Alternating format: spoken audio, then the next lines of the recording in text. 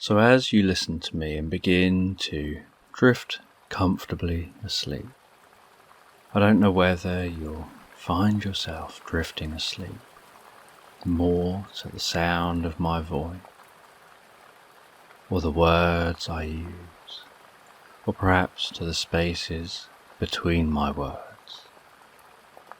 And as you drift comfortably asleep, I'll just tell a story in the background.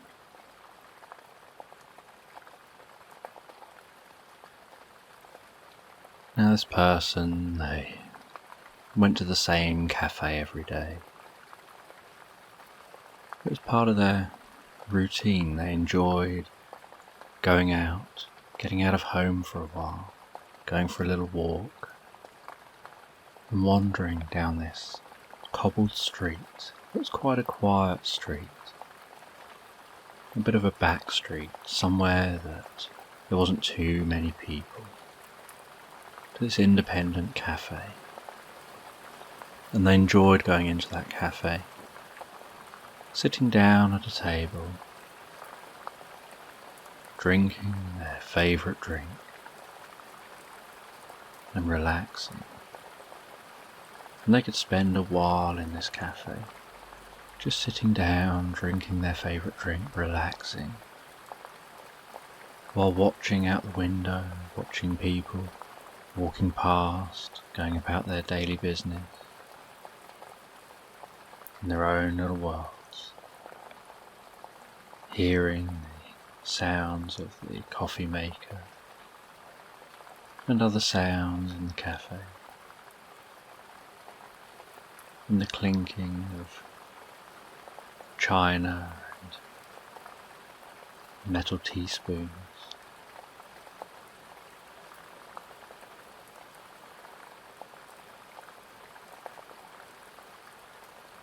And the mumble sounds of voices in the background, unable to make out any one voice or word or sentence, but just having this mumbling sound of other people in the background,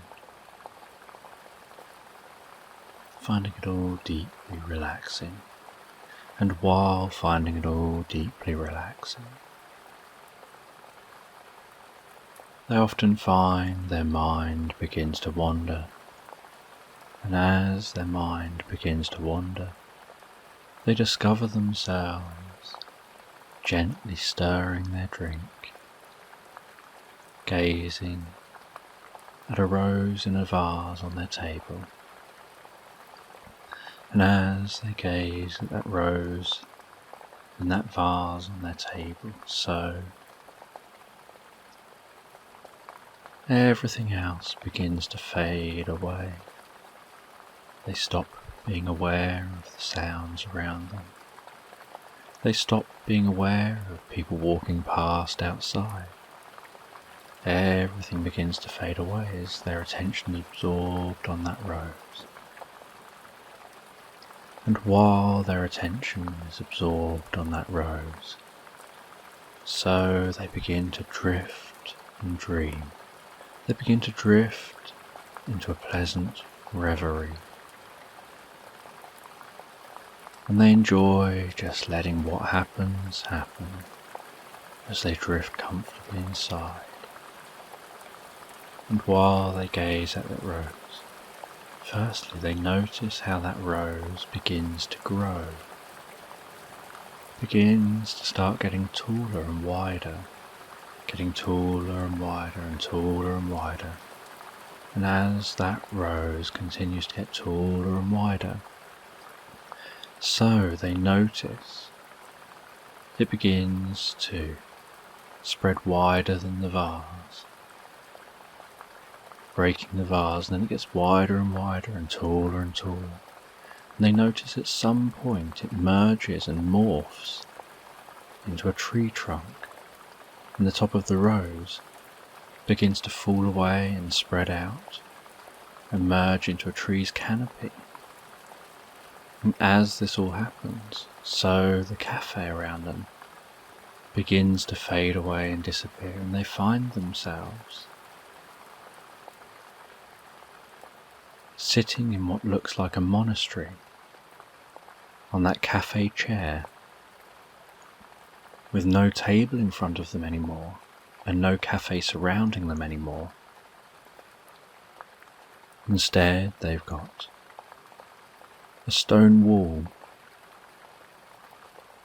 off a little way in the distance that goes along in front of them,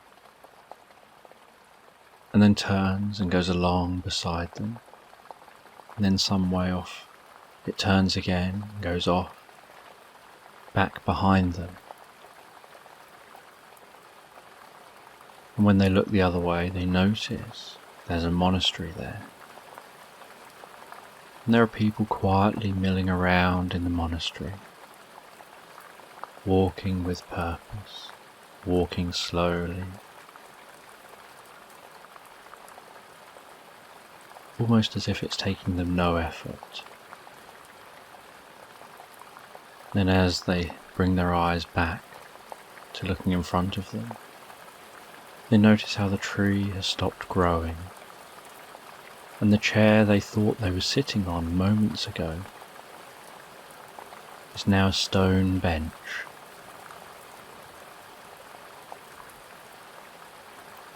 And they stand up gently from that stone bench. They reach over and touch the tree. They feel how real that tree feels. They walk around the tree, running their hand around the bark, feeling the reality of that tree, continuing to walk around while looking up at the canopy, noticing the way the sun dances and twinkles through the leaves, noticing the way the leaves move in a breeze, noticing the reality of the experience. They walk over to the stone wall,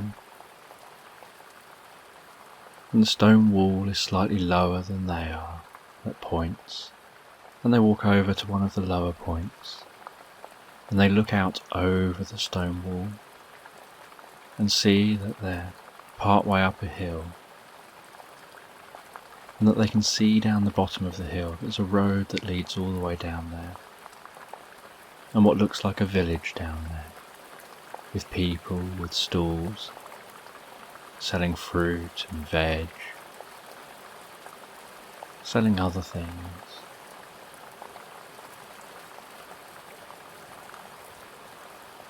And they take a deep breath of the air and can smell how different the air is here. And they start carefully walking around the monastery, and as they walk around, so they meet one of the people in the monastery who tells them to walk with intent. And they think to themselves they were walking with intent. They decided to walk. And they were walking slowly like everyone else. And they were told, you're walking slowly to copy others. And you knew you wanted to walk, but you weren't walking with intent. You weren't just focusing on the walking. Your mind was elsewhere.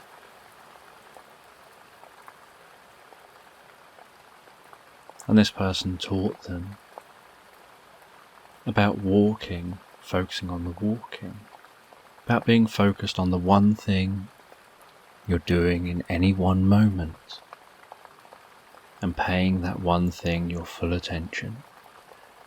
Not living in the future all the time, not living in the past all the time, not living elsewhere all the time, but being grounded, being present here. And they told the person, reach down and touch the ground with your fingertips. And the person thought this was a bit of an odd request, but felt comfortable doing this, and they reached down and they touched the grass. And they were asked, what do you feel? And they replied, they feel the grass. And they were told, no, look inside yourself. What do you feel? And they thought about it, and they thought about it, and they started to feel a connection with the earth. They started to feel the grass on a deeper level. They started to feel like they were connected with the grass, not something separate from the grass.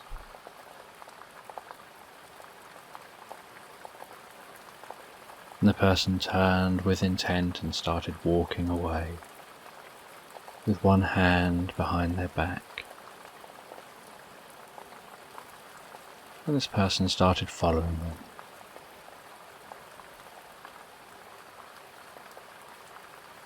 And as they followed, that person started walking in this direction, then that direction, and seemed to be just walking for the sake of walking.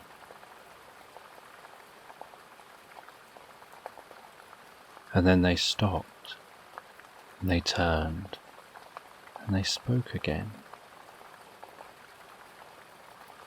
And they asked, "What are you doing?" And the person said, "I was just following you, to learn from you."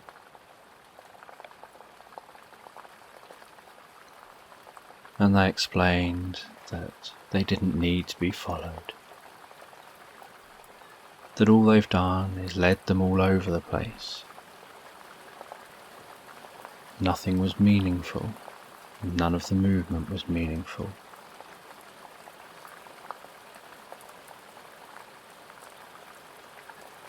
And the person said, "But you seemed so wise, I thought if I followed you, I could learn from you and you can teach me some of your wisdom." And they said, "You don't want to learn my wisdom by following me. You want to learn wisdom by looking inside yourself and your connection to the world around you, not by following someone else." And the person then turned and walked away. And this time, they weren't followed.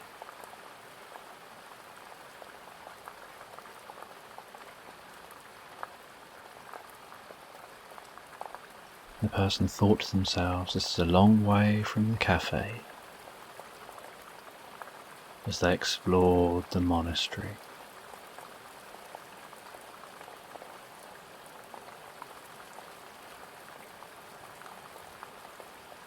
And while exploring the monastery, they wondered if they would be allowed inside the monastery. And they walked over to the door. And they knocked on the door. The door was opened, and the person who opened it stepped aside and didn't talk to them. And they walked in and started exploring the inside of the monastery. And nobody got in their way. Nobody told them they couldn't look anywhere. They seemed to be allowed to roam wherever they wanted, like there was full trust of them.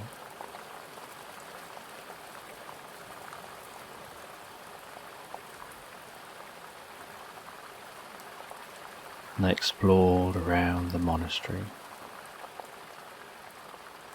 They noticed that everything was very simple, and everyone seemed so peaceful, so calm and relaxed.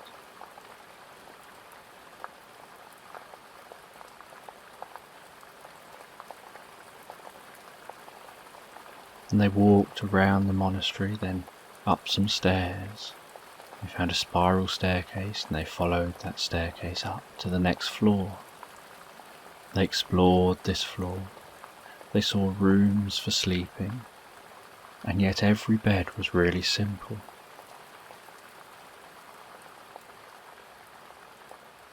Everything just seemed to be practical and serve a purpose.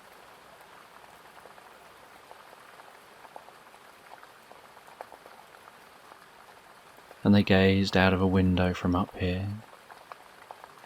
They looked out and could see the town.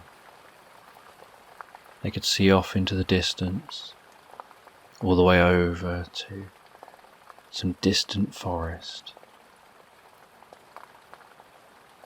They could see clouds in the sky. They then walked up another spiral staircase, going higher up in the monastery, and found a wooden door. They opened the wooden door and found themselves on the rooftop.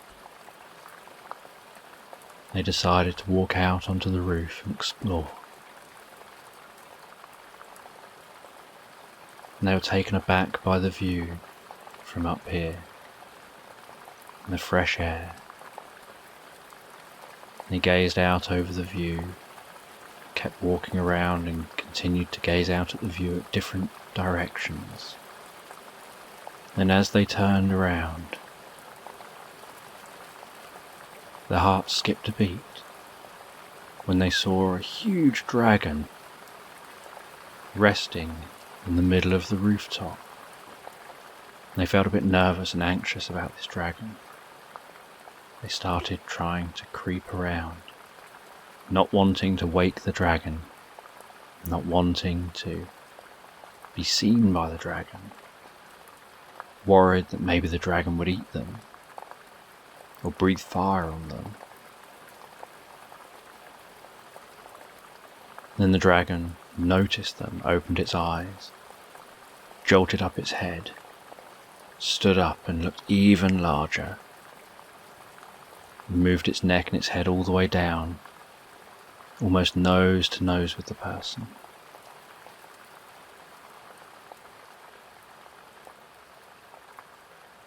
And the breathing, the breath, could be felt as well as heard. Bursts of powerful breath.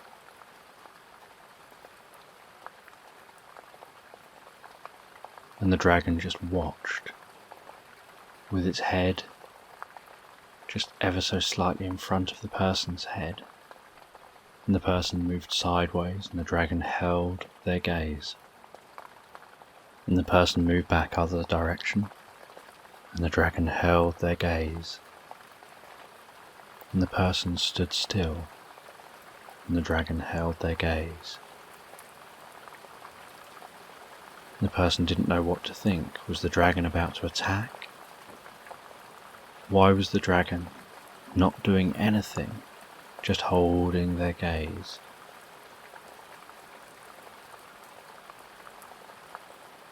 And after a while of the dragon holding their gaze, their nervousness began to decrease, because they didn't know whether they should be nervous or not, or what was going on. And as their nervousness decreased, so the dragon lowered its head and rested its head and its neck down on the ground, still maintaining eye contact. And as the nervousness decreased further, the dragon sat itself back down, still maintaining eye contact. And the more the dragon looked calm and relaxed, the more the person relaxed themselves. And as the person relaxed deeper, so the dragon's breathing seemed to relax deeper.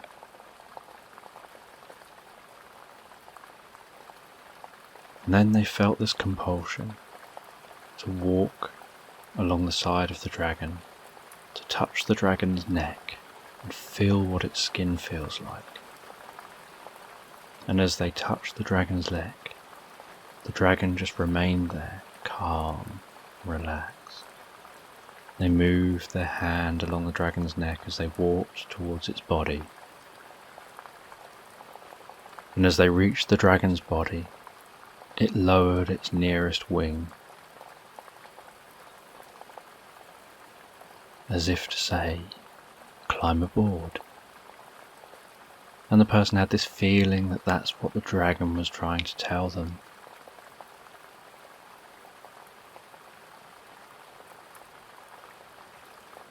So he climbed up onto the dragon's back, and with incredibly fast reflexes, the dragon just leapt off the top of the monastery, up into the air, and the person grabbed on tight, and the dragon started flying, and the person felt this sense of being thrown all around. Not like the dragon was trying to hurt them, but just like they weren't used to this experience, like being in a fighter jet.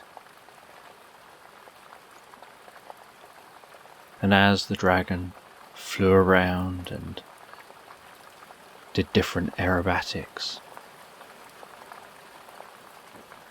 the person began to fall into sync with the dragon, to get in tune with the dragon, began to feel a sense of harmony. And when the dragon banked left, the person knew to lean. When the dragon banked right, the person knew to lean. And the person began to respond to subtler and subtler communication, knowing when to lean, just at the moment they needed to lean.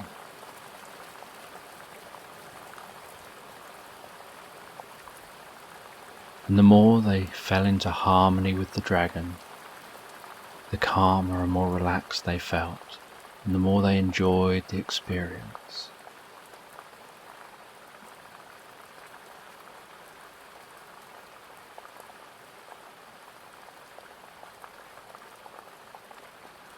And then after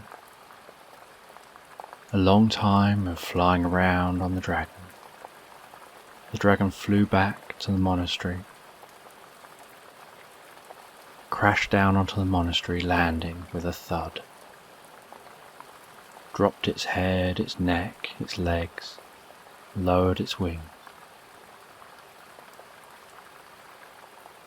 And the person climbed off the dragon's back, feeling serene, feeling a sense of wonder, a sense of harmony with the dragon, and now a sense of harmony with this land.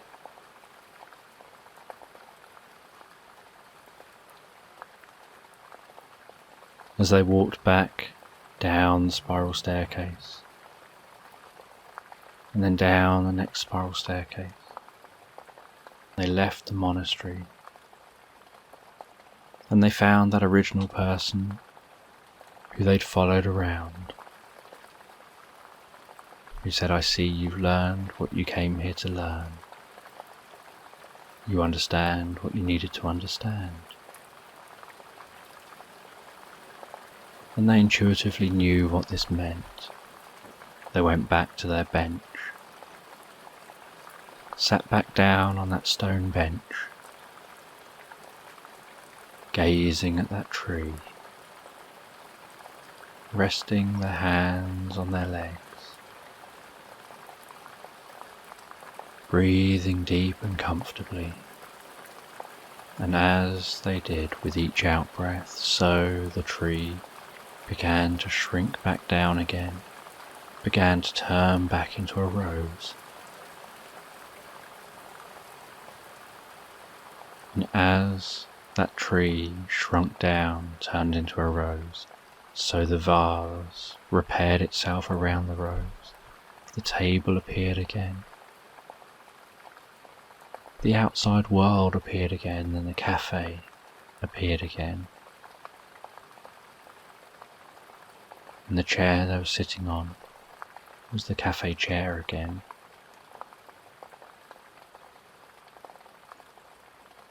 And they instinctively found their hand lift off their leg and continue stirring that drink. Realised the reverie had come to an end, and that they were back in the cafe with the mumbling background sounds of people, sounds of the coffee maker, the clinking of china and spoons, people walking past outside, and no one aware this experience had happened but them.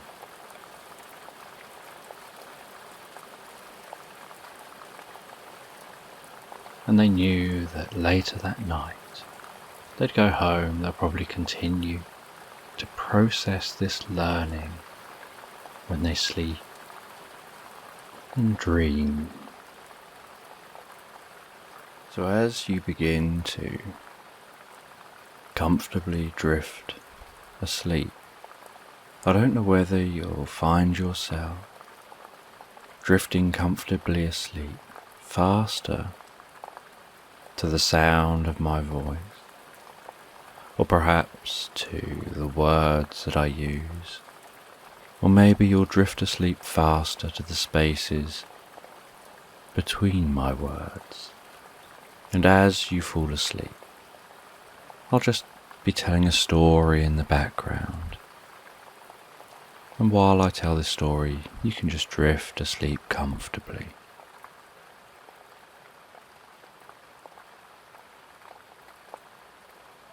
And there was a woman who was sitting by a campfire on a beach, and the sun was setting on the horizon. The sky was a beautiful orange and red, and looking in the other direction she could see the dark blue gradually stretching across the sky. She could notice how some stars were beginning to appear. As that sun continued to set, and she could see the way the water was gently lapping on the shore, and hear the sound of that gentle lapping on the shore.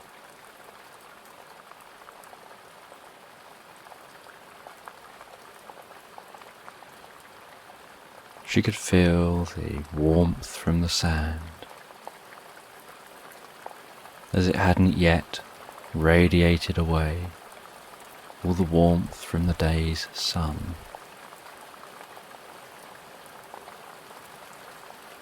And found her attention drawn to the flickering and dancing of the campfire flame.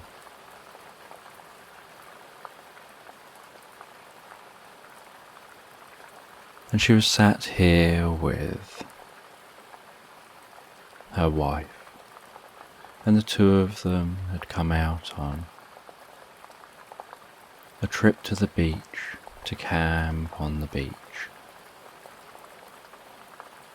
to enjoy some time relaxing, a break away from real life. Break away from the hustle and bustle of everything that you normally have to get up to and do, and instead slow things down and relax. And as the sun continued to set, so they huddled up closer to each other to keep warm around that fire, while just talking and gazing out over the sea, watching as more stars appear in the sky.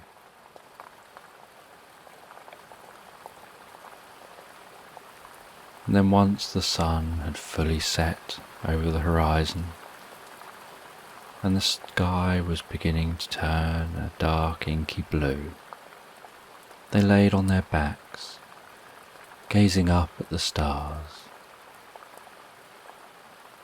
wondering with curiosity about what might be out there.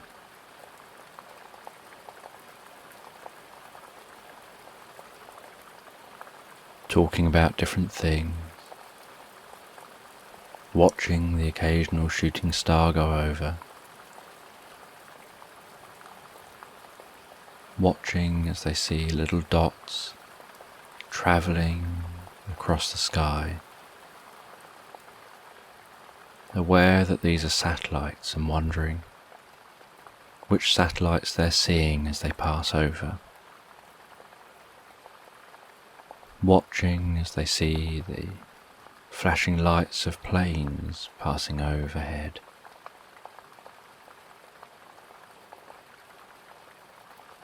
And occasionally hearing the sound of the planes, and discussing how curious it is the way that the sound of the plane clearly sounds like it comes from a different location to where you can see the plane, because of the difference in the speed of sound and the speed of light.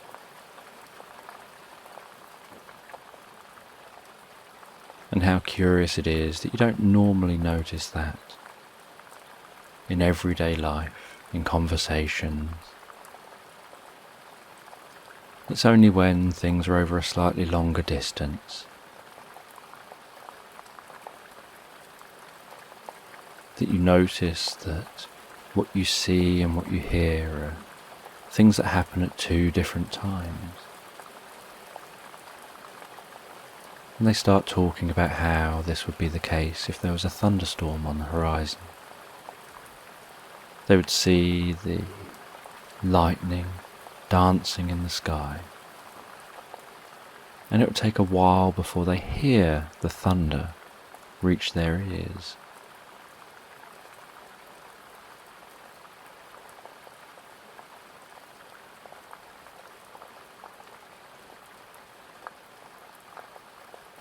They talked about how it's interesting that in most movies, these things are synchronized, even though in reality they wouldn't be. Talked about how in movies you can see an explosion happen, and the sight and the sound of the explosion happens at the same time, even if the character viewing the explosion is some distance away.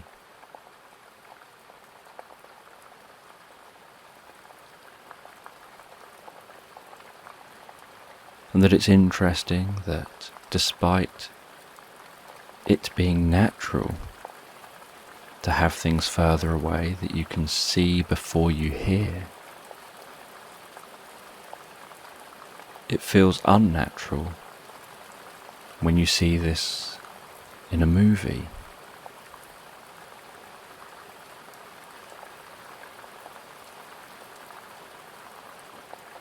And that very few movies seem to keep this natural.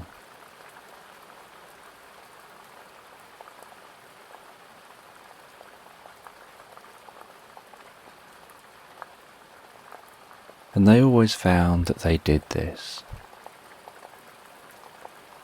that whenever they had time to relax, time away from work, from other commitments, they would talk about all these things that individually they think about, but never really share with anyone else.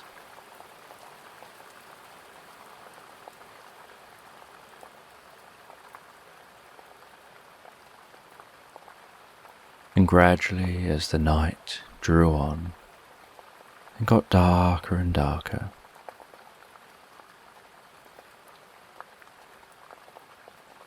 the two of them pulled a blanket over them and snuggled down and fell asleep for the night.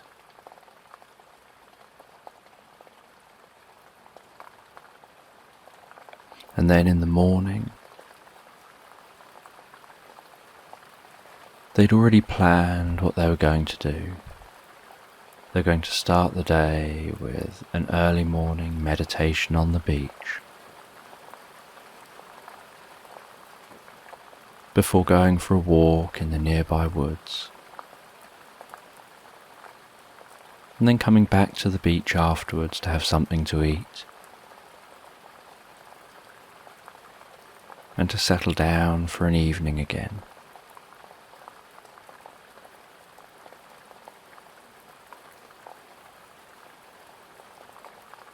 And so the two of them stood on the sand, barefoot, so they could feel the sand beneath their feet and through their toes.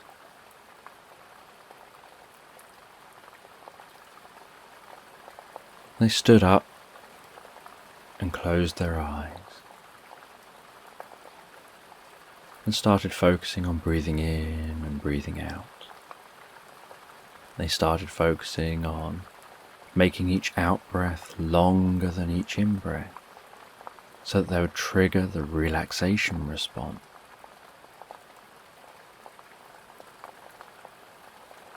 And then they started using their senses, paying attention to the world around them.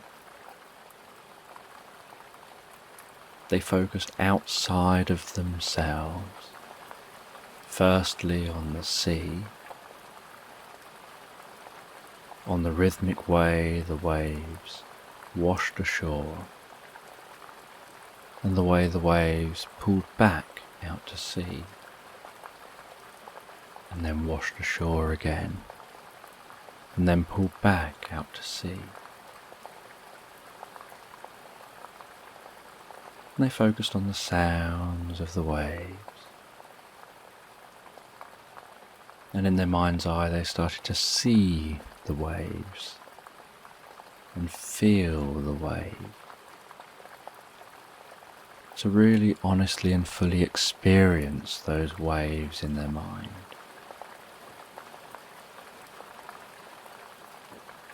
They then focused their attention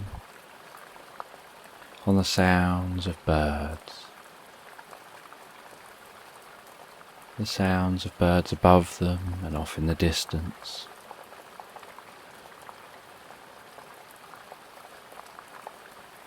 and then focused on the feeling of the breeze on their face and their skin, working out the direction of the breeze, noticing the temperature of the breeze, noticing the difference between the temperature of the breeze and the temperature of their skin, noticing the way the breeze blew their hair,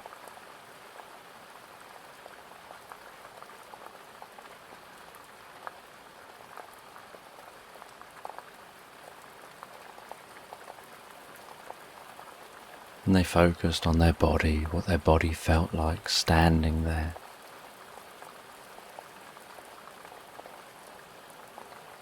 And on the smell of the salty air.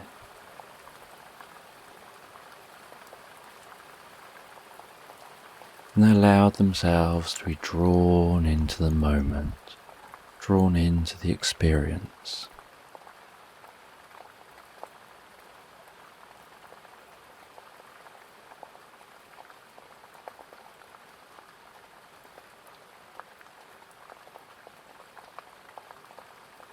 And then after a while, about 15 minutes that seemed like a couple of hours,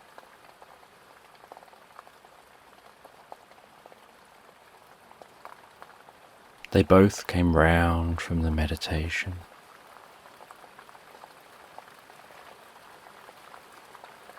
They took a little while to sit down,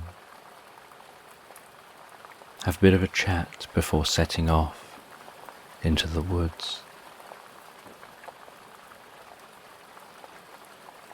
They then set off into the woods to go on a walk, and they listened to the animals in the woods. They watched the way that rays of light penetrate the canopy and dance in front of them. They notice how being in the woods subdued some of the sound, making things that little bit quieter, and that after a little while they could no longer hear the sound of the sea, They could barely hear the sound of birds outside of the woods. And they walked deeper and deeper into the woods.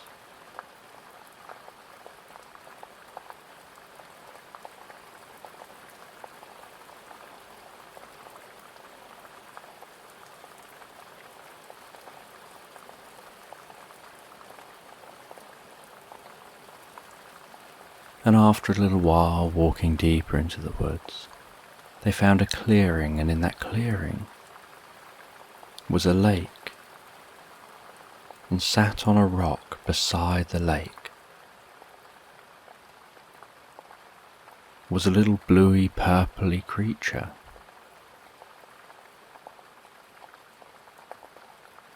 And it looked so friendly and so kind, and they walked over to it.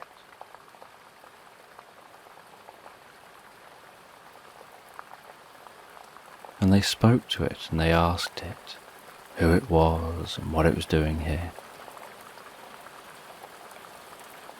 And the creature said its name was Moz. And it's just a friendly creature, just relaxing here, looking over the lake, waiting for anyone to talk to.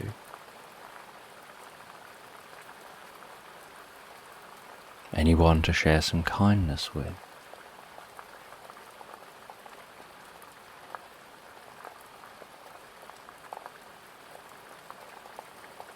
And they were told that if you walk around this lake, you'll find a cabin. And inside that cabin is a secret door. And behind that secret door is a secret room.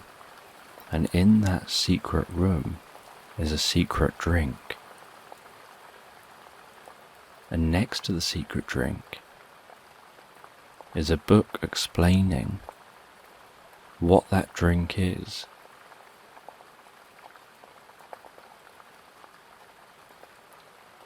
And they wondered why they were being told this. And they were told that they're the first people who've come along here in a very, very long time. They seem kind and caring people. They seem calm and relaxed people.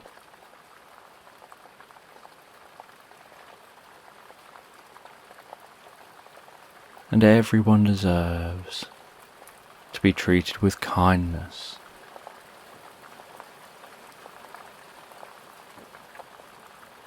And that's all that's happening here.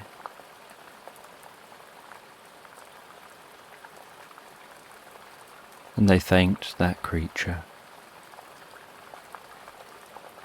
and thought to each other and discussed with each other, perhaps they'll go searching for this cabin.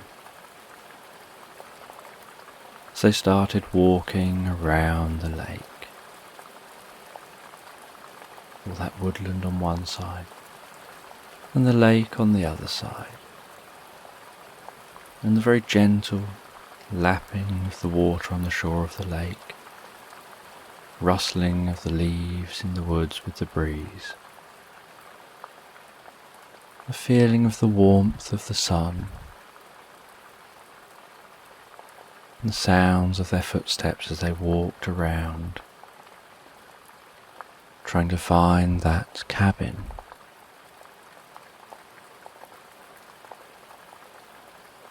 And after some time walking around the lake, they found the cabin they assumed was being talked about. And they knocked on the door, and no one answered. So they walked into the cabin. And inside the cabin, it was homely and cozy and relaxing. It seemed such a friendly place to be. They sat down for a while. Having walked all this way, And while they were sat down, they were looking around the inside of the cabin, aware that somewhere here is a secret door. And then after a little while they stood up. They started checking around the walls. They started moving books on the bookshelves. They started moving ornaments.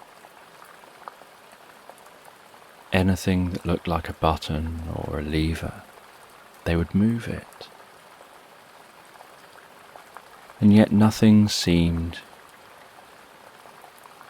to open anything.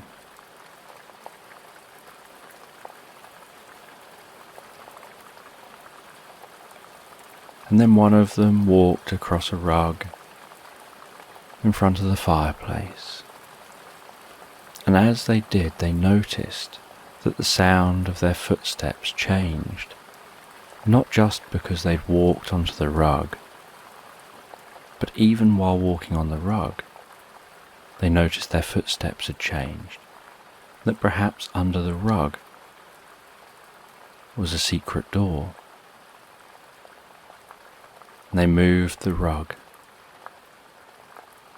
and saw a hatchway, and opened that hatch and saw a ladder. And they climbed down the ladder and found themselves deep under the cabin in a secret room. And they turned on the light in this secret room, and in the middle of the room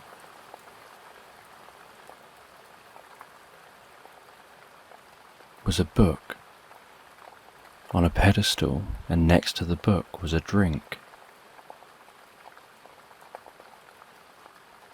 And they walked over and opened the book and started reading the book, reading that under this spot is a spring that heals, and that the water here has this healing property that rejuvenates cells, that heals from the cells out.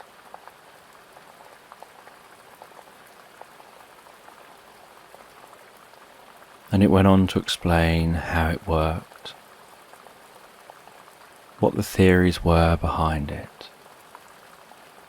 It went on to explain the history of those who lived here.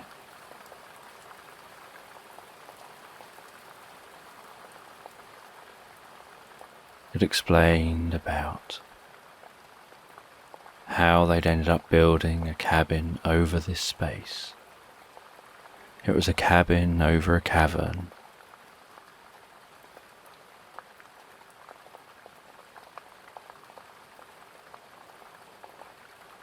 And they looked at each other and wondered whether they should drink this drink or not, and decided to just have a sip or two each and see what happened. And they drank some of the drink each, and could feel the coolness of that water passing down through their body.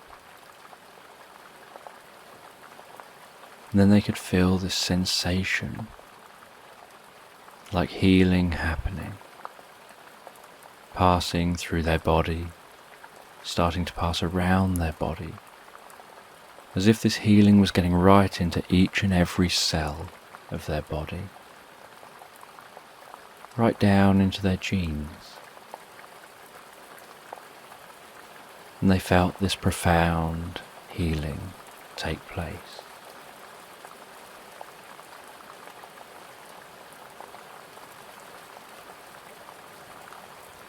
And after experiencing this profound healing, they left the cabin, started their way back along the edge of the lake. They met that creature again, who smiled and said that they could tell that they've had the drink, and that if there was anything wrong within their body, That healing drink would have sorted that out, would have searched for it and healed those areas, helping to rejuvenate them and reset them back so that all the cells were as they should be, as the cells' memories say they should be.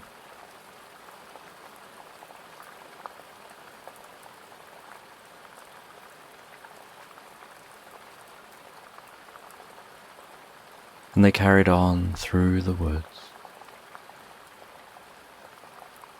back to that beach, where they sat down on the beach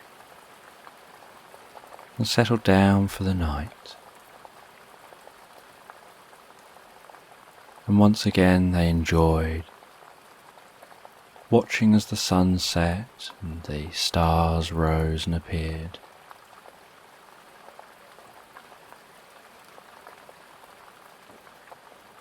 As they drifted comfortably and relaxed asleep in each other's arms. So as you listen to me and you begin to comfortably fall asleep, I don't know whether you'll fall asleep quicker with the sound of my voice, or with the words that I use, or perhaps with the spaces between my words. And as you begin to comfortably fall asleep, I'm just going to tell you a story in the background. And it's a story about a man who is sitting on a beach. It's a nice, warm, sunny day, and the beach is quite quiet. And he's come here to sit down and relax. And while he's sitting on the beach, he's reading a book. And as he's reading, so his attention is being drawn into that book, drawn into the story. And in the background, he's aware that there's the sound of the waves lashing on the shore. He's aware of the sounds of birds in the sky. He's aware of distant sounds around him. He can feel the warmth of the sun on his face. He can feel what the ground feels like beneath him where he's sitting.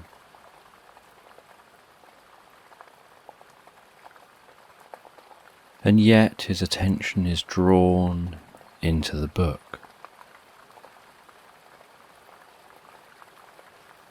And while he's reading the book, he finds that it's almost like the story jumps off the page and starts to form in his mind. As if he starts off reading and hearing the words recited in his own voice in his mind. And then gradually, that reciting voice fades away to almost experiencing the story on the page. And the story that he's reading is about someone out on a boat.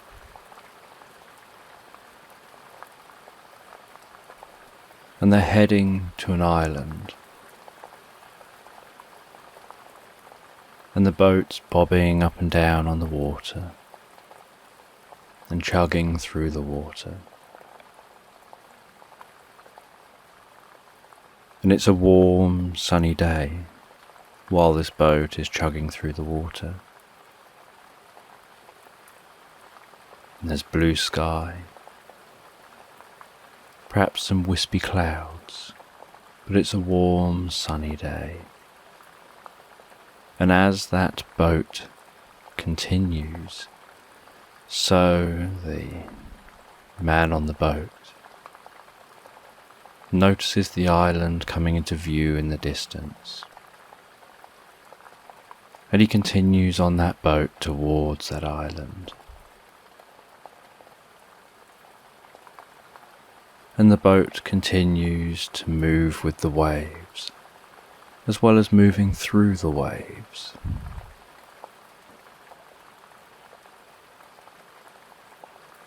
And on arrival near the island, there's nowhere to dock the boat. So the man drops anchor a little way from the island. He lowers down a little rigid inflatable boat off the back of his boat into the water, climbs aboard that,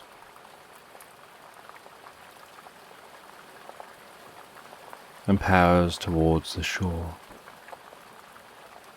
And this smaller boat, as it gets closer to the shore and the waves get larger, jumps and bounces on the waves as it weaves and drives its way to the shore. And near the shore, the man cuts the engine, glides the boat up onto the beach, onto the island. And here on the island, the man can hear the sounds of tropical birds, the way the water laps onto the sand, the sound of the sand beneath his feet.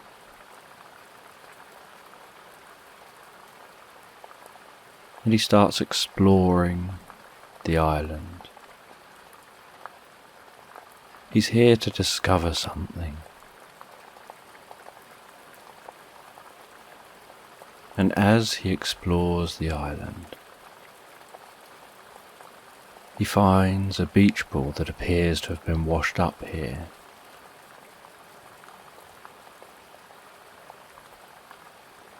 And almost instinctively, he picks up the beach ball, just to carry that beach ball and play with that beach ball in his hands.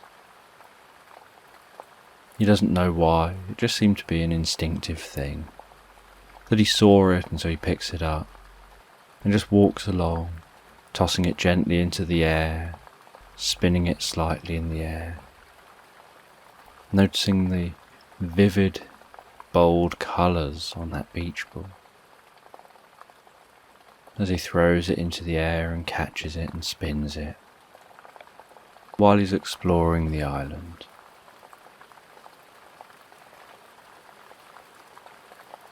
And he cuts in to the trees, works his way through the trees. Then as the trees get denser, he has to put down the beach ball to continue, so that he can push through those trees.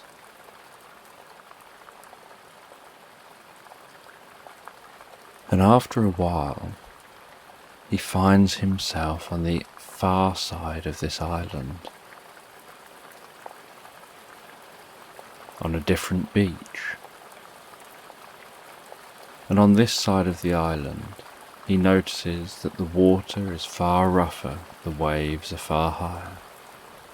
He can see dark clouds out to sea,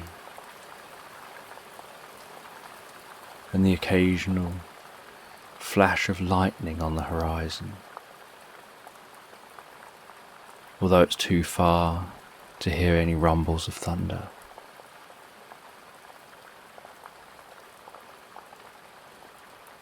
He starts exploring this side, starts exploring this beach.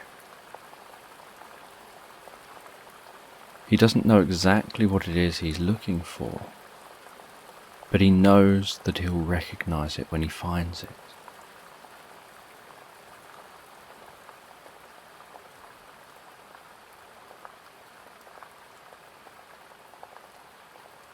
And after some time exploring,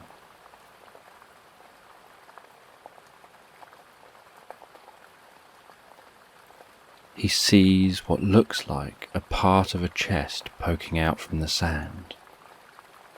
He goes over and with his hands he digs around that chest until he can pull the chest out of the sand and onto the beach.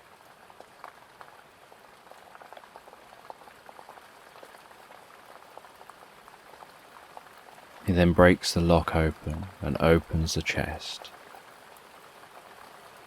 And inside he finds a book. And while sat down next to the chest, he starts flicking through the pages of that book. He starts reading the pages of the book and looking at the images in that book. And he realizes that it's teaching some kind of knowledge, something he has to do.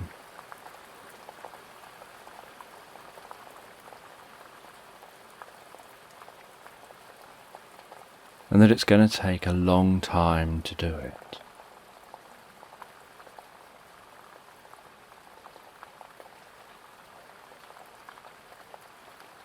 And he realizes that this column of stone that's next to where he's just found the chest, that's just off the tree line, is there for a reason.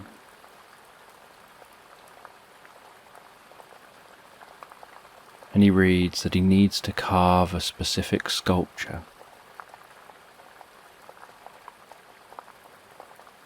if he's to get what it is that he seeks. And he reads in the book what that sculpture is supposed to look like, what carving he needs to do. And then in the chest he sees that there's a hammer and chisel. He takes the hammer and chisel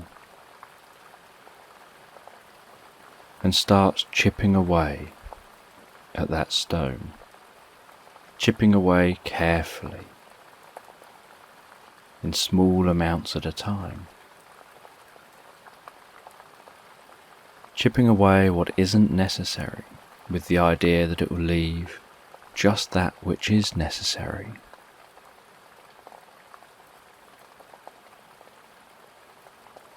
And he chips away and he chips away as the day wears on and the sun starts to set. He then sets up a camp on the beach for the night, lights a fire, has something to eat,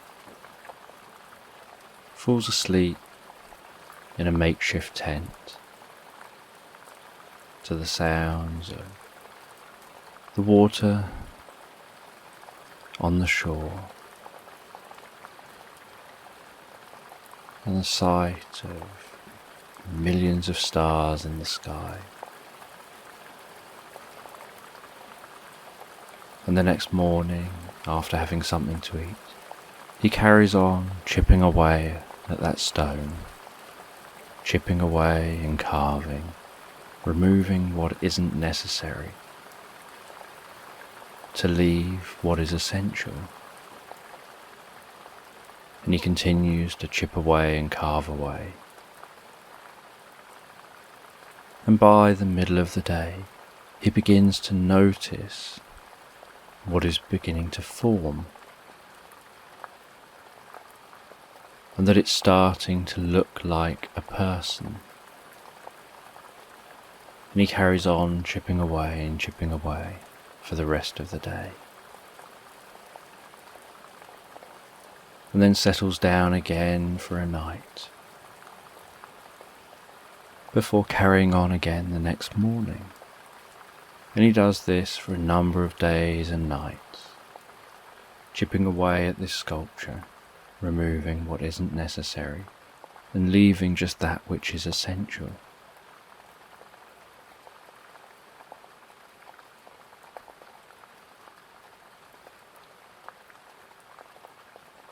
And after a number of days of chipping away,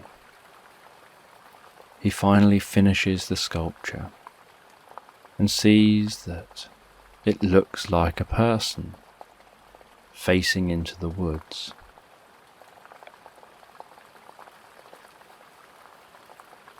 But he doesn't seem to have got what it is that he came here for.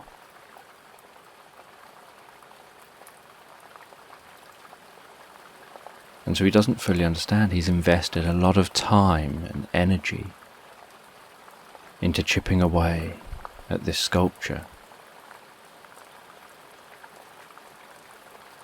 And he sits down on the beach, wondering what he's supposed to have learned, wondering what all this means. He's removed all that stone,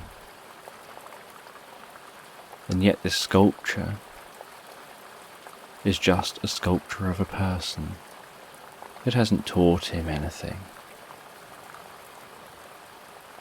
And he has something to eat, and he falls asleep that night, wondering what this could all mean. And he tries to let his brain process that, let his brain work on what this could all mean. And he processes the last few days, processes all the effort he's taken, all the information he's read.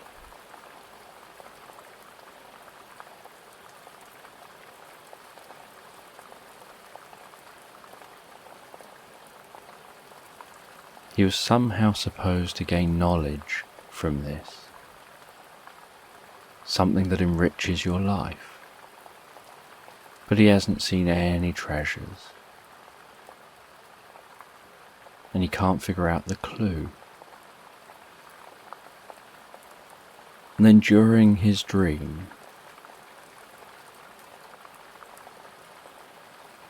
he starts to have unusual thoughts of being too warm and taking off some layers, thoughts of being too cold and putting new layers on,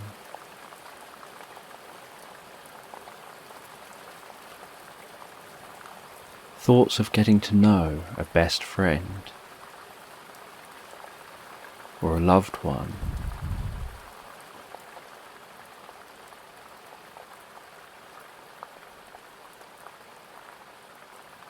and then by the morning, he awakes having an idea about what it is he's supposed to have learned from carving this sculpture and from chipping away all that material and leaving only that which is necessary for the sculpture. And he realizes that this whole journey wasn't about gaining some kind of financial incentive. It's about enriching the inner life and learning about yourself and gaining a deep knowledge about yourself, about who you are, who you want to be, how you are and how you want to be, and how to get from who you are and how you are to who you want to be and how. And he realized that's what working on this sculpture has taught him. That was the insight he was supposed to gain.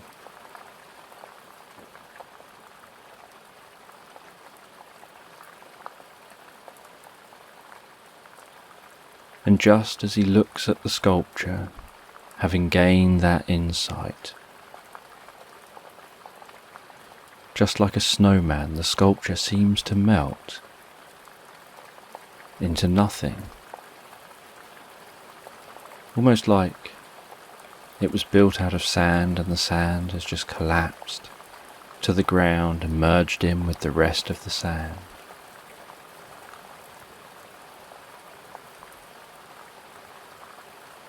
And he placed the book back in the chest. And he reburied the chest and prepared for a journey back home.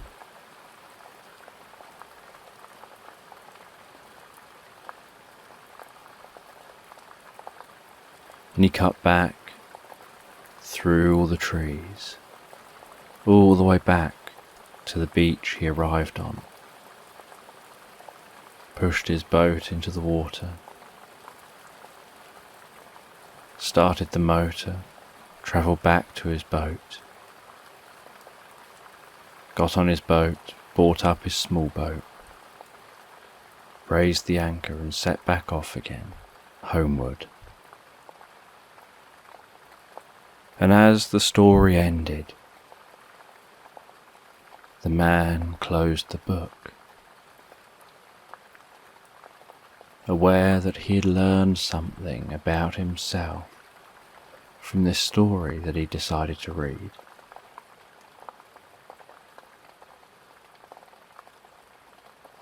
And while he mindfully processed that story, he stood up from the beach, walked down to the shore, could feel the way the sand went from dry and grainy to damp and stodgy, where his feet would sink slightly into the sand with each step, and he could see the area of dryness spread from under his foot each time he placed his foot down, as it compressed the sand and pushed the water out the way, and could notice with each step how when he raised his foot, that water rushed back in again, making that sand damp again. And he walked to the water's edge, and he walked a little way into the water and could feel the warm sea water around his ankles, feel the movement of the water around his ankles and his feet, the way it pulled the sand in and out, that he could feel through his toes. He took a few deep breaths of the sea air, could feel the warmth of the sun on his face, as he enjoyed and processed the insights he'd gained from reading that story, and allowing himself to become absorbed in that story. And he processed those insights as he just listened to the natural world around him and learned about who he is, how he is in this world, what his purpose is, those parts of him he likes, the parts of him he'd like to change and shift, and who he would like to be. And he learned from that sculpture.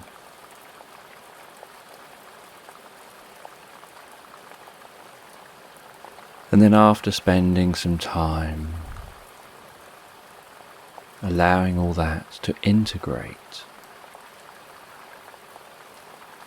he then started travelling home, still thinking about how he's integrating all this new learning. And on arrival home, he had something to eat. He relaxed for a while.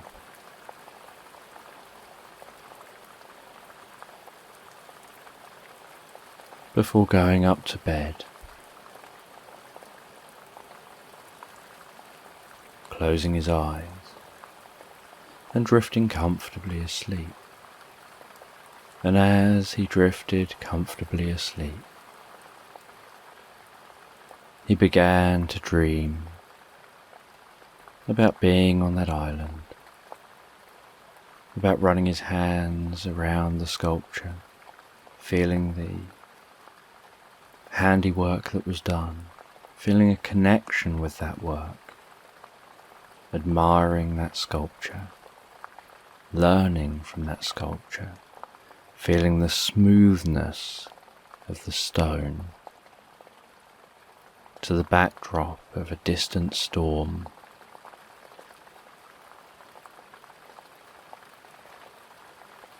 As the waves lashed on the shore.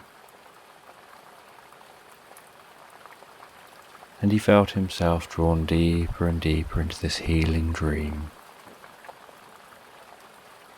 as he drifted and floated deeper and deeper asleep, internalizing and understanding this in a whole new level, previously unknown, on an instinctive level.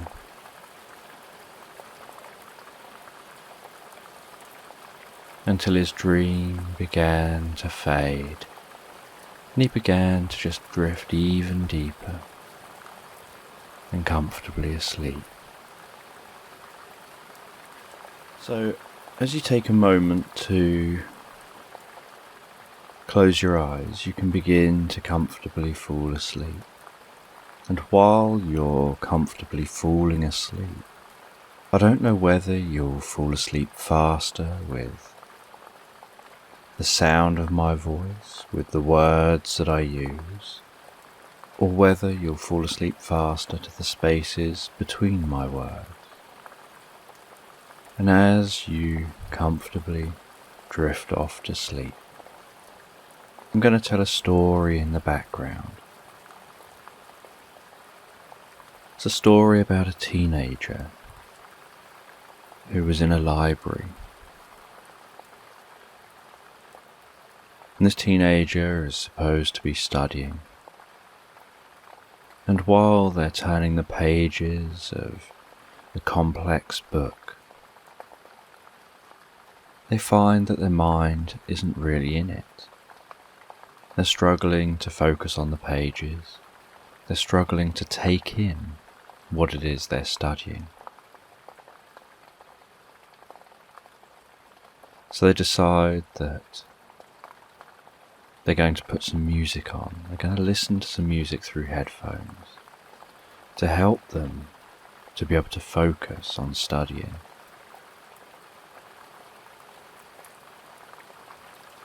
So they put their headphones on, turn on their music, and start to listen to some calming, relaxing music. And the headphones are noise cancelling. So as the music begins, the noises around them fade away. And there weren't many noises in the library anyway. But when you're trying to study, sometimes every little thing can catch your attention and prevent you from focusing. And so you just need to alter the environment to one that helps you learn. And so they listen to their favourite music, and as they do, while listening to that favourite relaxing music, their shoulders relax. Their breathing starts to comfortably slow down. They notice their gaze changing.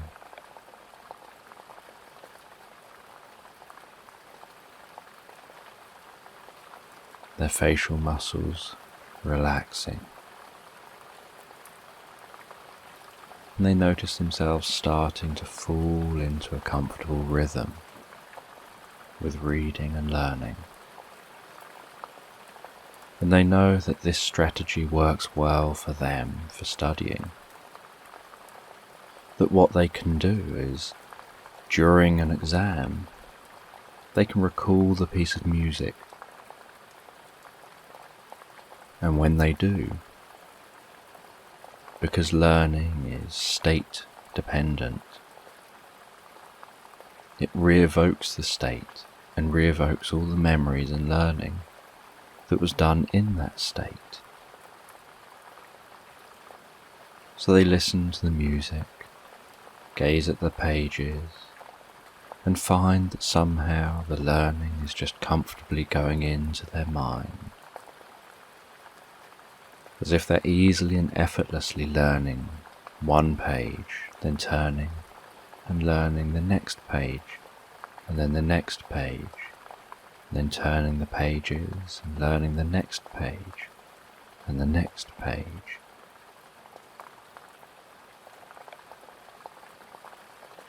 And after a while of turning the pages, they find they become more absorbed in the studying experience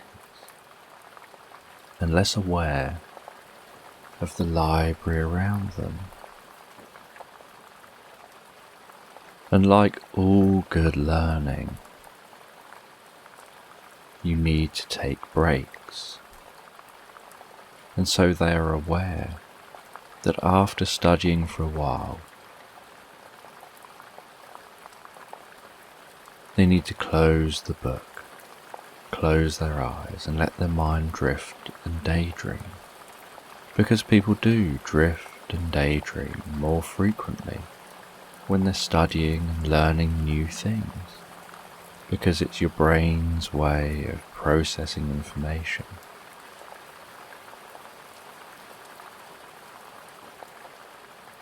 And so after a while of studying that book, they close the book, still allowing music to play in their ears,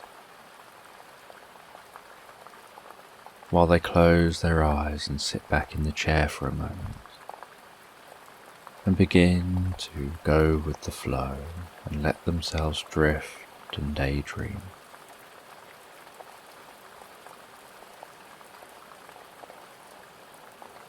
And as they drift and daydream, so they find themselves imagining that they're on a small little boat, gently rowing down a river, a very small river. And as they row down that river, so they watch as a mother duck and a whole load of baby ducks swim down the river, and how those little baby ducklings bob around and get curious about things at the riverbank, and then suddenly realise, because of curiosity, the other ducks have got off ahead a little way, and so they rush and kick their legs in a little rushy way. They catch up with the other ducks, flapping their little wings a little bit to try and get through the water a little bit faster to catch up with the group. And then after a while, another little duckling will become curious with something, and the same will happen again, that the little ducklings keep becoming curious, and the mother duck has to keep looking back and keeping an eye on all those little ducks.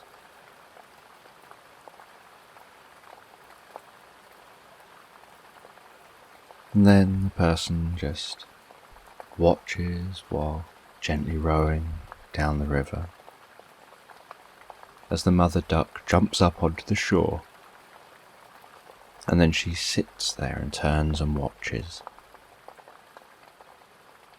as the first of the baby ducks, the first of the little ducklings, jumps up at the shore and plops back in the water and has to jump a few times, flapping its little wings just to get a foothold to make it up the bank.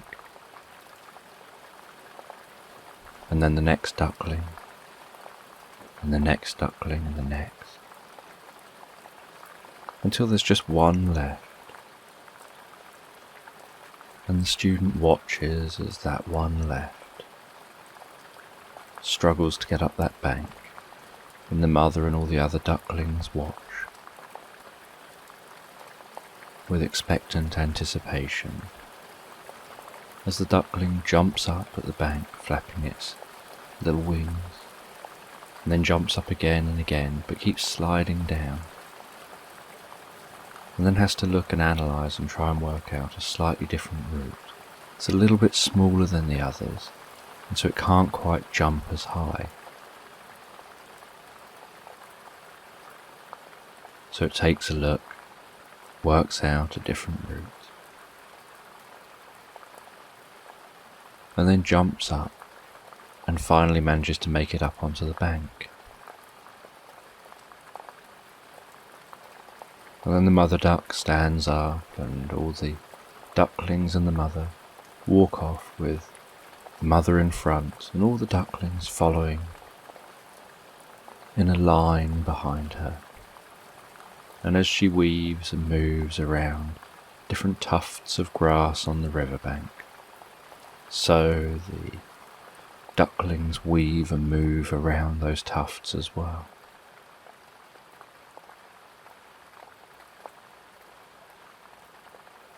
And the student continues rowing down the river.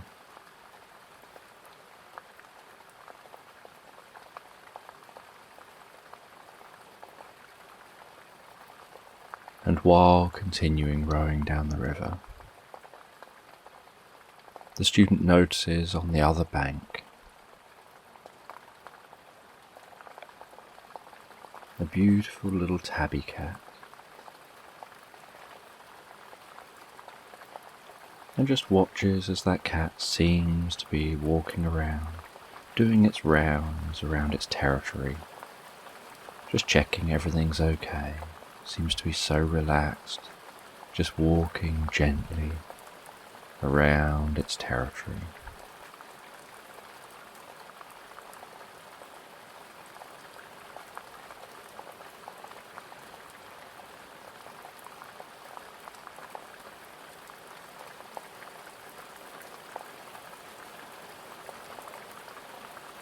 And the student watches that cat for a little while.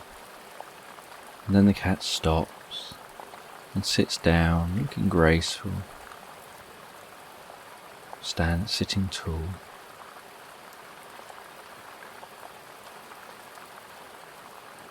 And just watches as he rows by, watches as the student rows by.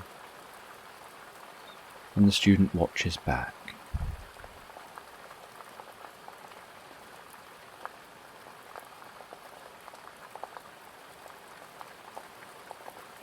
And as the student continues to row, so they notice how the sky is beginning to turn a beautiful orange as the sun gently sets.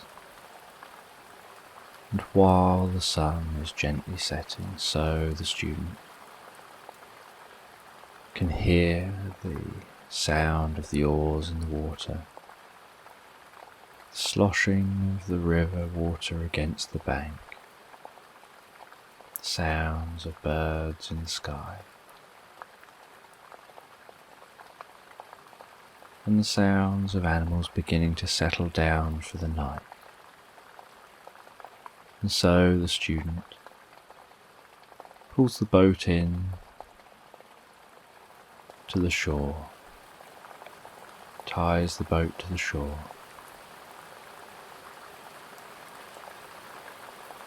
and sets up a little tent on the shore of the river.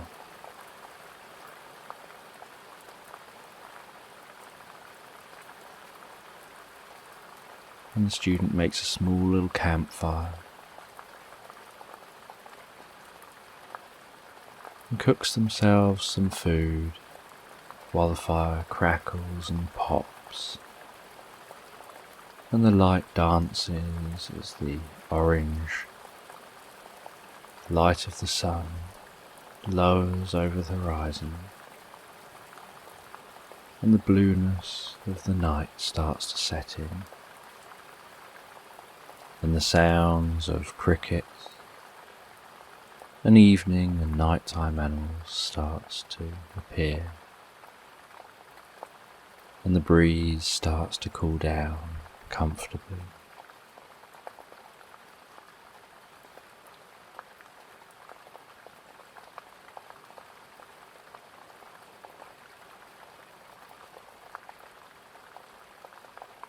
And the student eats some food and then sits there just gazing at the fire, listening to the surroundings, as that fire burns down to embers, to a comfortable glow, letting off some warmth. And while the student rests there, they become more tired and relaxed. And the more tired and relaxed they become, the more they think about drifting off asleep, until eventually they lie back in the tent. They can hear the way the wind is blowing on the tent, moving the tent very slightly and gently in that wind, almost like it's lulling them to sleep as they drift comfortably asleep. While they drift comfortably asleep, so they begin to dream. They dream about walking along a hilltop overlooking the sea with their partner, holding hands, taking in the view, feeling the love of their partner and the love for their partner.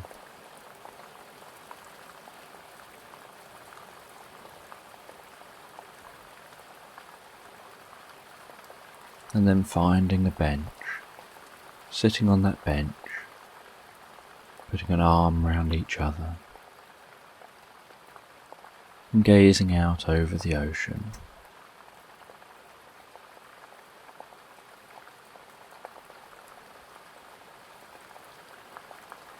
And starting to wonder about the future, about hope, about what the future holds. The things they've got to look forward to, the type of things they can create for their future, plans that they have.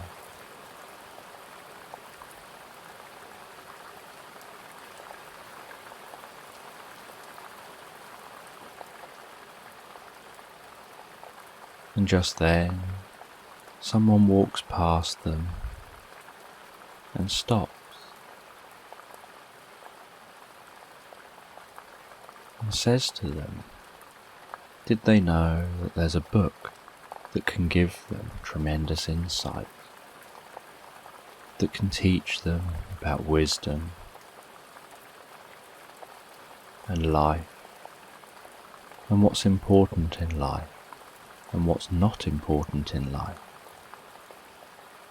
and where priorities should lie? And they were curious about this. And the person said, all you have to do is find the old lighthouse, and you'll find that book. And so together they got up. They decided to go to the lighthouse, which is just a little way along from where they are.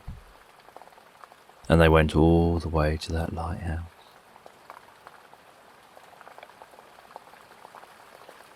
And the lighthouse was an unmanned lighthouse.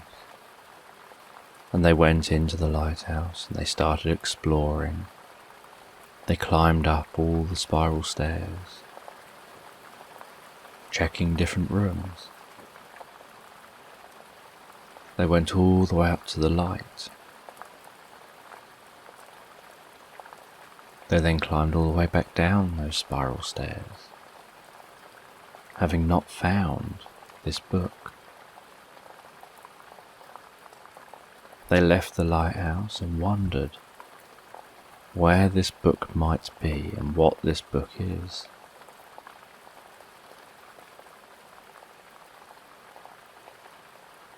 And then, while exploring and discussing,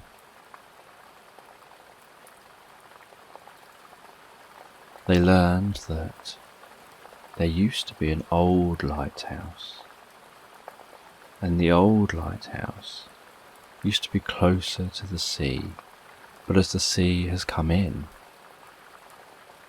so they've had to move the lighthouse back and build a new one. So they looked from the top of the hill to try and see evidence of an old lighthouse.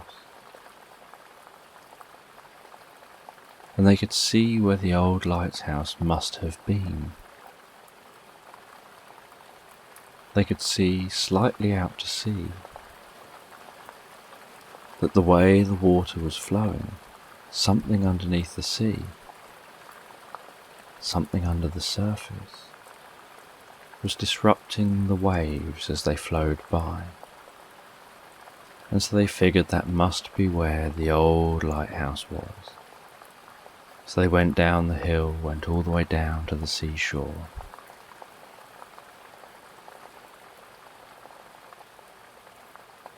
They got into a small boat and rowed out to where the water appeared to be separating and having the waves disrupted.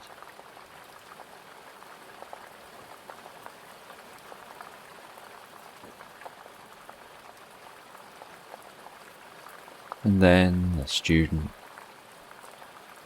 got into the water, took a deep breath, and dived down. And he didn't have to go too far under the water to see that there was the ruins of an old lighthouse. And he dived down to the sea floor, swam into the ruins, and saw a chest. And he grabbed hold of the chest and then swam back to the surface.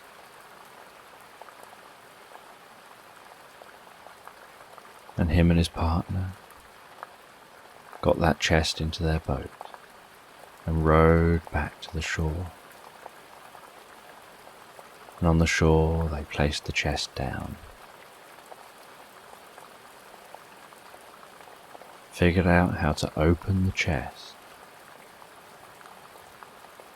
opened it, and found this strange looking book.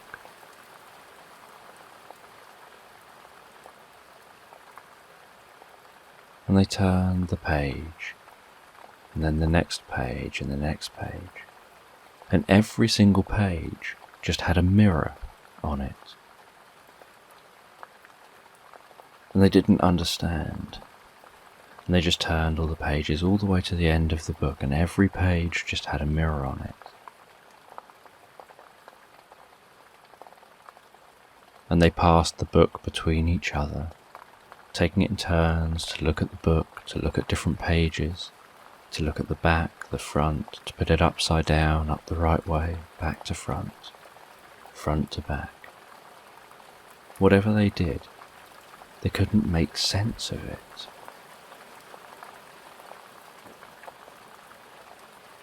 And so they just put it down on the ground on the sand between them, and both were sat staring at the book in silence, working in their minds, trying to figure out this book and the meaning of this book.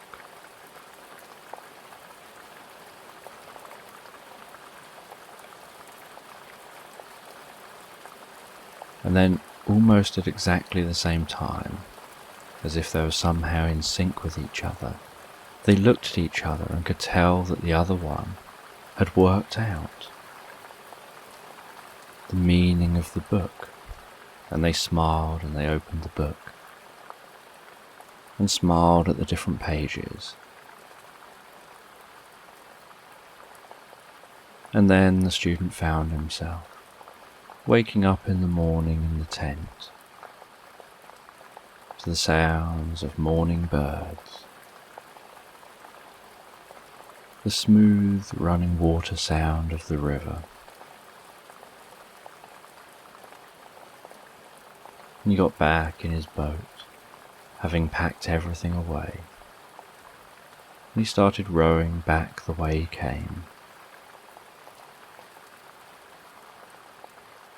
And while he rode back the way he came, he gradually found himself drifting back in his mind and starting to hear that music again,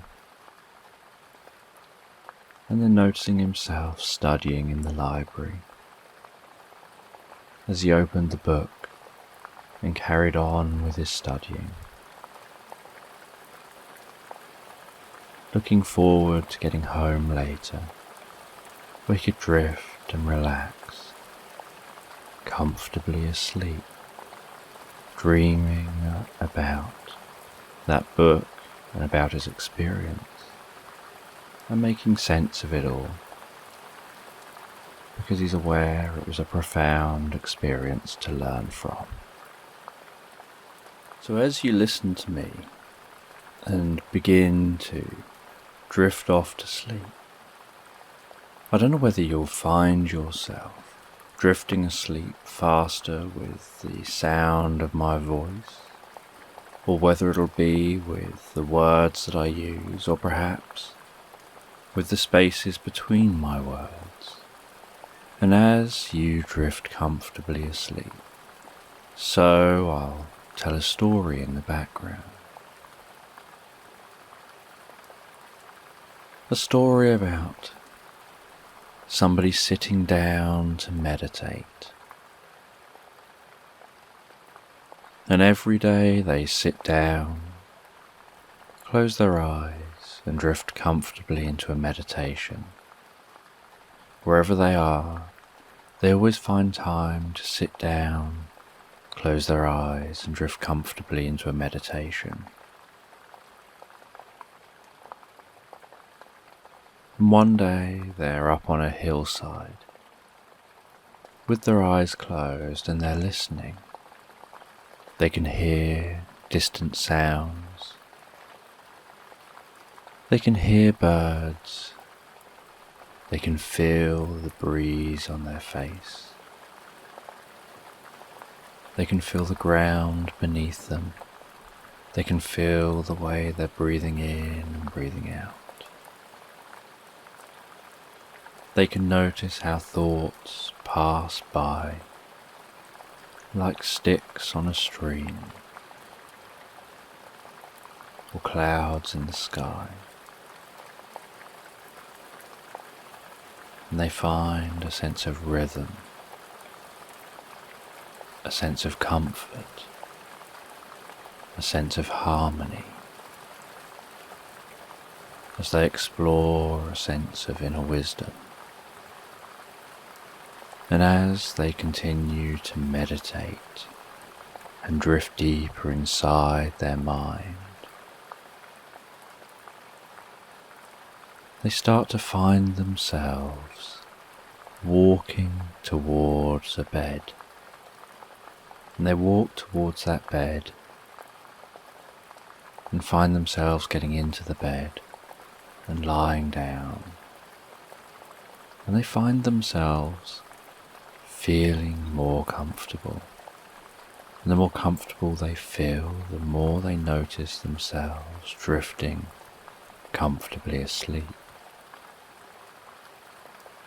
And as they drift comfortably asleep, they start to find themselves in a dream.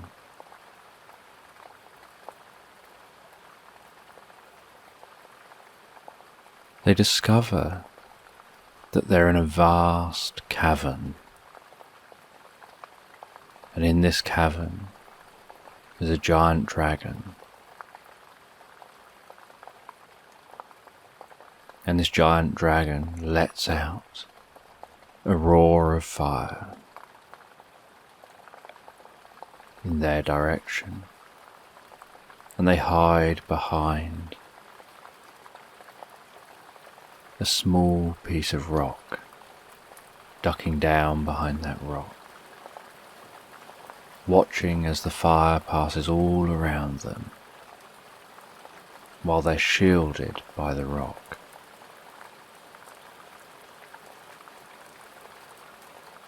They then run out from behind that cover, looking around, watching how that dragon's head is tracking them. They spy another rock. They jump through the air, flip over in the air and land behind that rock just as another outburst of fire comes in their direction. And they're protected from that fire as well.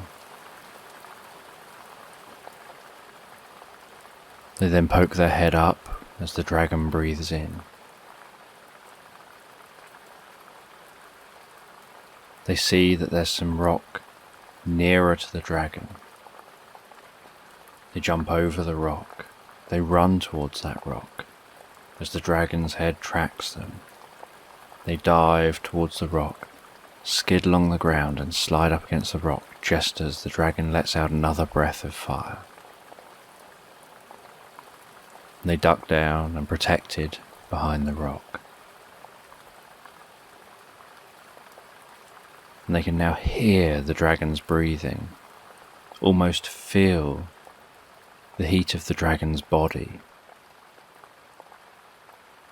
As the dragon breathes in, they jump over that rock, run at the dragon, and jump up onto the dragon's neck. And they rest the palm of their hand on the dragon's neck. And they close their eyes and they think. And they channel their thoughts through their hand of peace, of calmness, of tranquility.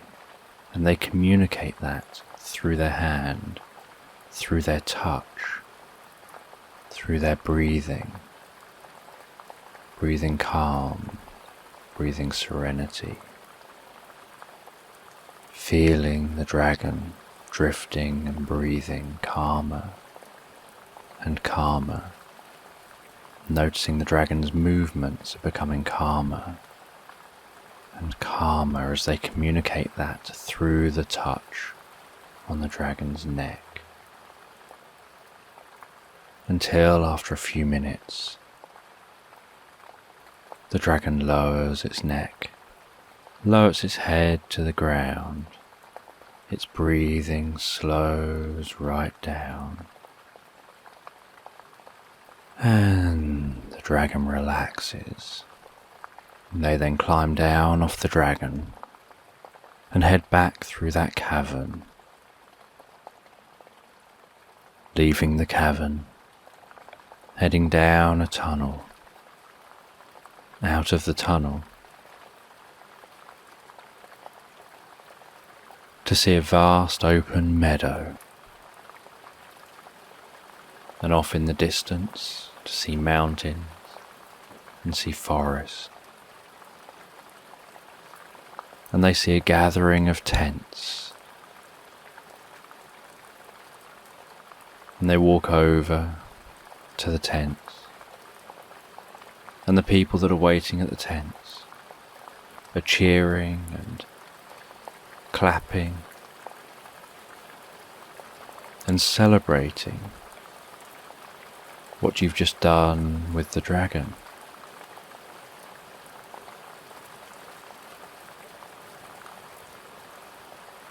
And you go over to those tents to find out what's going on.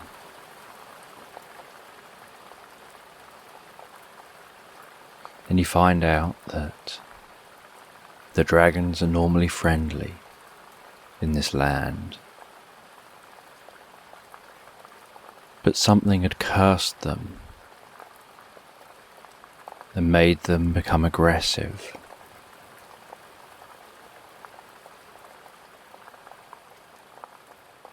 And so you had been called in to calm the dragons down, to use your touch, the way you communicate, to calm the dragons down. And you've now calmed this dragon down. And now the task can be on to find out how to stop all the other dragons, how to calm the land again, how to undo the curse. And you walk with someone into a tent and they show you a map on a table. And they show you where you are. They show the forest and the mountains and the lake beneath the mountains among the forest. And they show a mark on the map where you have to get to.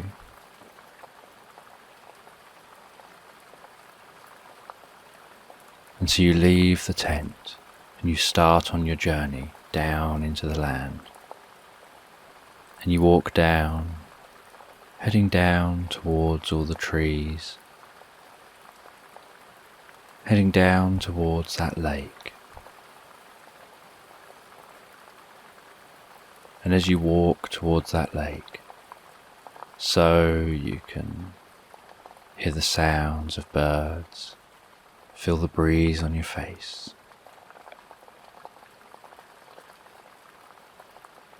And going down near the forest and noticing the sound of the wind blowing through the trees. As you walk through the trees,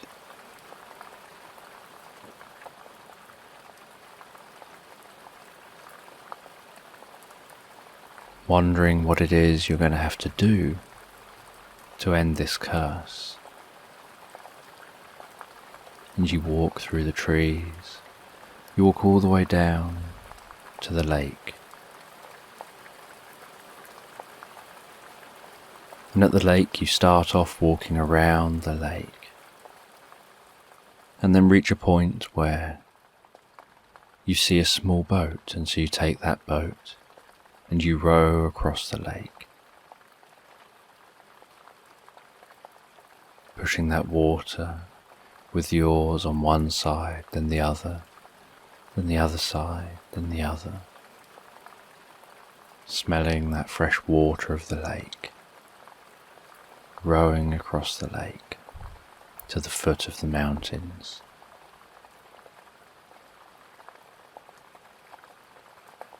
And at the foot of the mountains you begin to climb.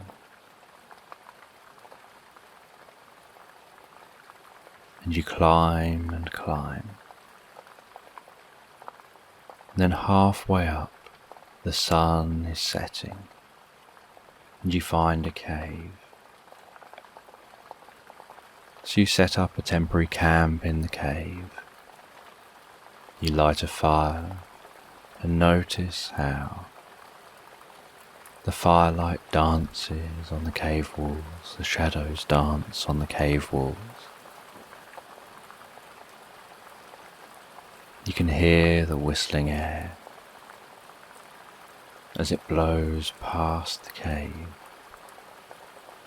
as you relax in this cave, feeling warm and calm and comfortable, relaxing in this cave and slowly drifting off to sleep.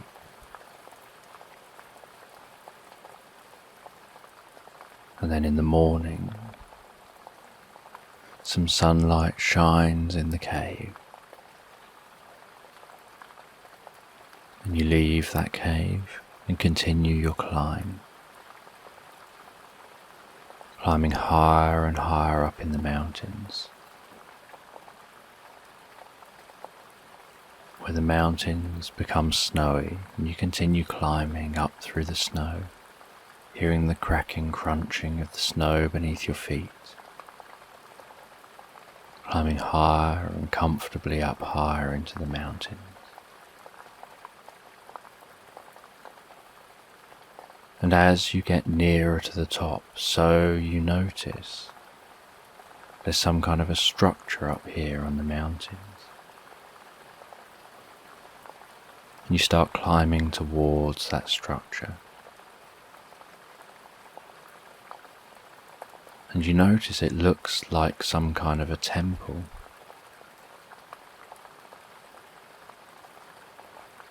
And you slowly and quietly walk into that temple. And as you do, you notice how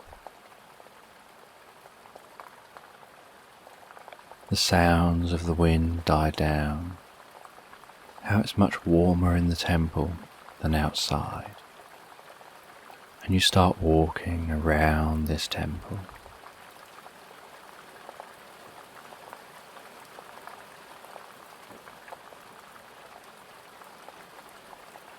And you find an ancient book that starts telling you about the curse and how to lift that curse.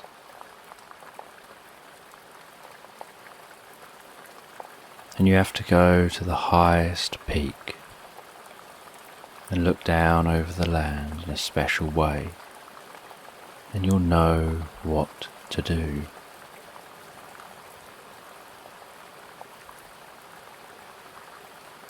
And so you leave this temple. You continue climbing higher and higher up the mountain until you eventually reach the top. And you gaze out over the land, both sides of the mountain.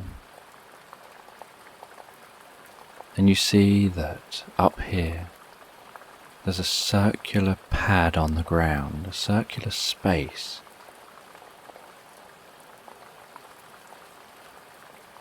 And so you sit down in the center of that circular space. You gaze out over the land, closing your eyes.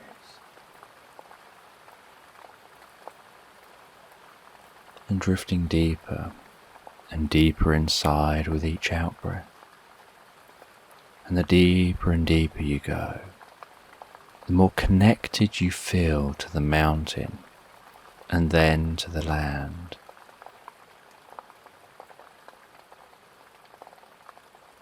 And in your mind's eye, you start seeing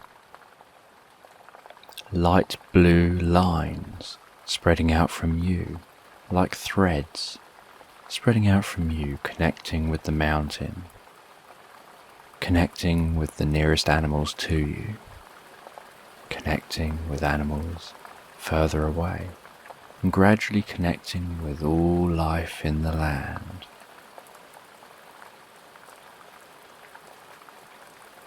You start to see this connection happening with your eyes closed, as if they're open. You start to see the way you're connecting with all life in this land with these blue threads. And then you notice that some red threads start to appear.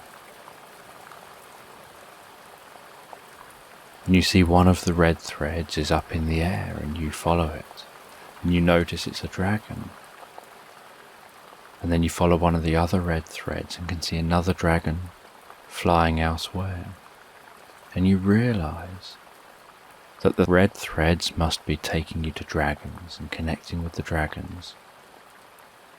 And all the blue threads are connecting with everything else. And that those red threads need to be blue.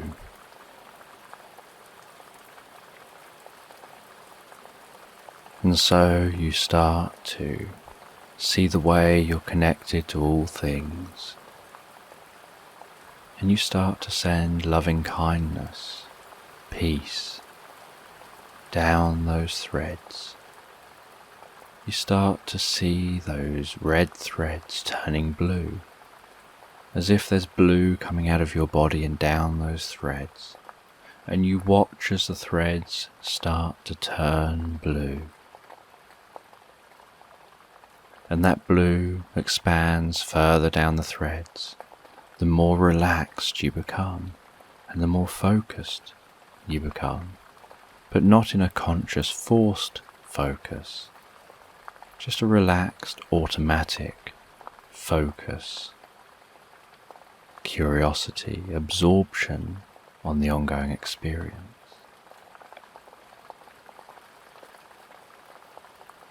And you focus on passing loving kindness, compassion, relaxation, comfort, through those threads, and you see how that starts to pass towards the dragons. And eventually those threads turn blue, and you notice that the dragons that were flying are now flying in a calmer kind of way. And that from up here you're able to see and connect with all things, and spread out some of what is useful from you into all those things, including the dragons, and calming the dragons in the land, and undoing the curse in the land.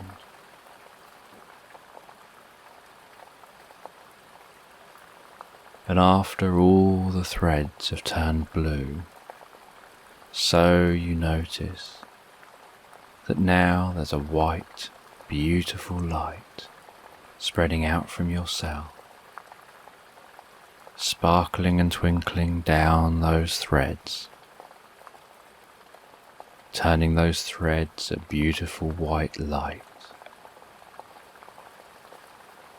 sending peace and love and kindness to all beings in the land, undoing any curse and protecting everyone from any future curse.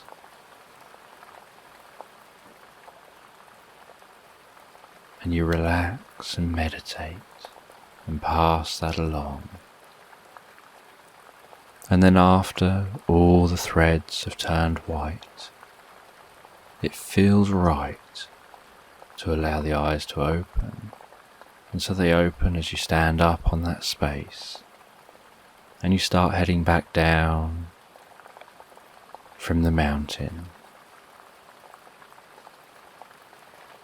And the sun's setting, so you stop off again in the cave. You light the fire again, drift off, have a comfortable sleep in that cave, with the way the light dances on the walls, the way the shadows dance, and the comfort in the cave. And then in the morning, you continue your journey down the mountain, all the way down to the lake.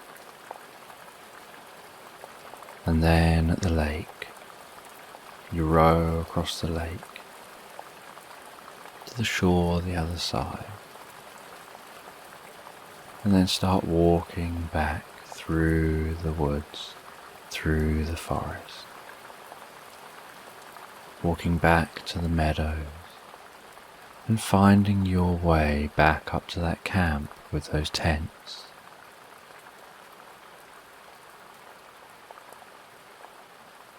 And as you arrive at the tents, so you get told that you've dealt with all the negativity in the land, you've broken the curse in the land, all the dragons are back to being friendly,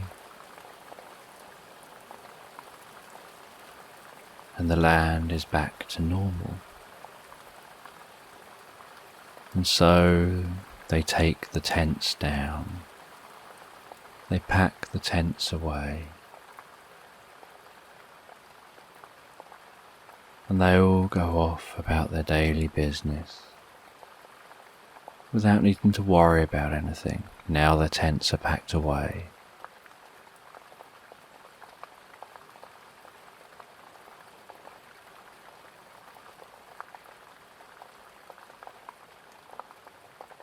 And then you find yourself drifting back to meditating on that hill, like you do every day.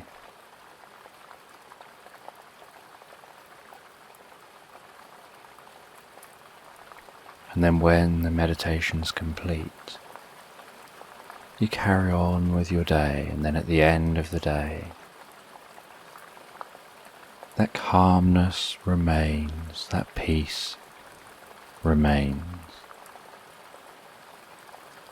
You go home, you get into bed, and easily and effortlessly begin to drift off to sleep. And sometimes that's quick, other times it takes a few breaths to happen. Just drifting comfortably and relaxed, asleep. So as you listen to me and begin to drift comfortably asleep, you can make sure you're comfortable, you can close your eyes. And I don't know whether you'll drift more comfortably asleep with the sound of my voice, with the spaces between my words, or with the words themselves. And so as you drift comfortably asleep, you can listen to me tell this story in the background.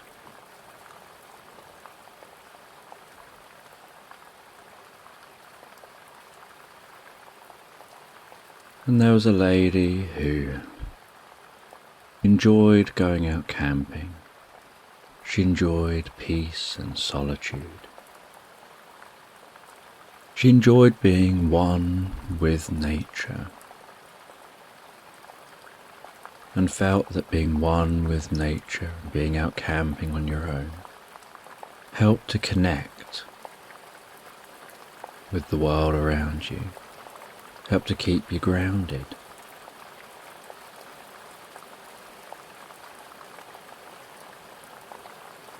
And so she decided to go out camping, and with her backpack on her back, she trekked out into the countryside. She trekked through woodland, enjoying the sounds of the birds, hearing a woodpecker at a tree,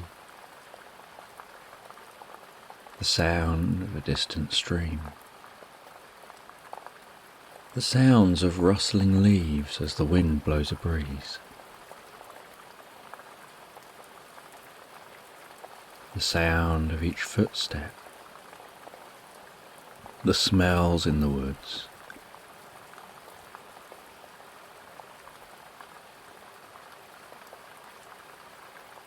and occasionally she would touch a branch of a tree to feel that connection, to feel the sensations of the bark on the fingertips. She would stop and watch butterflies dancing around flowers, and the way beams of light would dance from the canopies above.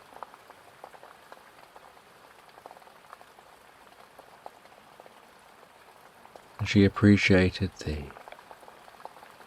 reduced sound that you get in the woods.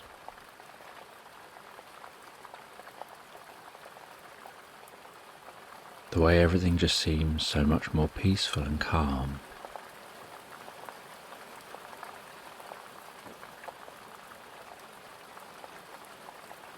And after some time walking through the woods,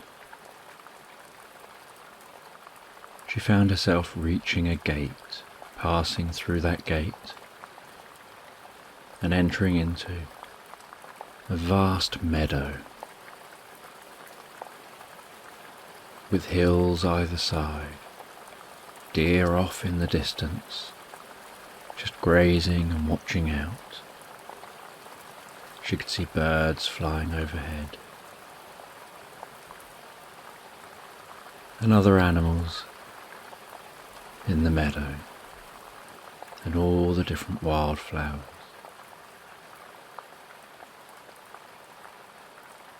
And she set up a camp up on the hillside, overlooking the meadow, able to look one way to the woodland, able to look the other way, further down into the meadow, all the way down to a lake way off in the distance.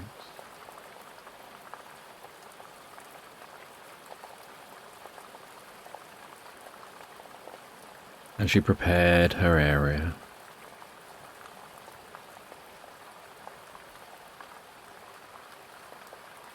and created a campfire, and set up a tent.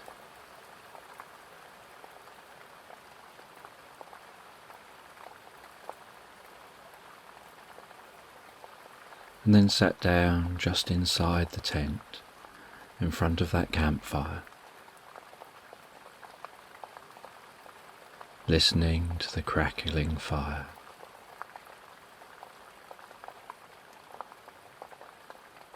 As the fire began to burn down, so that it'd just be giving off heat and very few flames, just a glowing fire by nightfall. Just some glowing embers. And as the sun set, so she began to hear and notice bats flying overhead, catching insects.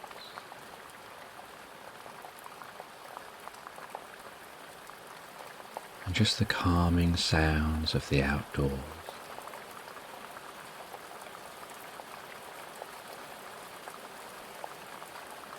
And she could feel the warmth of the fire while she sat just inside her tent, having something to eat.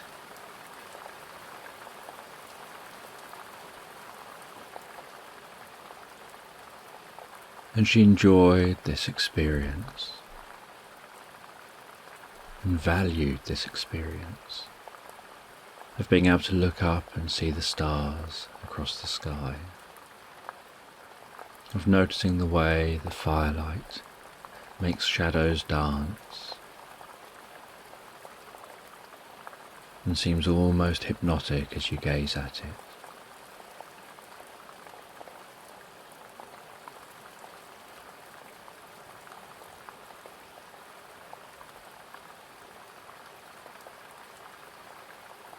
And as she sat there, gazing at the fire, she started eating on an apple, enjoying the sweetness of the apple.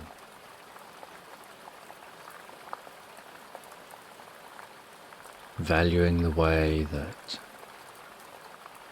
the apple was created with its skin to hold the goodness in.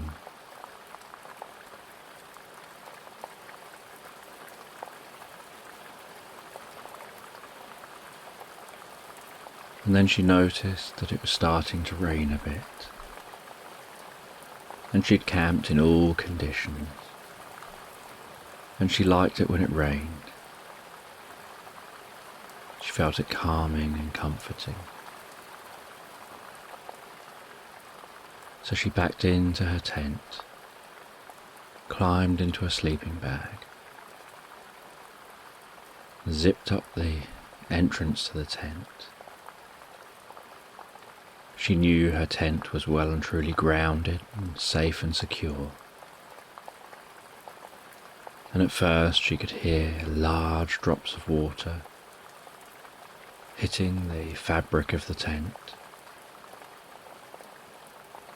And she had a light on inside the tent, just hanging above her.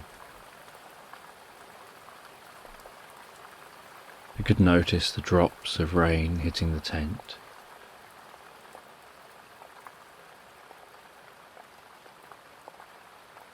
And those drops started large and infrequent, and gradually started to get more frequent as the rain got heavier outside. And she knew that the rain would put the fire out. But as she was approaching bedtime anyway, she wasn't going to need the fire. She was plenty warm enough in her sleeping bag in the tent, and she just rested back in that sleeping bag, felt all snuggly and warm and cozy.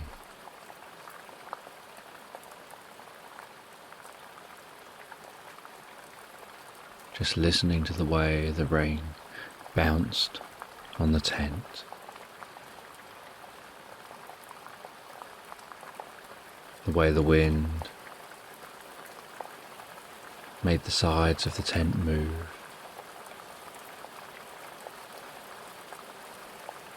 and she found it so calming, so relaxing.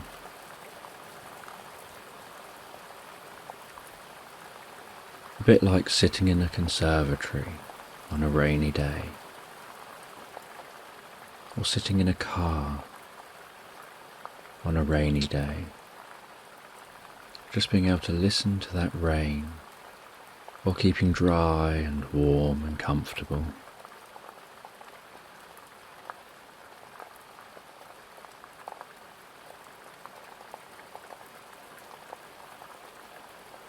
And she relaxed back, listening to the rain, and found that the rain was rhythmically guiding her asleep. Found the rain was just rhythmically guiding her asleep. And although she was attempting to keep her attention focused on the rain, on enjoying the sound of the rain, her eyes would flicker, and she'd find that she kept dropping off asleep for a moment at a time, until eventually she totally fell asleep comfortably.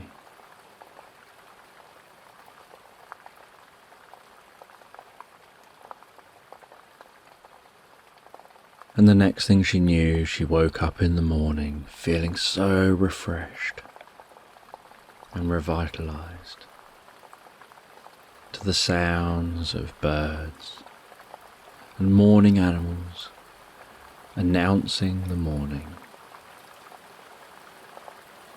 She opened the tent and saw the sunlight and breathed in the fresh air that seemed even more fresh, as if the rain had washed any pollutants out of the air. She could see the morning dew across the meadows, across the plants. See some of it turning to mist as the sun continued to rise.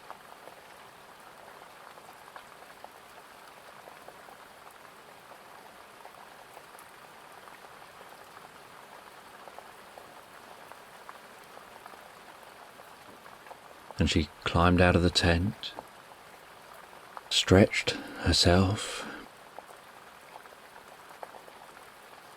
and then went and prepared herself for the morning, went and restarted the fire to make herself some breakfast and a cup of tea.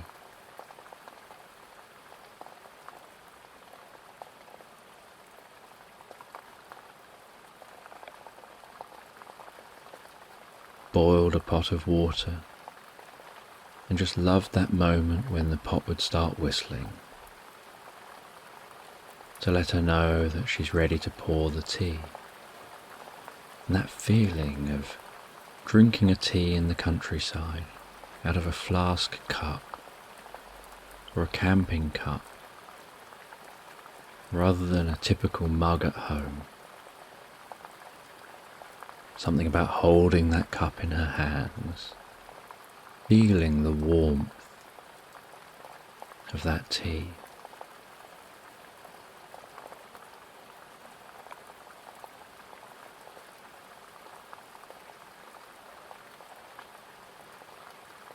And she just sat back and enjoyed the view, enjoyed looking down towards the lake, enjoyed looking over to the woodland, enjoyed watching the birds in the sky. And she knew the grass was still slightly damp from the night before. But if it wasn't for that, you'd almost not have realised it had rained. Because of the fact there was no clouds in the sky, everything was just blue in every direction.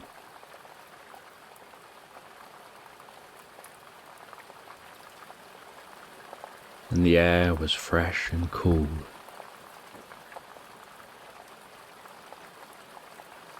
And she could feel it in her nostrils, feel it on her skin, as she rested there drinking a tea, enjoying this moment's peace and solitude, enjoying this time inside her mind with her own thoughts and ideas about nature,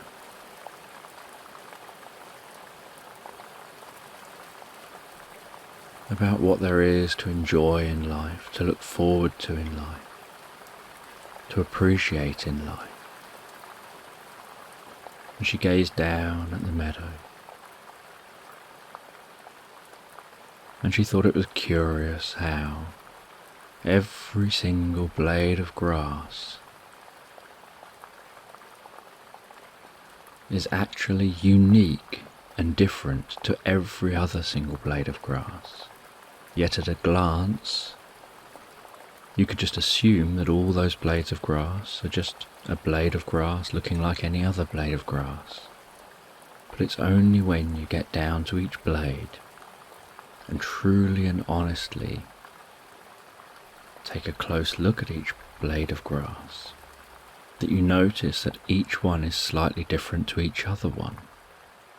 And yet, all of that difference doesn't take away from the beauty of the meadow, the harmony in the meadow, the way everything seems connected.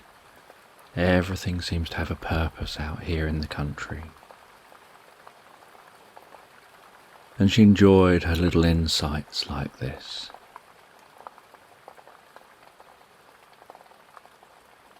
Like the sadness of a predator catching its prey. And yet, had the predator not caught the prey, it wouldn't turn out so well for the predator or the predator's offspring.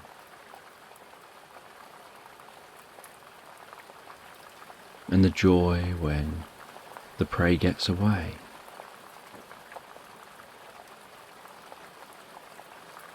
And how that turns out well for the prey's offspring. And how everything from the blades of grass to the deer to the birds of prey, how everything is connected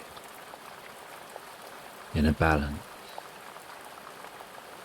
And she's just an observer on this.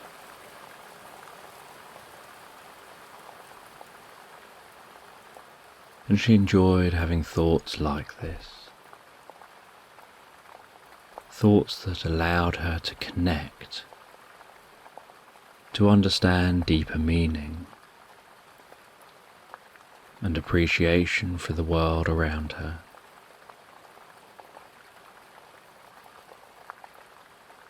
She could almost feel the countryside in her heart, as if she was one, in step, in rhythm, in harmony with the countryside, with the world around her. Able to just enjoy being in the moment. Not trapped in the past in her mind, worrying about other things. Not trapped in the future in her mind, worrying about what might be. But enjoying being in the here and now. Accepting that what is.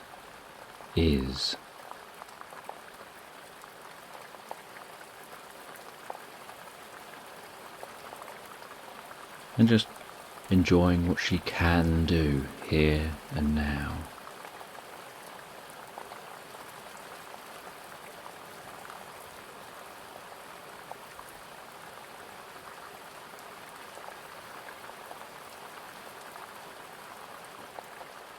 And during the day, as the sun rose higher, she kept her camp set up and wandered away from her camp. She wandered down the hill, wandered through the meadow towards that lake.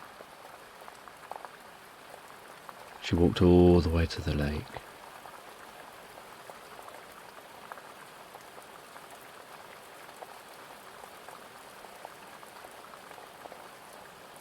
And barefooted she walked into the lake, just a little way in, to feel the water, to feel the coolness of the water on her feet as it flowed and lapped gently on the shore,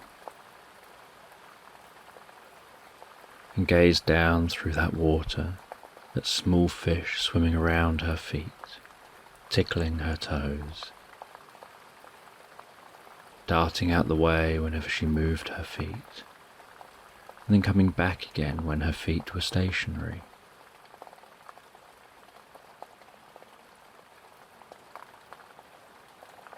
And just stood there with her eyes closed, breathing in and out the fresh air, the way the air smelled even fresher over the water,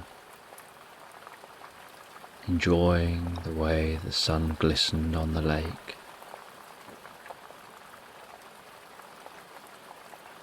the way the breeze blew across the lake.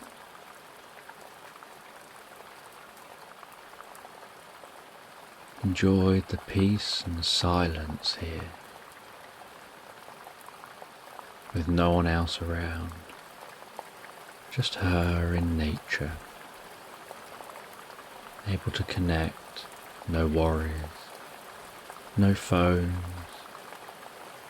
no distractions, just a connection with the environment.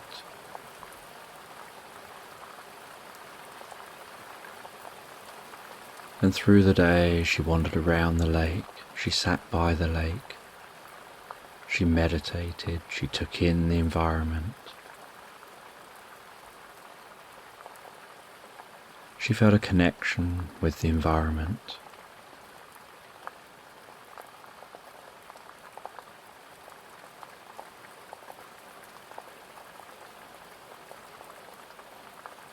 She had something to eat at lunchtime.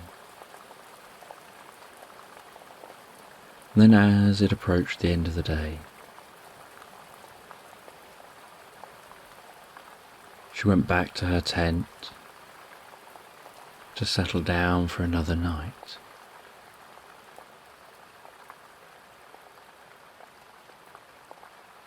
And again she lit a fire, just for some light, a bit of warmth in the evening, and to cook some food with. And she had something to eat in the evening, listened to the crackling fire, felt its warmth, enjoyed the way that shadows danced, the flames flickered. As that fire gradually burned down to just embers.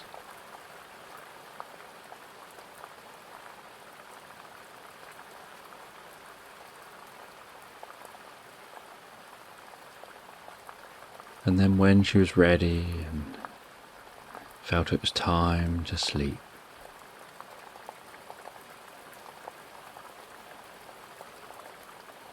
she moved back into the tent,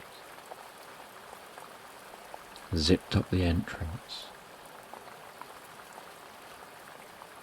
lay down in her sleeping bag, and just listened to the evening sounds outside.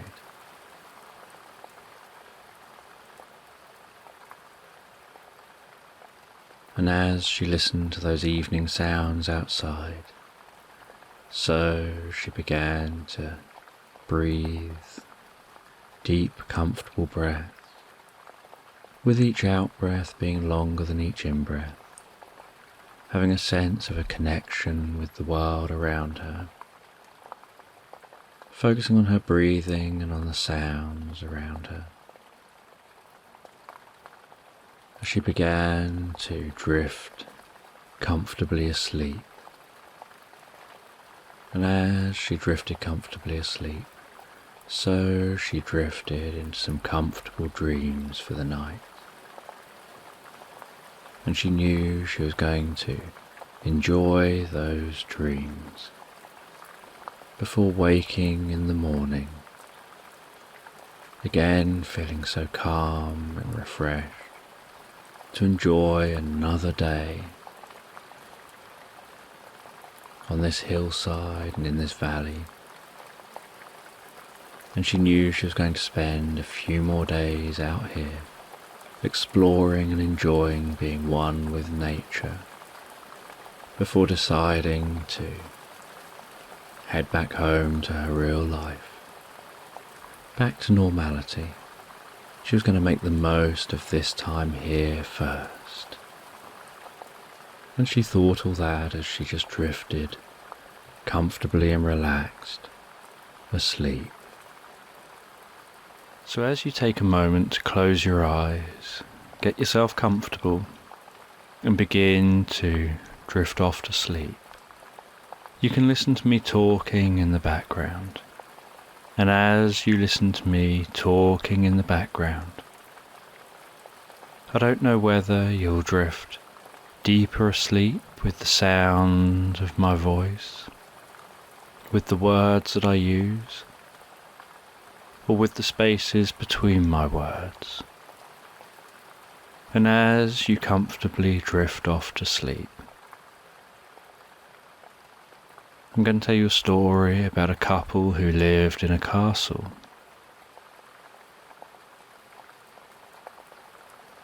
And this couple enjoyed their life in the castle.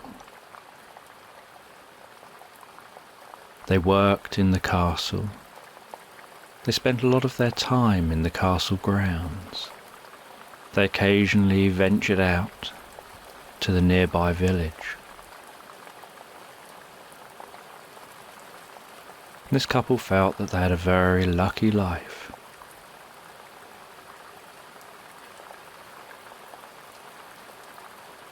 And then one day they decided to go on a trip together. They wanted to go somewhere different. They decided to go away for a few days. So they packed some bags and decided they were going to go camping. They were going to go off and just see where they end up. And they left the castle, left the grounds, and began to walk down towards the nearby village.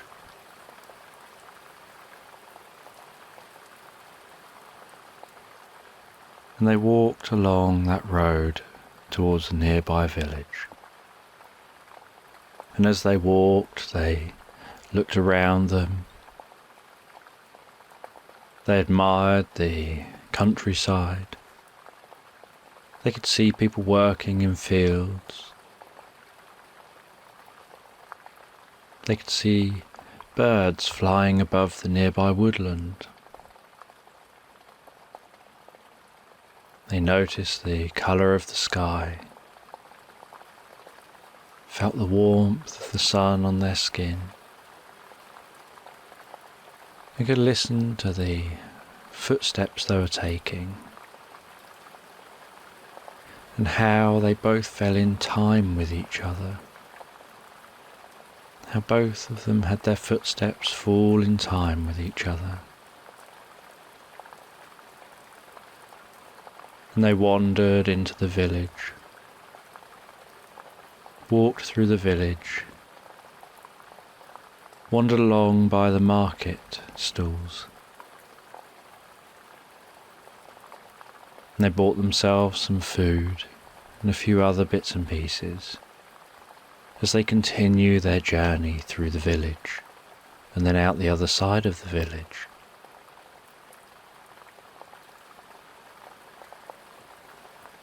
And they're walking down towards the nearby lake,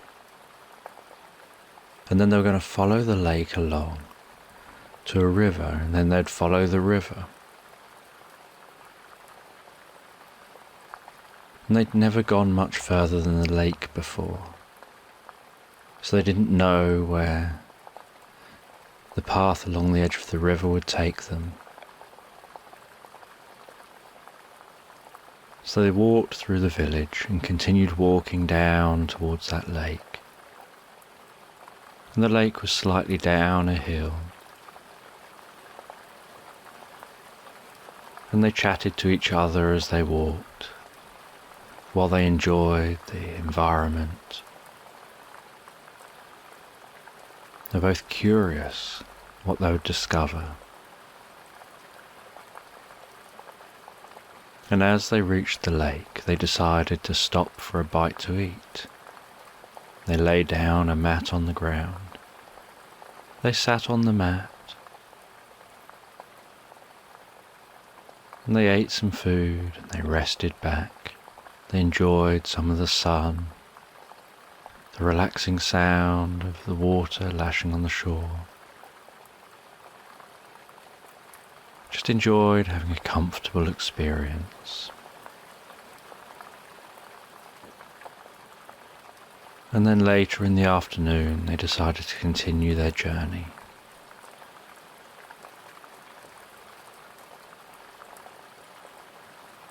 They continued around the lake, around to the river, and started following the river.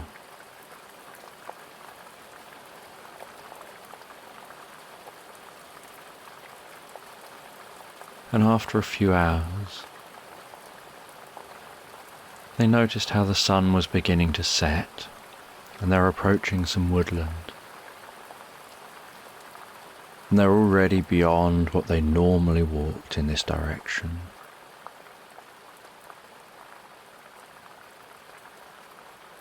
So they took some time to set up camp and have a rest, and they made a little fire, they set up a tent, and they settled down for the night, enjoying this adventure together. And as the sun set and the moon rose, so the stars brightened the sky as they drifted comfortably asleep. And in the morning they felt awake and alert to continue their journey.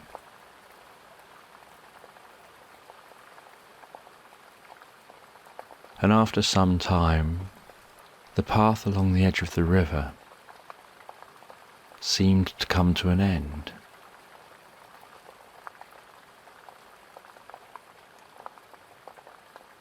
And they didn't know which way to go. So they decided to walk off-road, to cut through the woods. And so they cut through the woods, went off-road. And after a while, they discovered an unusual looking tree. And they walked up and they touched that tree, they ran their fingers around the bark. And they noticed this tree was artificial. And the tree was against a steep cliff. And it almost looked like it was built into the cliff, as if somehow this tree, if it wasn't artificial, had grown partially in the cliff. But they could tell that there was something different about this. It looked like a tree, felt like a tree, but they could tell that it was artificial. And as they were running their fingers around the bark, feeling what this tree felt like, suddenly a door opened in the tree. And they decided that they're trying to have an adventure, so they would walk through that door. And they walked through the door into the tree, and it was a path that led them into this cliff. So they followed this path, and they walked into the cliff. They closed the door behind them, lit a torch, and walked into the cliff.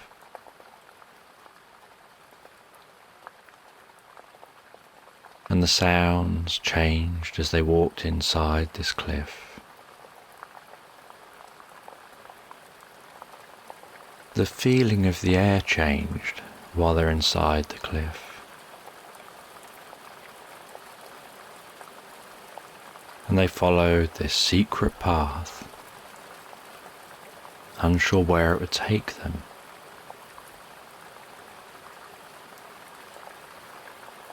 And after some time of walking along this secret path, they found a chamber deep inside this cliff. And in this chamber was a glowing blue pool of water in the centre. And they walked over to that glowing pool of water.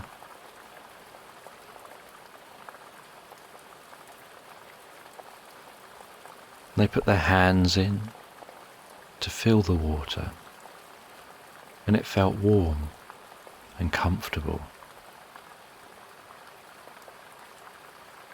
And then they sat there and they lowered their legs in, and it felt refreshing.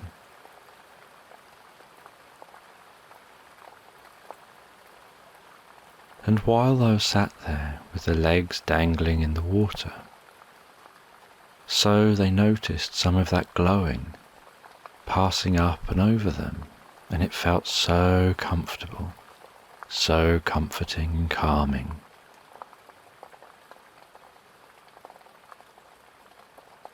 And then that light engulfed them.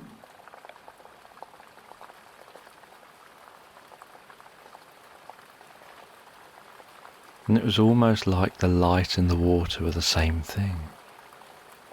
It was almost like the water had covered their whole body, a little bit like sweat, only without a sweaty feeling.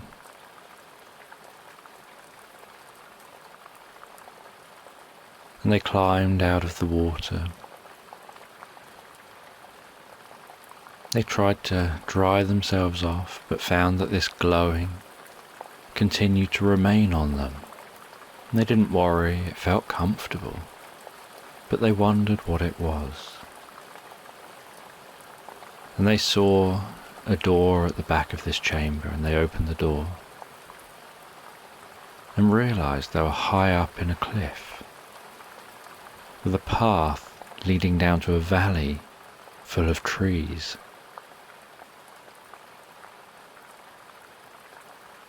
And as they looked out, suddenly they realized that at first glance they hadn't noticed. But the birds flying in formation over the valley hadn't moved.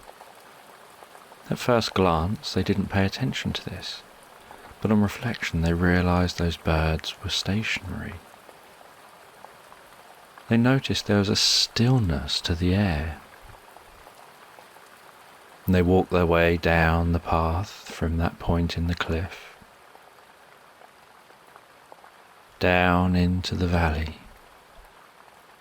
And they couldn't hear any sounds of the leaves rustling. They couldn't hear any sounds of birds singing.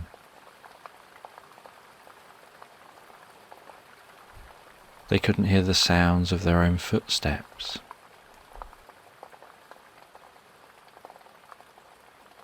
They realized somehow time has frozen, and they didn't know how. And they wondered whether perhaps the time had frozen, or perhaps they'd come out of time in some way because of that water.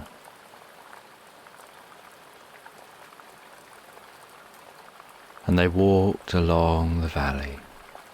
They explored through the valley.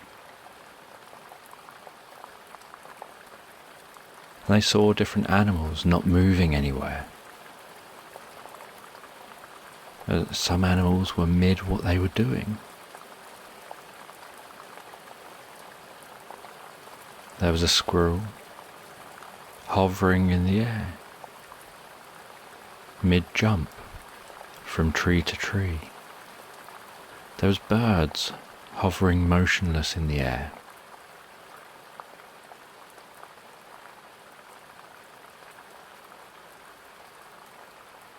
and they explored with curiosity.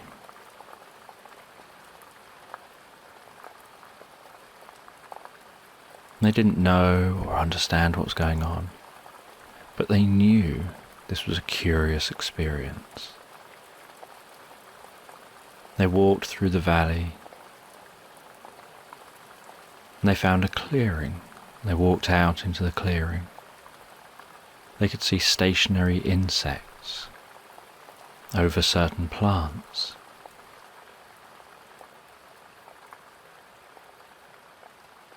And they continued walking. They settled down to have a picnic and found something unusual about this environment, that it was weird being out in nature like this and yet having no sounds at all. And they found that a really weird experience. But they also found it a beautiful experience. And they enjoyed their picnic. And then noticed that the light or the water was dissipating from their bodies. In the same way that you just dry out in the sun over time. And as it was dissipating, so time appeared to be moving very slowly, and the more they dried off in the sun, the faster time appeared to go, until after quite a while, suddenly, time seemed to be going at normal speed again. They could hear the breeze again. They could notice rustling of leaves in the trees, see the movement of plants, insects flying around, birds flying around. And they thought it was a curious experience.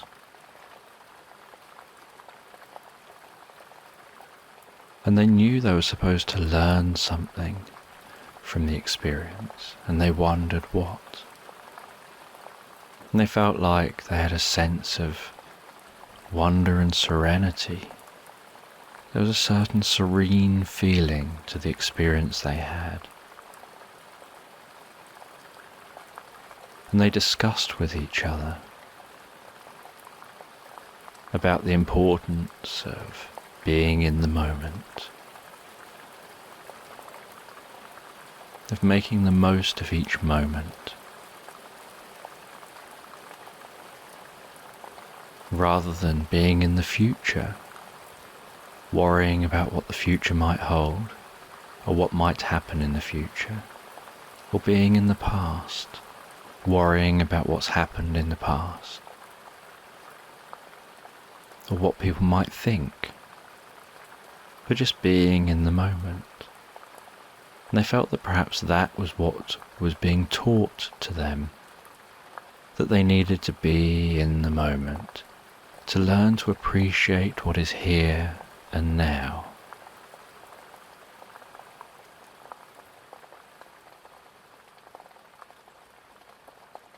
And they enjoyed their food. And then the sun was setting again, and so they sat down in the valley. They set up camp,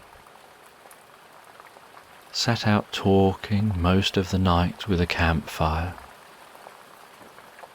enjoying the crackling of the campfire,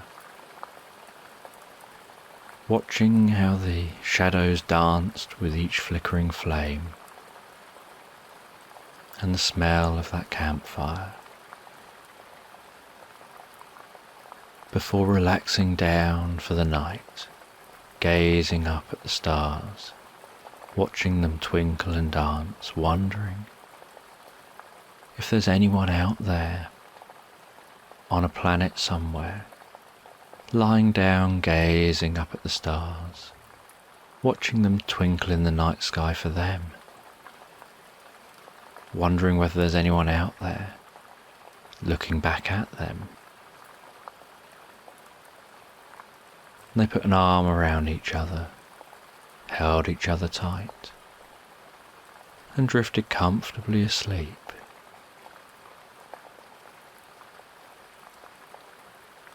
Then the next morning they had some breakfast. They took in the environment. They knew this was their last chance to see this location for a while. They walked back up to that cave. They walked through the cave. They came out of that door in that fake tree, walked through the woods and found their way back to the river.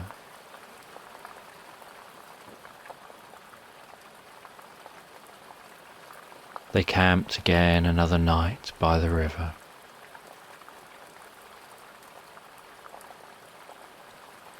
Before following that river all the way back to the lake. And they felt themselves walking slower, trying to make this trip last slightly longer. Really trying to take in and absorb the experience and enjoy the experience, enjoy the companionship, enjoy the company of each other, and enjoy making the most of this time together.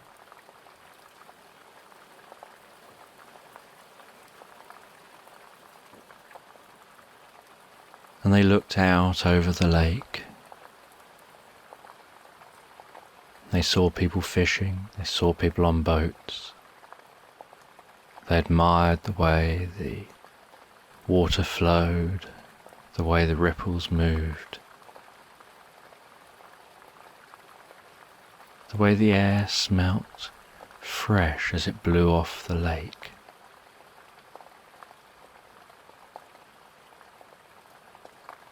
They worked their way back up towards that village and stopped at the village to talk to friends about the trip they'd been on.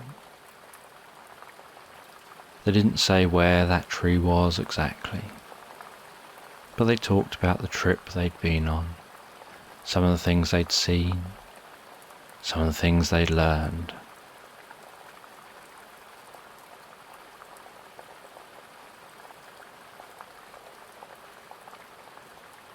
Then they head back to the castle, to the familiar surroundings of their home, their workplace. And they settled down for the night, knowing they had work in the morning.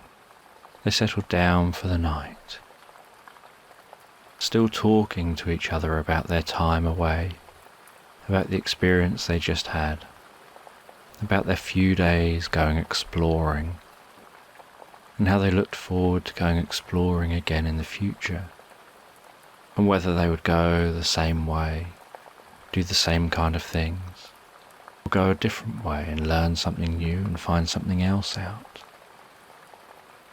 And they started already planning their future, planning future trips. And gradually their conversations calmed down as they found themselves gently and relaxing, drifting off to sleep in each other's arms, so calmly and relaxed asleep. I don't know whether you'll find yourself drifting to sleep faster with the sound of my voice, with the words that I'm using, or whether it'll be with the spaces between my words. And as you comfortably begin to drift off asleep, I'm just going to tell you a story in the background.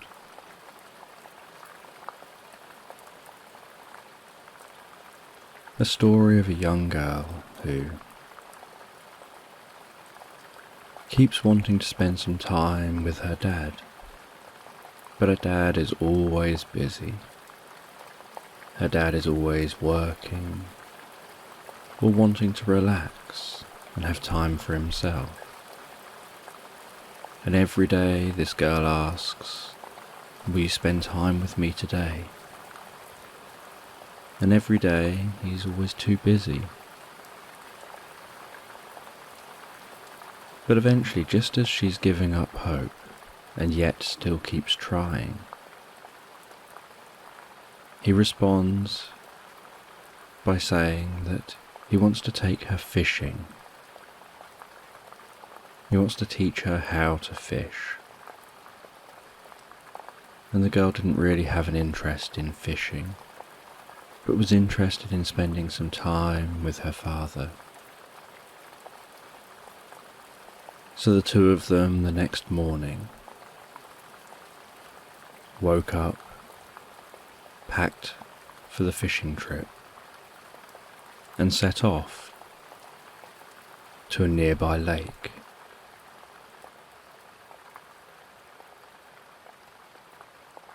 And as they arrived at the lake, so the girl looked around.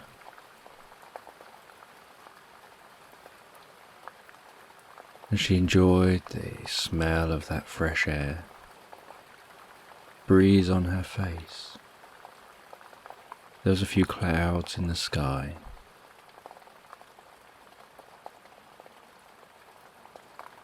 She could see trees around the edge of the lake and lush grass. And no one else seemed to be around.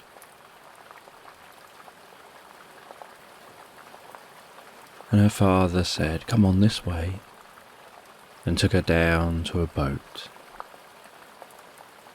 And he carried a lot of the fishing gear and she carried a little bit. And they got on the boat.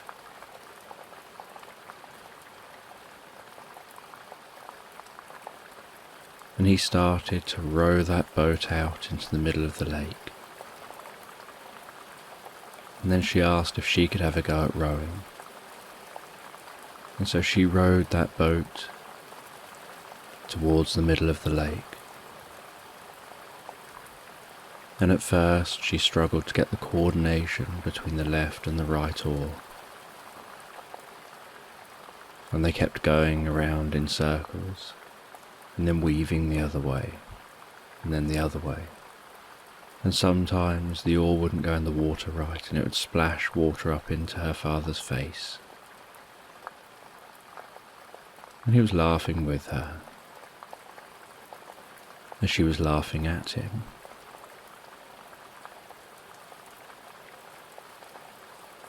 And they rowed out into the middle of the lake, pulled the oars onto the boat,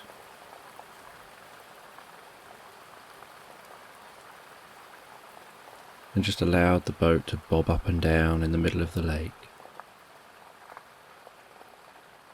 And the father then baited up the fishing hook and demonstrated how to get that hook as far away from the boat as possible into the water.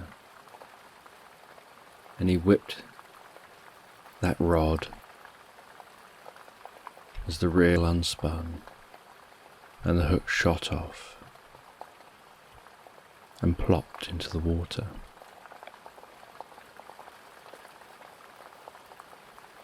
She then got her smaller fishing rod and, facing the opposite side of the boat, she copied him and then whipped that rod off, and almost straight away got it right by copying, and the hook plopped into the water. And he said, "You just have to sit and wait. Just sit silently and patiently and feel the rod. Feel any subtle movement, sensations, that what you're looking for is a sign that a fish has bitten on the bait, and a slight tug on that hook, and that slight tug will translate into a slight movement at the tip of the rod, which will be felt in the handle, and that you just have to be able to sit and wait and focus on the feelings, focus on the sensations, that it's about becoming in tune with those feelings, learning to notice the most subtle response, and to be able to begin to learn the difference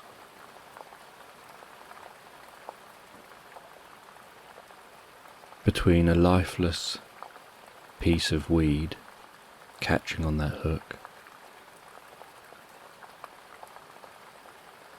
and a fish, and that you can begin to learn the different way both feel, the different way different things feel,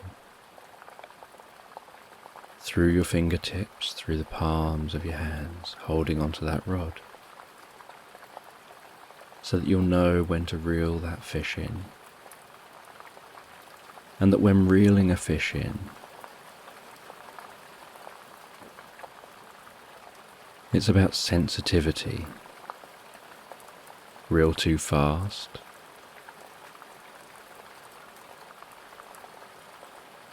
and you'll lose the fish. Reel too slow, and you'll lose the fish. So you have to reel at just the right speed, which requires sensitivity to know when to reel faster and slower, when to pause, reeling in or out.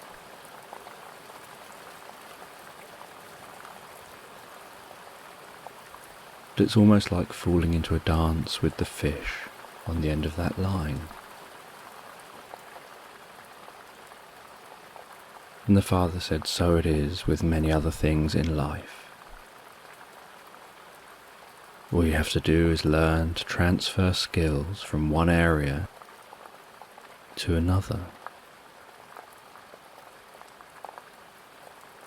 That there are people you need to deal with, like fish,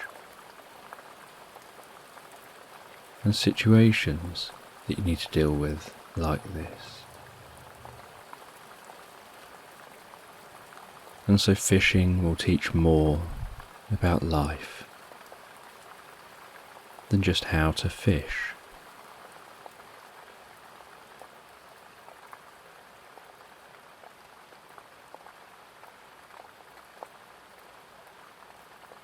And the girl had a sense that she kind of understood, but she didn't know how you transfer skills from one part of life to another. But she trusted that somehow it must happen, and she was enjoying her fishing trip with her father.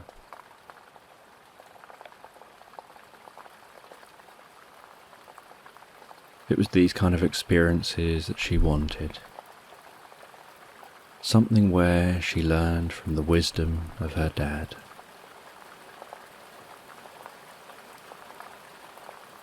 And after a few hours of fishing on that lake,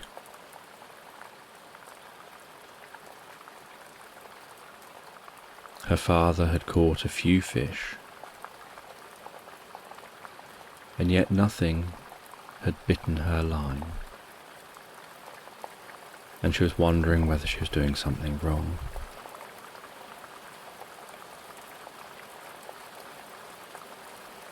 And so the father taught her a trick,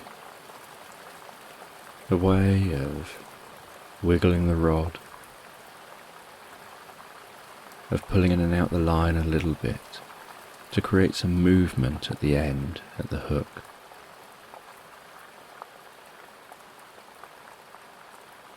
That creates a sense of curiosity, intrigue. And she did this, and suddenly she got a bite.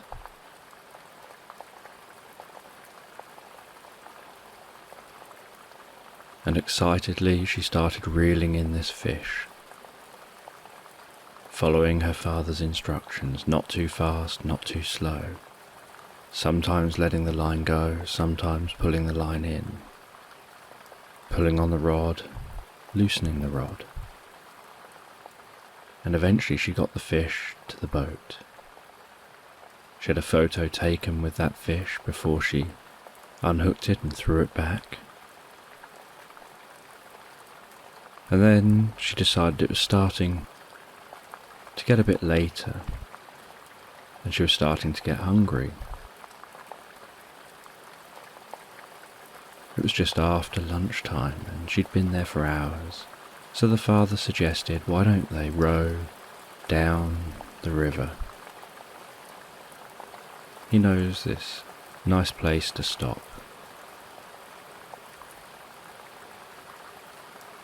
So the father and his daughter set off across the lake to the river and started rowing down the river. And they rowed past people walking on the bank, and she loved just sitting back, closing her eyes, feeling the warmth of the sun and the breeze on her face as they rowed down this river, as she listened to the sound of the oars as they pushed the water behind them, while she occasionally would talk to her father, and he'd talk back. And she had this strong feeling that she was creating something beautiful in her mind that will last with her forever.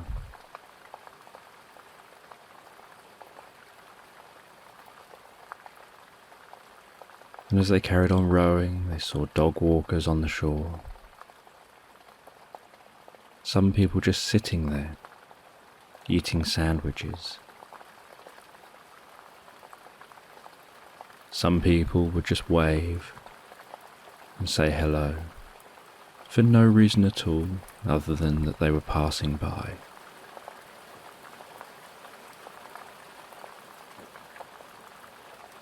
And after a little while, they arrived at a little pier area, somewhere to dock up the boat. And so the father navigated the boat alongside the pier, tied the boat to the side, helped his daughter off, and then climbed off the boat himself. And they were at a beautiful country hotel.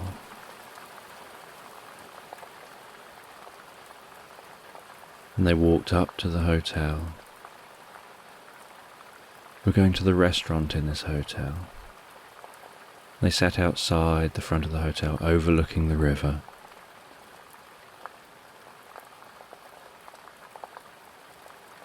And he went in and got some menus and came back. And they looked at the menus and decided what they'd like to eat.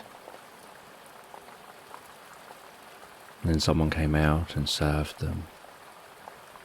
They ordered a couple of drinks, they ordered their food, and they sat, and just peacefully, with a mumble of sounds of the voices in the background, just sat and enjoyed the view, enjoyed gazing over the river.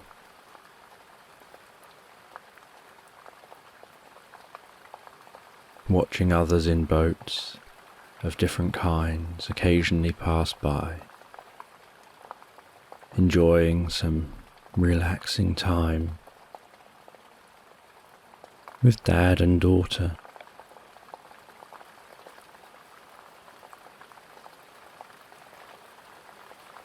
And then their food came out and they ate their food and they had a little talk with each other about their interests. Mainly the dad asking what the daughter liked to do, what was going on for her in her life at the moment. And while her mouth was answering, her mind was thinking about the fact that he was totally focused on her. He wasn't thinking about work, thinking about other things, thinking about what time he has to go. He appeared totally interested in her and what she had to say, and totally in that moment with her. And she felt so loved and valued and respected in that moment, and knew that her father being like this was teaching her more than just giving her a nice experience as a dad, teaching her about the way people interact and communicate meaningfully with each other. And after eating, they had another drink and continued sitting there, and she realised it was now getting well into the afternoon.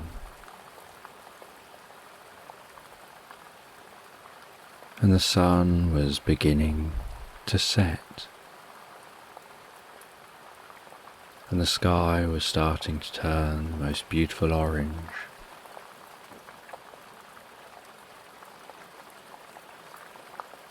And they left the hotel and went and sat on the pier, with their feet dangling over the edge, just continuing talking as the sun started getting lower over the horizon. And then before the sun had fully set, the dad said it was time to start heading back home, to make it down the river back to that lake and back to the shore before it gets too dark. And so as the sun was beginning its journey over the horizon, they got back in the boat, and the dad rowed the boat back along the river towards the lake. And the daughter continued to savour this moment, to savour this day.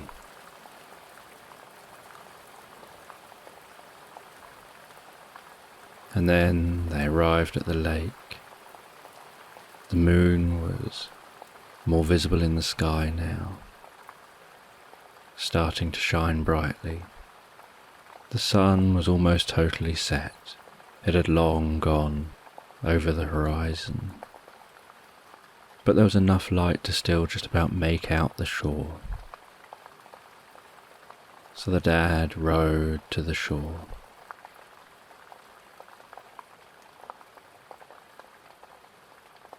And he said, "Did you want to know how to start a fire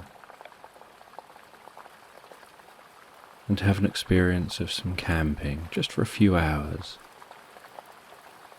to really make the end of this day special, to round off the day so that when they get home they can just go to bed? It'll be the end of the day, but for now, did she want this experience?" He could teach her, and she really did.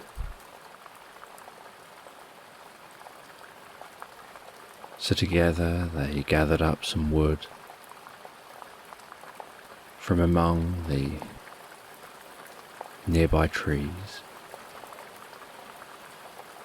He demonstrated clearing an area to make sure the fire wouldn't set fire to anything it's not supposed to.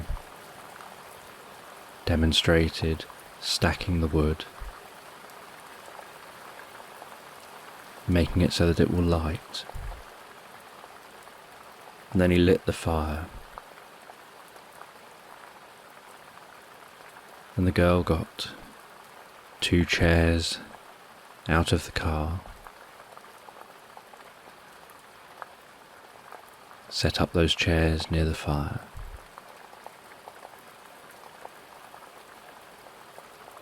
And the dad got some food out of an icebox.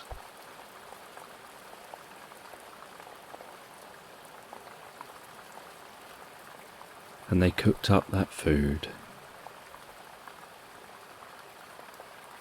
and just enjoyed watching the last of the sun, watching how the stars appeared more in the sky, twinkling above, the way the moon now glistened on the lake.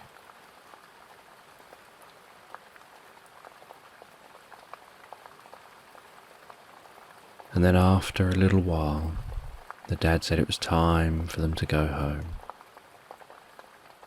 So they put out the fire, packed everything away, and made their journey back home. And on the journey home, the daughter and the dad continued talking and bonding. And the daughter said that she wanted to do this kind of thing more often. She didn't want it to be just a one-off. And the dad said that he also needed to make more effort, that he can get so wrapped up in work, so wrapped up in what he needs to do, that he forgets what he should do. And that sometimes life can pass you by while you're busy doing something else. And when there are loved ones involved, you don't want that to be the case. He told her that this trip had taught him a lot about where his priorities should be and how he should focus his attention.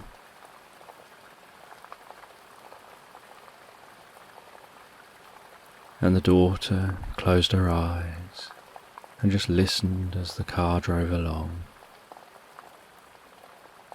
Just listened to the sounds around them with a smile on her face,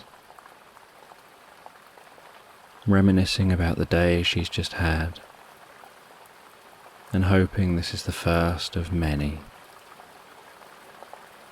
And then on arriving home, she kissed her dad and went up to bed. Got into bed and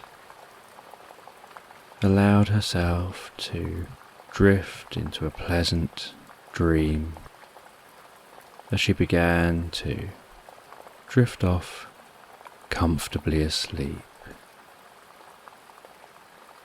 So as you comfortably begin to drift off to sleep, I don't know whether you'll drift deeper with the sound of my voice, or whether it'll be with the spaces between my words, or whether it'll be that you drift deeper and more comfortably asleep with the words that I use.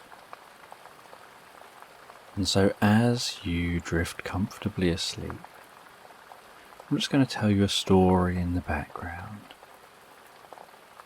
And while I tell that story, you can fall asleep comfortably.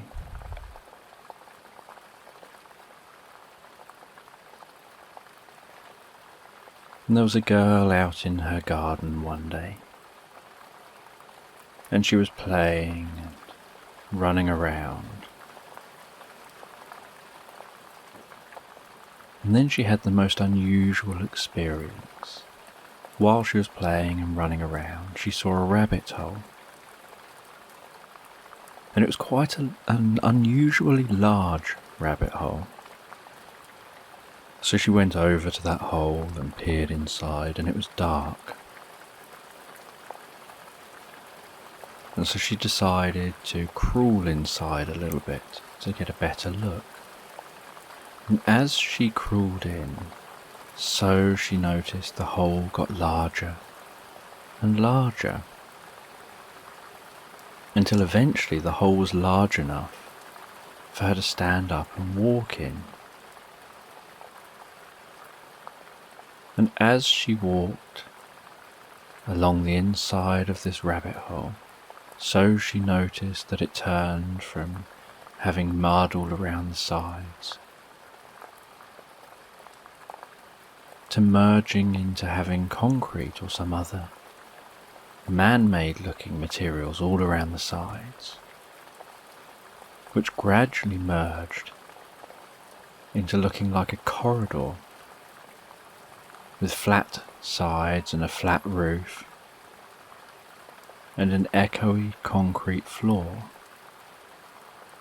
And the glow at the end of this corridor continued to get brighter as she walked closer to it with curiosity.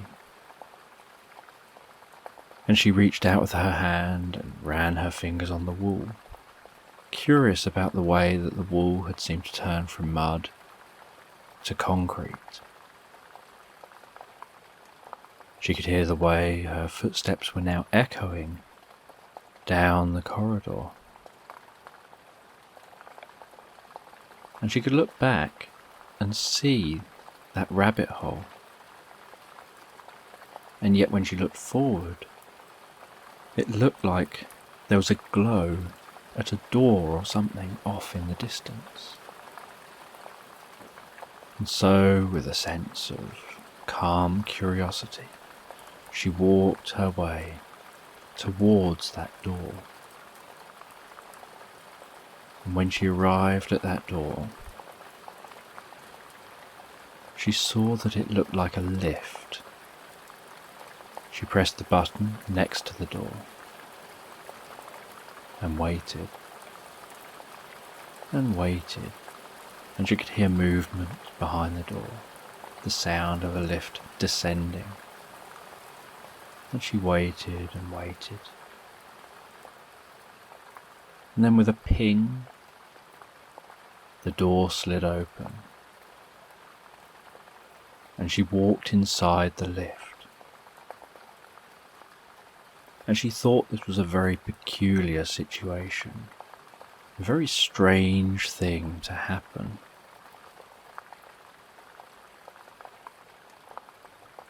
She saw that there was 5 levels and decided that she would just go all the way to the bottom.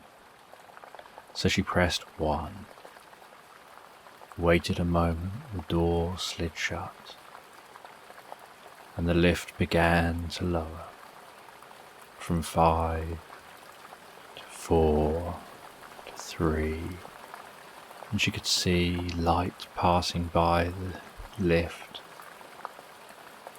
as the movement continued to happen to 2 to 1, where the lift stopped and the door slid open. And she walked out of the lift and found herself in a vast cavern, as if somehow this lift had taken her down into a cave, and she wondered whether this cave was underneath her back garden, because she didn't know anything about this. And so she started exploring in the cave, walking around the outside of the cave initially, touching the cave wall, getting a feel for it, hearing the occasional drip of water echoing through the cave, hearing the way her footsteps echoed around the cave, and she couldn't hear any other noises in the cave.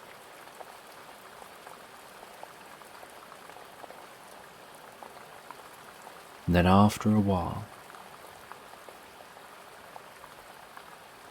she saw something that looked a little bit different in the cave wall. Something that looked like it was artificial, but made to blend in, made to look like part of the cave. And she pushed against it, and she pulled on it, and she felt around it, trying to find any clue. And then eventually she knocked a stone on the floor and realised that although it looked like it was a stone that should have moved, just like a loose stone. It didn't go anywhere. So she kicked it again and noticed it still didn't go anywhere. So she leant down, felt around on that stone, and realised that it was like a lever that you could pull upwards. So she pulled that stone upwards and then let go, and it popped back down to the ground into place. And as it did, the wall beside her slid backwards and then left, opening up a secret tunnel.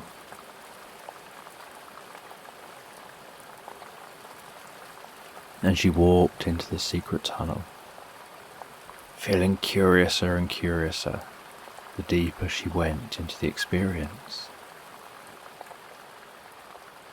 And the weirdest thing happened, that as she was approaching the end of the tunnel, so everything started to get lighter, as if she was walking towards daylight. And she continued walking, and she started hearing the sounds of birds and the sounds of other animals she didn't recognize. And she could feel a breeze on her face. And she exited the tunnel and realized she was part way up a cliff, overlooking a vast valley with trees and grasses, and above looked like a sky with clouds. And yet she was aware that she's inside the ground, and this must be a vast cave, but she couldn't understand how. The ceiling here is glowing like normal daylight. She couldn't see where the sun was, but it looked as normal as when she's outside in the woods normally.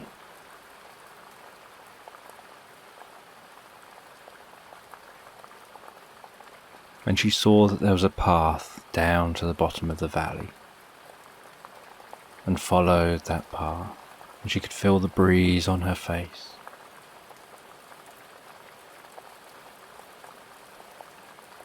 She could smell the woodland smell the wood and plants, hear the animals.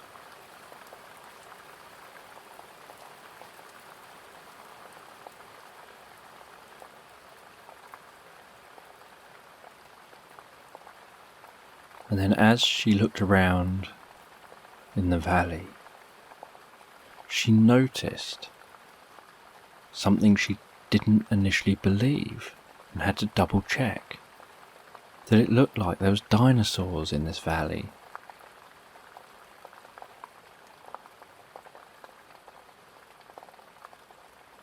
And there was pterodactyls in the sky. And it was like a prehistoric world.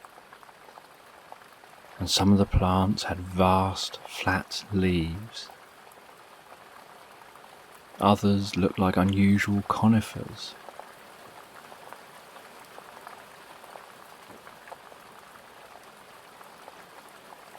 And apart from grasses, there didn't seem to be very many flowers that they could see.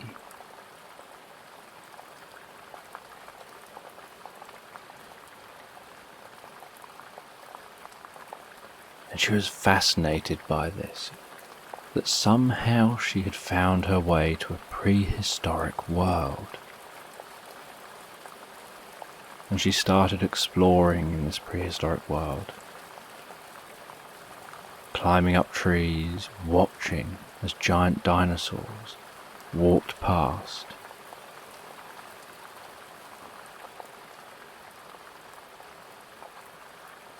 Really getting absorbed in this prehistoric world. And then she noticed off in the distance by a lake that it looked like there was a person there. And so she thought she wants to go and talk to them, find out what this place is. So she climbed down from the tree and carefully worked her way through the valley.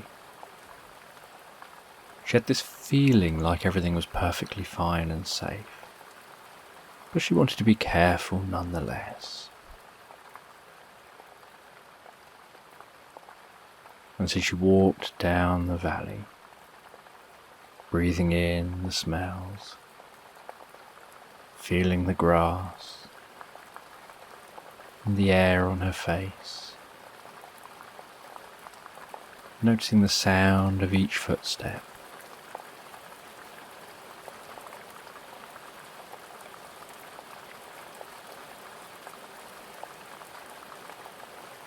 And as she continued down the valley, she could see the person was just milling around, doing something at the lake.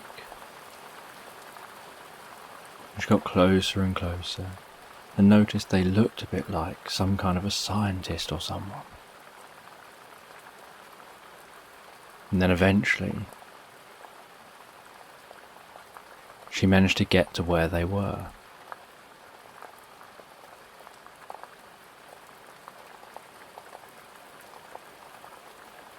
And she kept just out of sight and watched them working. They were testing the water, taking a sample. They were testing the air and writing down some notes. They were taking a few pictures. And they were wheeling something, and they put their samples on the thing they were wheeling. And they started heading around the outside of the lake. And the girl carefully followed and quietly followed.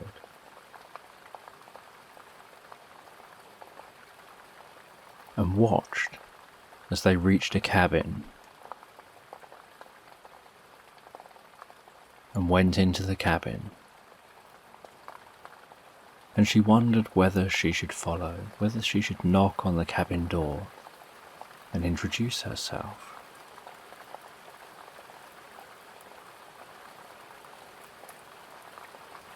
And after a little while, she decided that that's what she would do. She had to know what this place was. She had her curiosity, and she wanted to know. So she knocked on the door. And she could see through the window that the person inside appeared startled. But they came to the door and they saw this girl stood there. They asked who she was, how she'd found them, why was she here? And she said, those were the questions I was going to ask you. Who are you? Why are you here? Where is here? And the person invited her in. And they sat down in that cabin. And she could feel a certain coolness inside the cabin. And a certain comfort. And she asked him, where is here? Who are you? And they wanted to know the same from her. And they explained that they created this place. They've spent their life creating this place. That they've had a fascination with the prehistoric world, with saving things. And they'd managed years earlier to create this prehistoric world underground. And they're the master of this world. Their role is to watch over it, to do as little as possible in the way of interfering with it, but just monitor it and make sure it ticks along okay.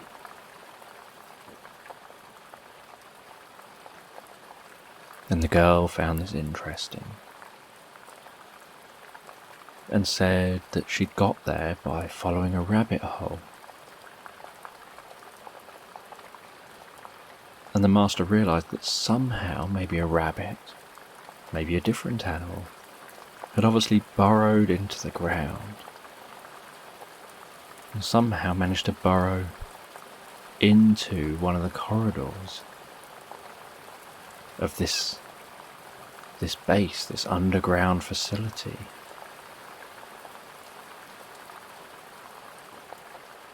And so this curious girl had followed that into this underground facility.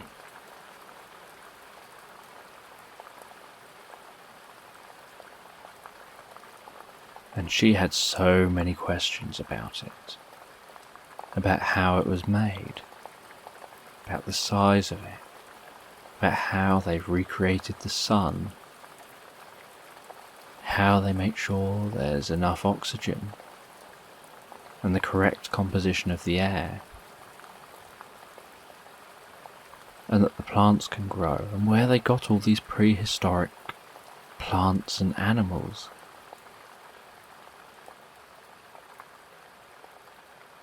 And the scientist explained everything. They normally didn't talk to anyone, so they enjoyed having someone who was interested in all this, that they could talk to about it all.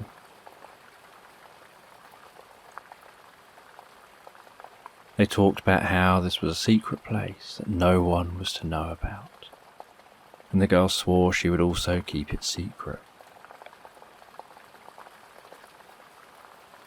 And they said that this is somewhere that they find a sense of wonder and serenity, a sense of peace, a sense of being back to a time before lots of chaos.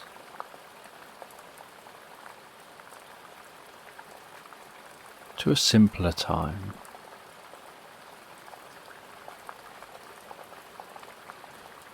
And they explained about how they enjoy relaxing by the lake, just doing their job, gathering some samples, feeding that information back,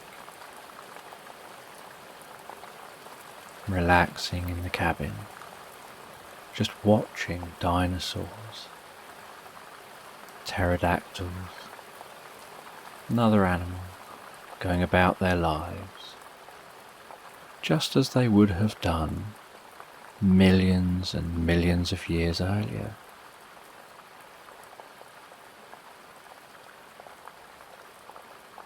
And they find this is their safe place, this is their place, away from the hustle and bustle of real world.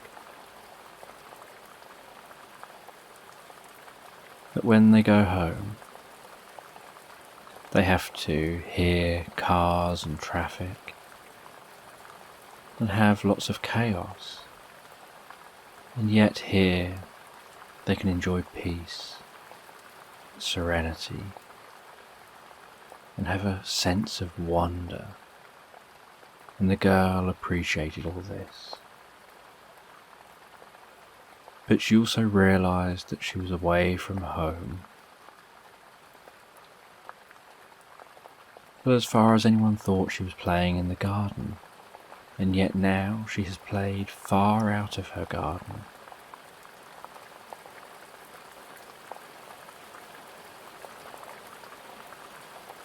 So she left the cabin.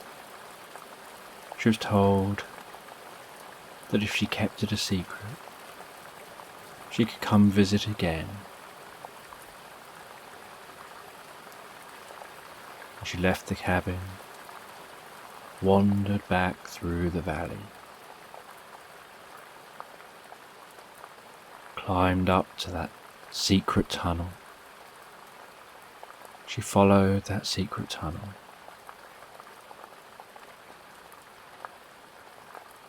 found her way back to the lift, and then back to the corridor, and then eventually back to her garden, and she sat down in her garden, relaxing under a tree, thinking about the experience she had just had.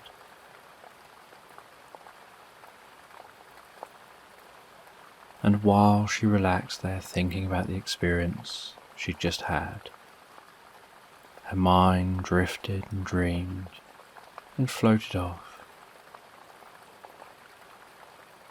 as she comfortably relaxed, fell asleep. So take a moment to close your eyes as you listen to me, and as you listen to me and you begin to fall asleep, I'm going to tell you a story in the background.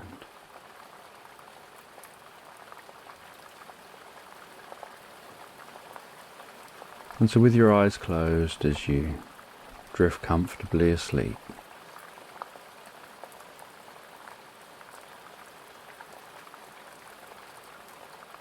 you can have a sense of somebody who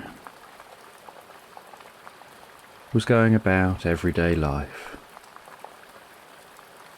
They'd wake up, go through their life, going to work, being polite to others, going home, watching some TV, going to bed, getting up, going to work, being polite to others, going home, watching some TV and going to bed.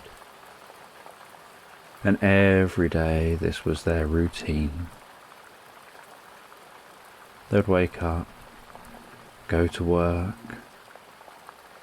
go home, watch TV, go to bed. And then one day they woke up and they thought to themselves that they didn't want to keep doing this. They wished there was something more exciting in life. Because when they were thinking back over their past, only a few memories stood out. Most of the memories just blurred into one. They couldn't tell one day from the next. Just getting up, going to work,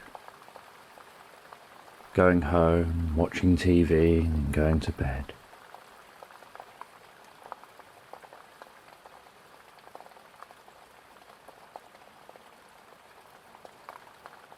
So one day while they were at home, they decided to go on the internet and just randomly book a holiday. A trip anywhere at all, they didn't know where. They just wanted to book something.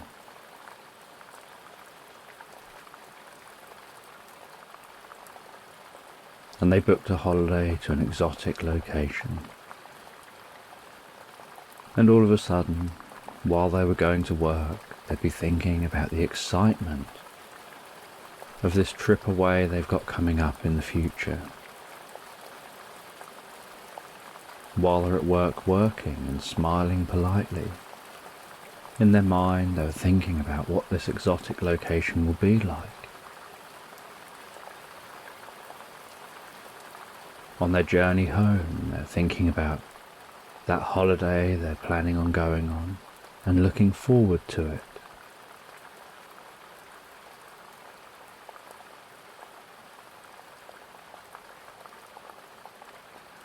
And every day they crossed off a date on the diary as they got closer and closer to their trip. And then the holiday came around, they travelled to that exotic location. Plane landed, and they went to the hotel, and they left their stuff in the hotel. They decided to go out exploring.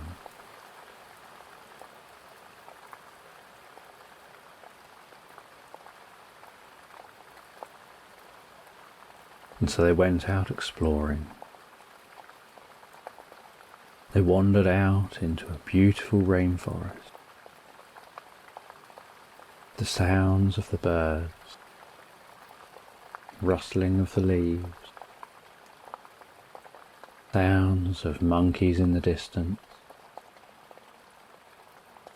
and all the other sounds.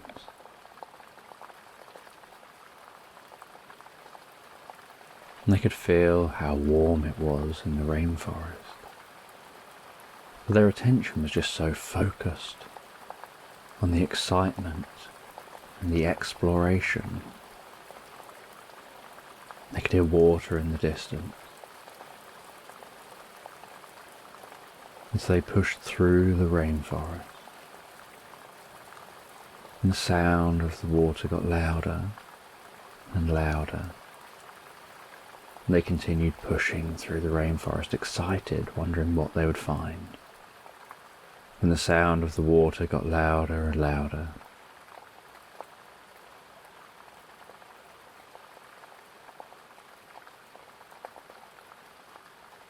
Until eventually they found a clearing. Suddenly, there was the light from the sun beating down on them and glistening on water in a giant lake, surrounded by huge waterfalls.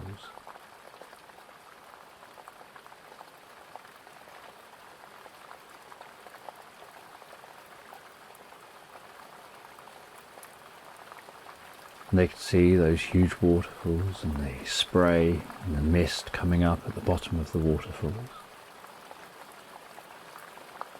And rainbows dancing in the water as it spray up above the lake.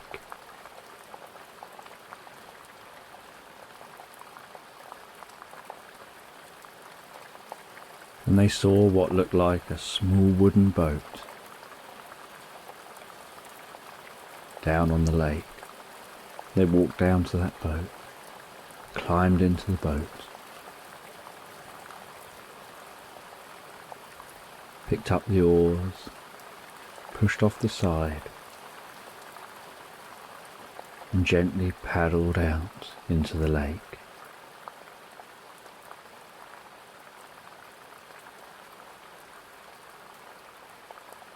And they could feel the force of the water against the oars as they paddled.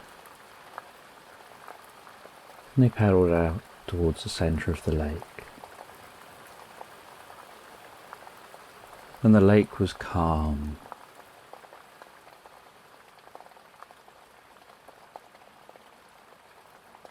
With just those waterfalls around the outside.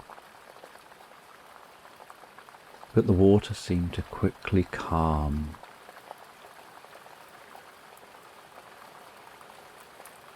As it moved away from the waterfalls. And the lake appeared to be very deep. And the person just pulled the oars into the boat. They put their backpack down to use as a pillow. And they lied back in that boat and just closed their eyes and relaxed, listening to the waterfalls in the background, smelling the fresh water air,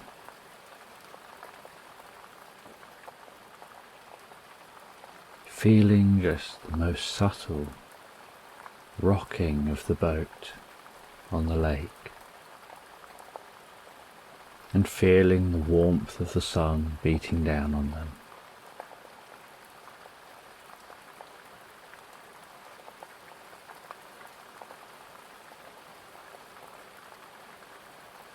And they just closed their eyes, took some deep breaths and relaxed, and just allowed themselves to become absorbed in the moment.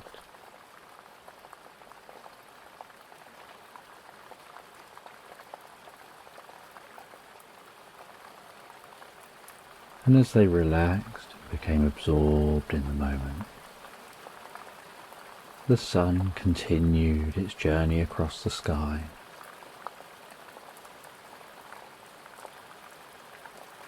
Gradually lowering in the sky,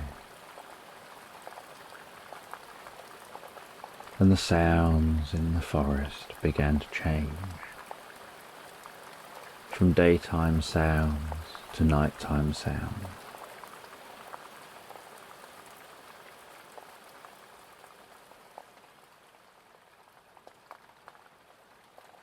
And as the sun set, so the person opened their eyes and gazed up into the sky. And as they gazed up into the sky,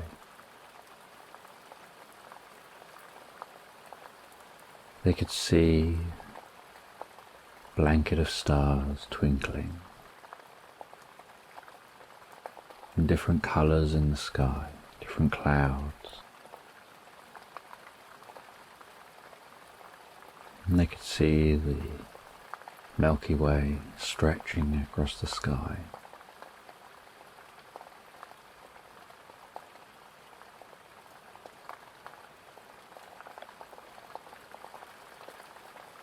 And they recognized one point of light in the sky as being Mars.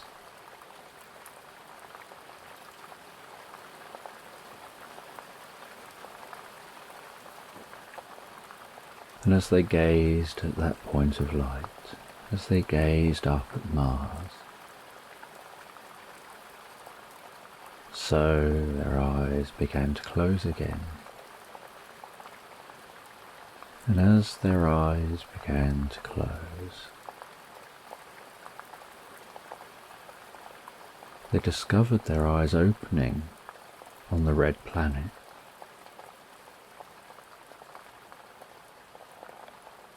And oddly, they didn't have any space gear on.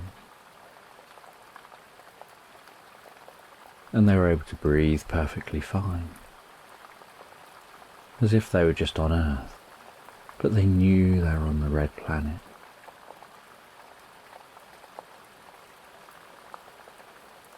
And they discovered themselves at the foot of a mountain range on Mars. And they thought, wouldn't it be exciting to climb a mountain range on Mars? So they climbed up the mountain. They trekked up the mountain.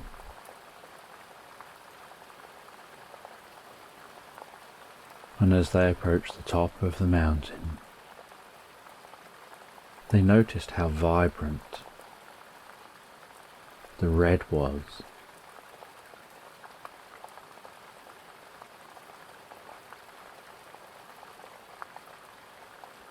They began to get a new perspective on this world.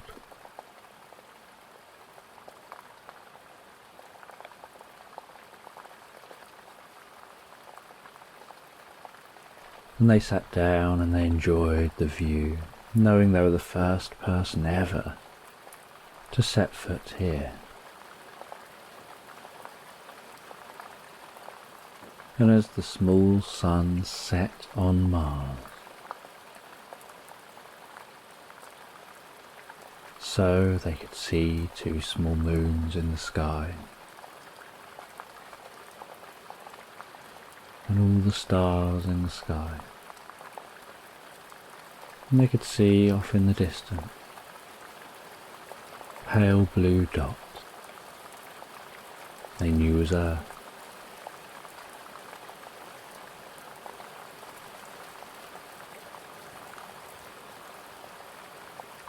And they enjoyed the awe, the wonder of gazing at that pale blue dot, seeing that all life on Earth, all known life in the universe, is on that pale blue dot.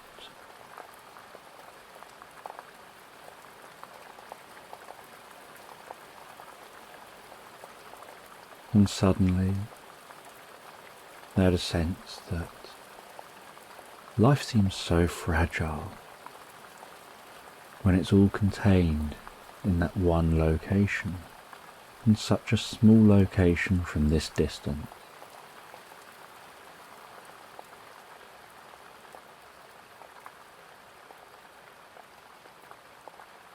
And they felt a sense of love and compassion for all that life.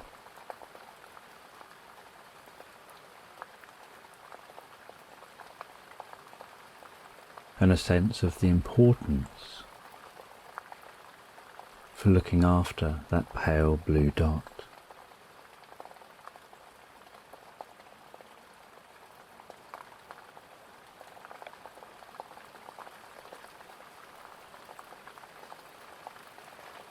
And as the sun rose on another Martian day, so with these new learnings they climbed down the mountain.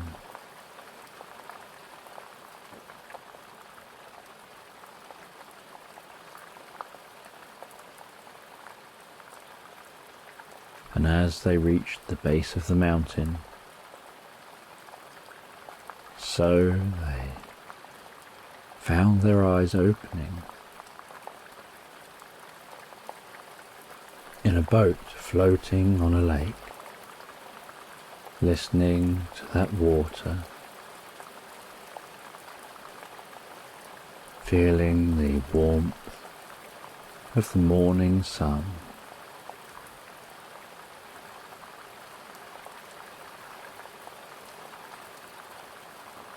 And they got the oars and they rowed back to shore.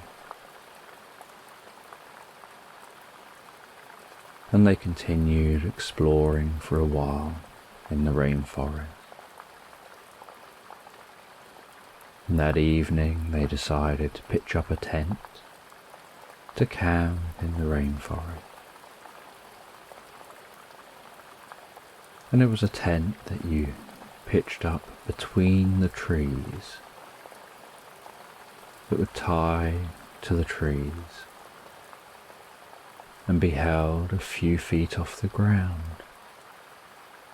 And then you'd climb up into the tent and you'd be a few feet off the ground.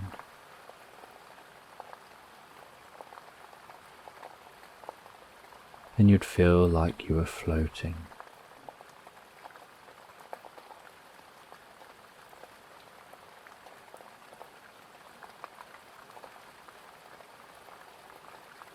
And as they relax in the tent,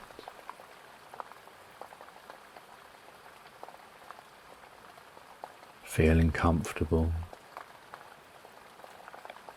and calm, so they would notice how the tent sways gently between the trees, almost like being rocked gently asleep.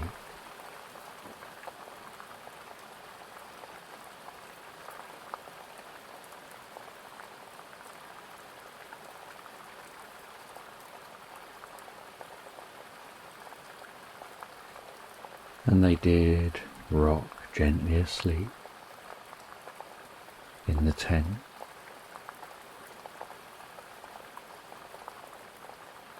And after a week or so of enjoying an exotic holiday,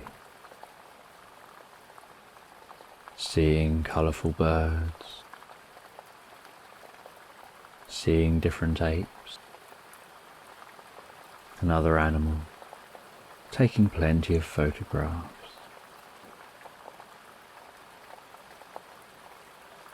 and writing down thoughts that came to mind.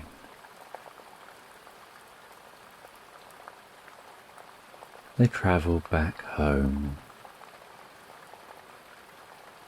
and they appreciated their own bed more than they had appreciated it in a long time.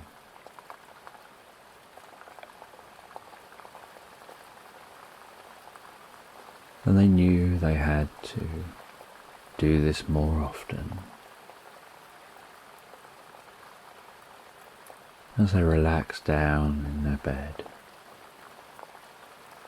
and drifted comfortably and deeply asleep.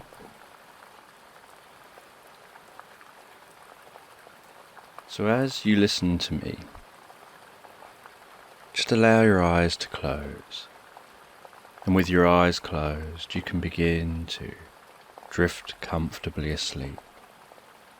And as you drift comfortably asleep, I don't know whether you'll fall asleep faster with the sound of my voice, the words I use, or perhaps the spaces between my words. And as you fall asleep, I'm just going to tell you a story.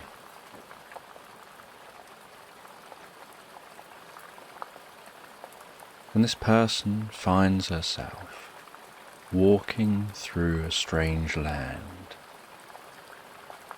And she gazes out over that land as she's walking along. And she can see floating land in the sky.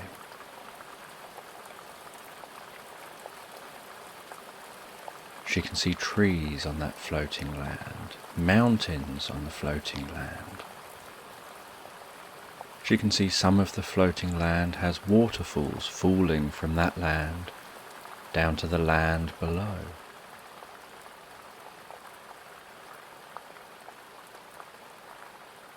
She can notice that that floating land appears to be tethered to other floating lands, almost like a matrix of floating lands in the sky, with huge tethers between each bit of land. And then there are points where there are tethers down to the ground.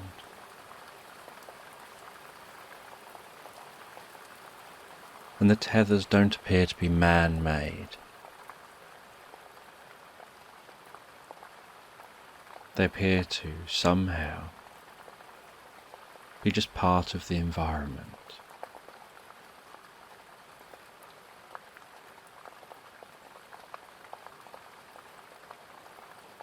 And she'd heard that in this land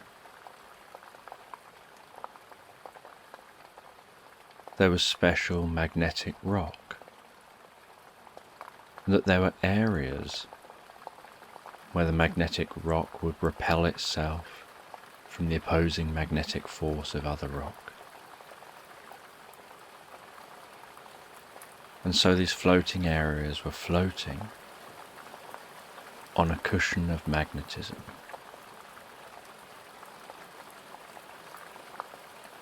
And she gazed out as far as the eye could see. She could see the gaps in the ground where those areas had floated up into the sky. And she didn't know the cause of this land in this way.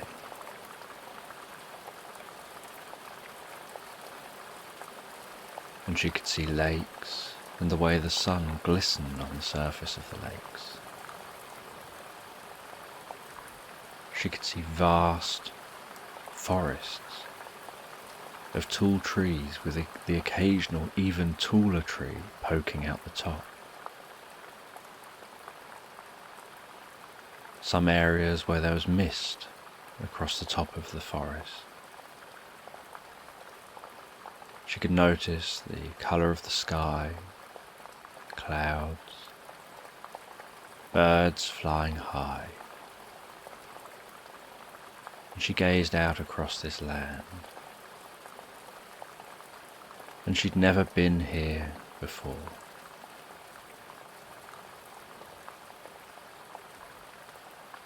And she was on a journey. She had to find somebody.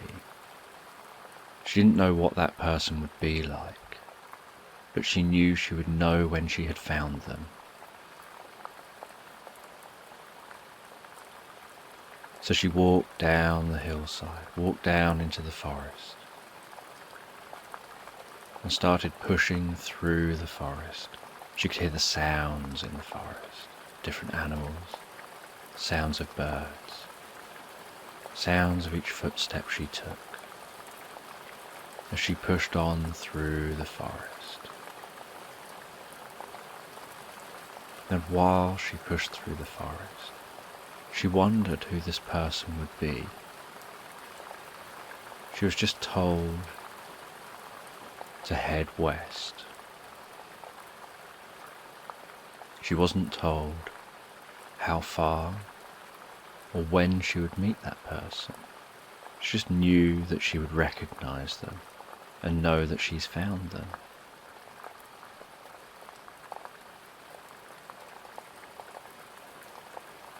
She was told that they would happily talk to her and be very charming. And she had something important she needed to learn from them. So she continued to push her way through the forest.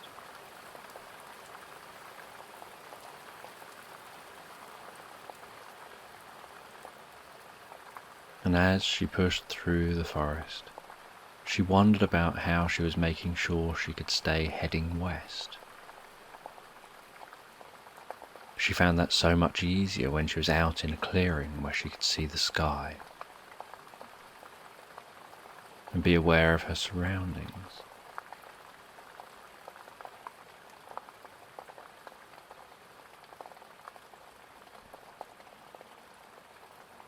And after some time, she managed to clear the forest and reach a lake.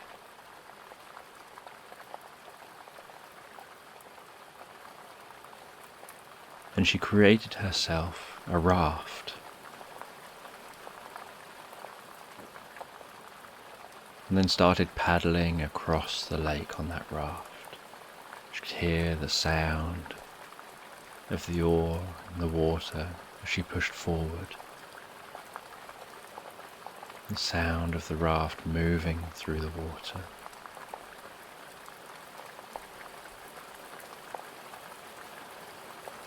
She could smell the fresh water air and notice the subtle mist that hovered just above the water's surface.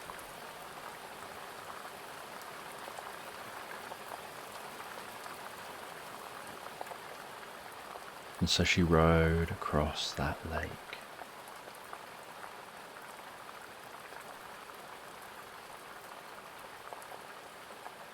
And at the far side of the lake, she dragged her makeshift craft up onto the shore.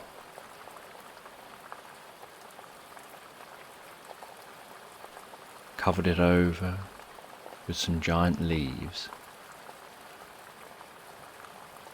in case she needed it and didn't want anyone to take it, and then carried on her journey west.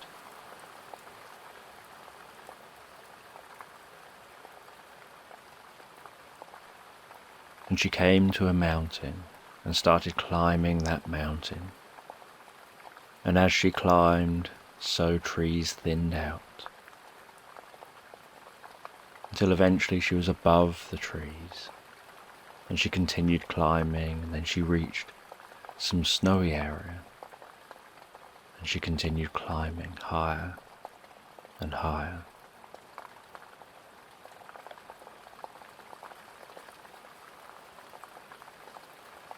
And she climbed up and over the mountain range. And as she was on the other side of the mountain range, so she saw a dragon in the distance, circling round above some forest. And looking around, she saw a bird of prey in another direction. Flocks of birds flying in formations. Sometimes birds launching themselves from the forest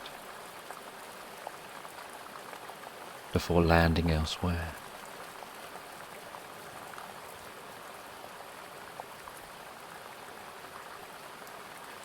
She was aware of how much life was going on here, just going about its everyday business, while she was on this quest to find this wise person.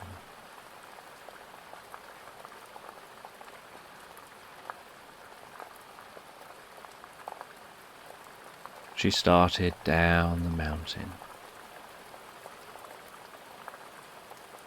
and found it much easier going down the mountain than going up.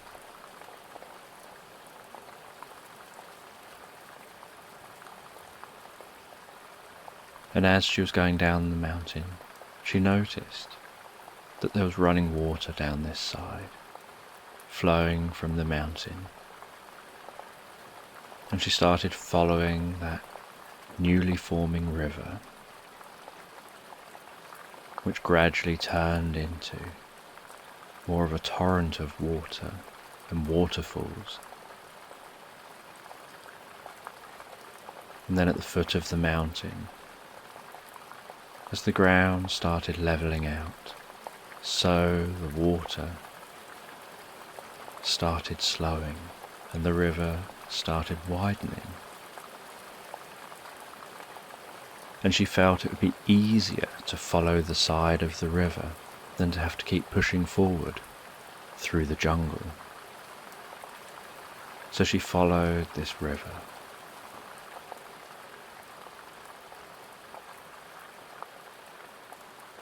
And after some time following this river, she saw an ornate bridge, and either side of that bridge was a road.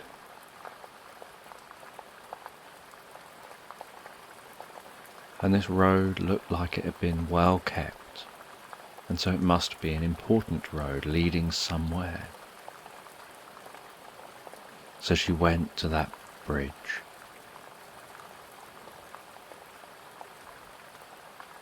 And she saw that there was a man with a cane sitting on the bridge, just using the cane to prop himself up.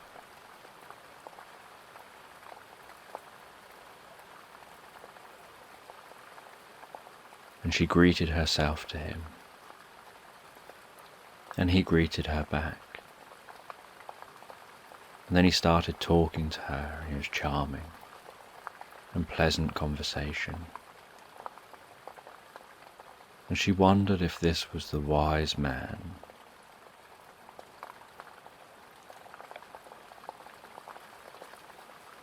She said that she was on a mission. She had to find something of importance, but she didn't know what. But she was told that the wise man would know, and to just head west until you find him. And he said he'd been sat here waiting to be found. And she asked, "What do you mean you've been sat here waiting to be found? Are you lost?" And he said that he's in exactly the right place for this moment.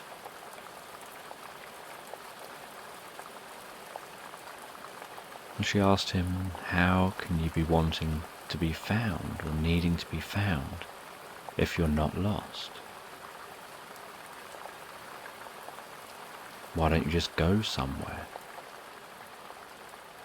And he said he is somewhere. He said, in fact, he's in the middle of somewhere.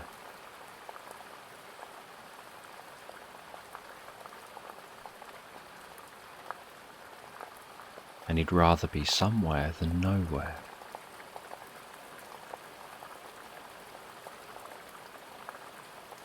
And she asked him, "But if you are somewhere and you're waiting to be found, how did you know to wait to be found? How did you know someone was looking for you?"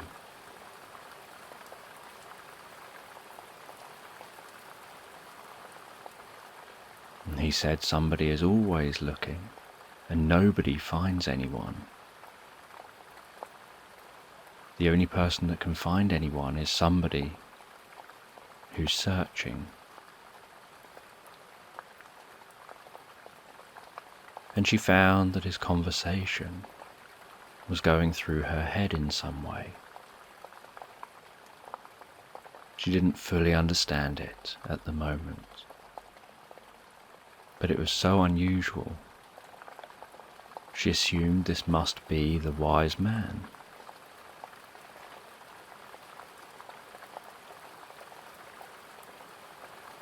He then said to her, "Time stands still for no man." And she thought that was an unusual thing to say. Of course time doesn't stand still.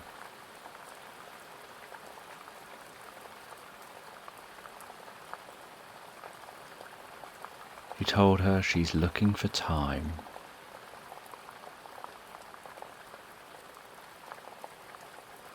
And when she's found the time, she will have found what she's really searching for.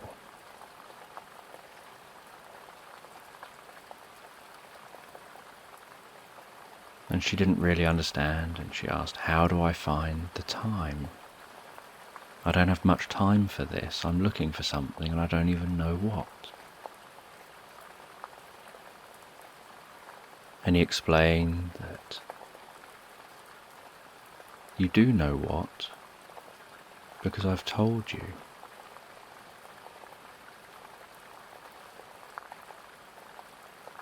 You just have to take the time. And you need to discover it for yourself.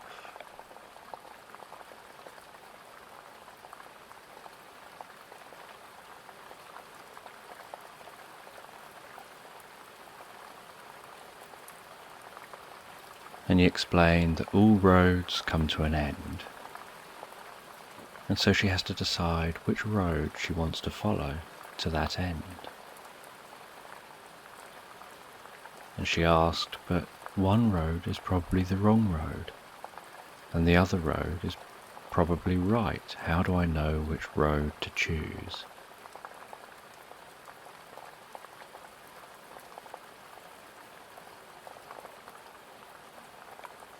And he said, "You're right. One road is probably the wrong road, and the road that's left is right." And she thought to herself how this doesn't help at all. She's no clearer as to what road to follow. And he told her, "You have all the answers. You just need to trust yourself and know that you know all the answers, even if you don't know you know them."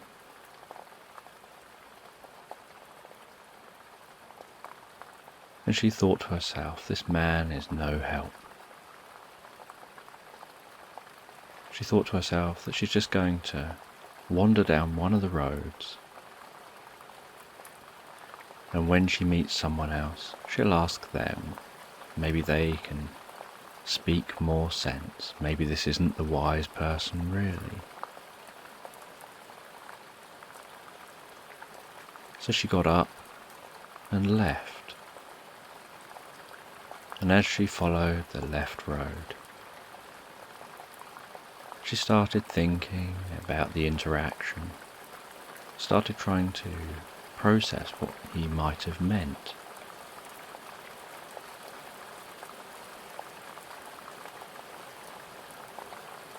And the road followed around, along near the river.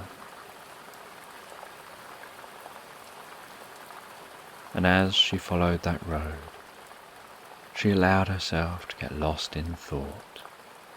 She found trains of thought stretching from one thing to another as she continued to walk, as she tried to process and make sense of what the man had said.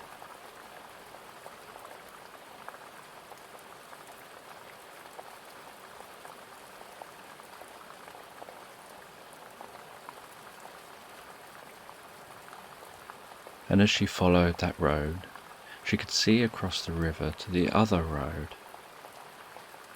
And she could see that both roads looked like they were going the same way, just both on different sides.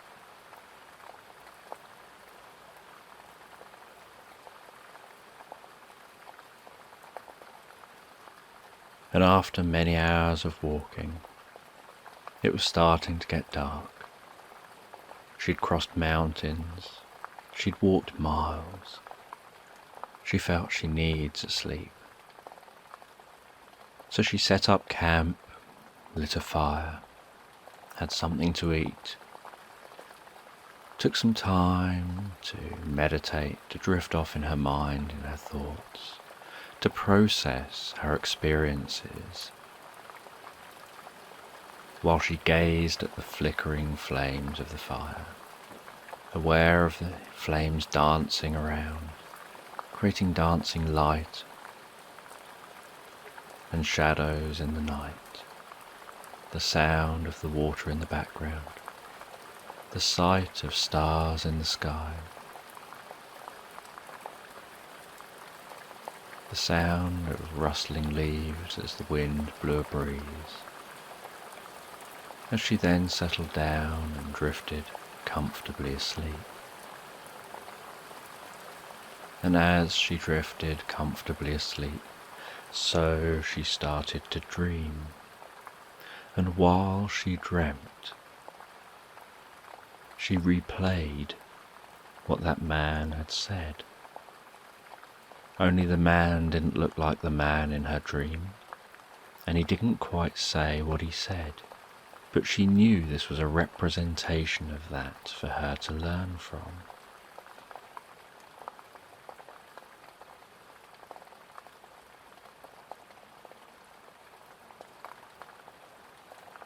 And she imagined herself picking up a mirror, a handheld mirror, and holding it out in front of her, and looking at herself in that mirror, and then suddenly being propelled faster and faster through space, getting faster and faster and faster,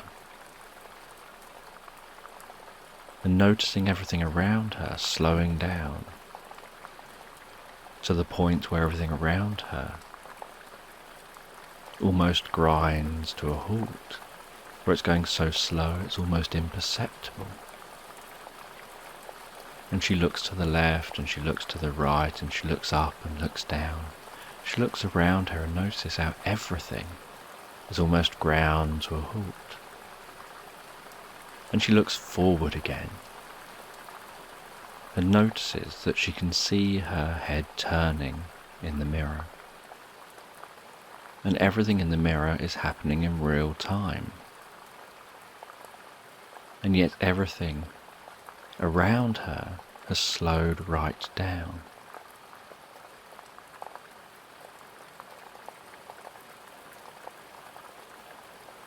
And she knows somehow this is all connected, and yet she doesn't know how.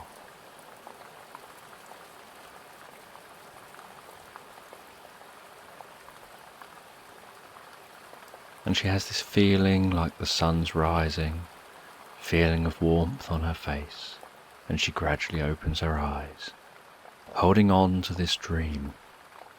And while she holds on to the dream, she continues her journey. And as she continues her journey, she notices that the road on the other side of the river suddenly comes to an abrupt halt as it drops steeply into a gap left by one of the floating islands in the sky.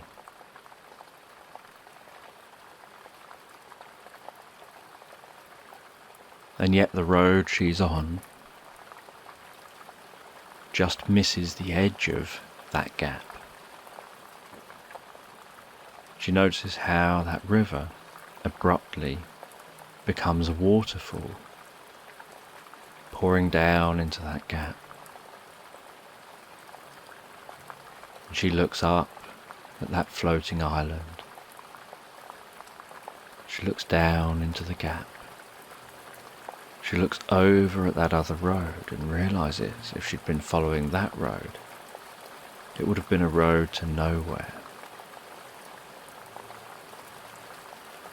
that she'd have to turn around and walk back again.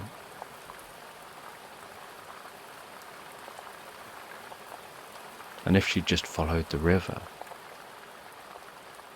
she'd have to have tried to steer to the shore before the river turned into that waterfall.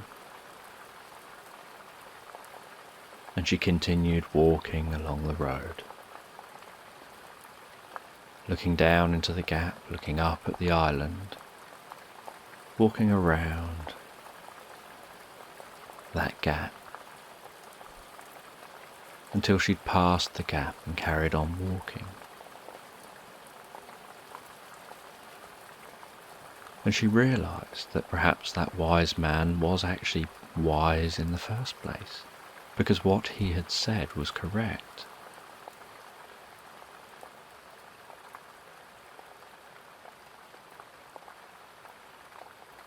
He had said the path that's left is right.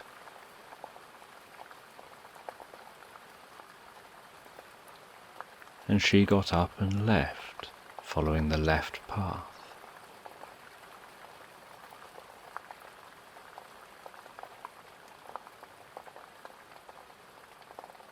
And she did it without any thought at all. She just decided to get up and decided to just walk along that path. She didn't realise that she'd just done as he had said. It just happened instinctively and automatically.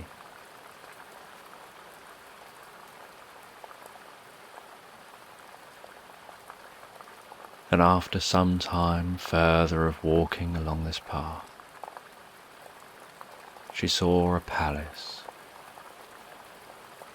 that no one lived in any longer, and yet it looked like everyone had left just a day ago.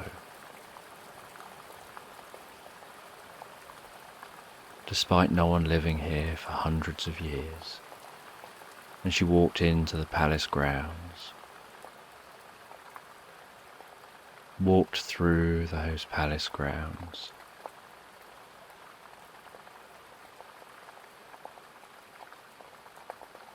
past perfectly kept grounds of plants, flowers, shrubs,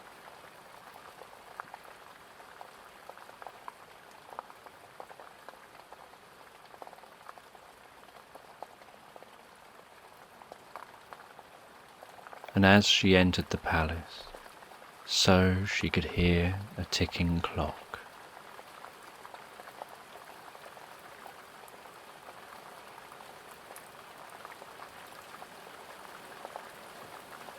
And she walked instinctively towards the sound of that ticking clock.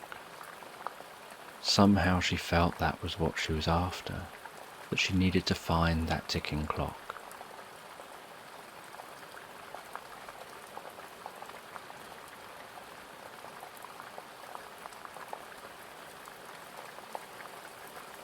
And she came to a vast room in the middle of this palace, with the ceiling so high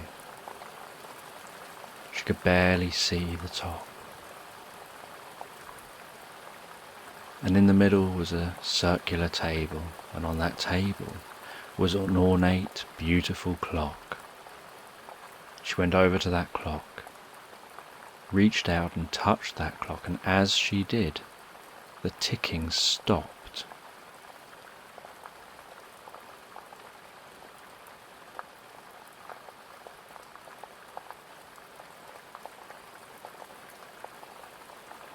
And as the ticking stopped, so she suddenly realised, time may not stand still for any man, but it has stood still for her.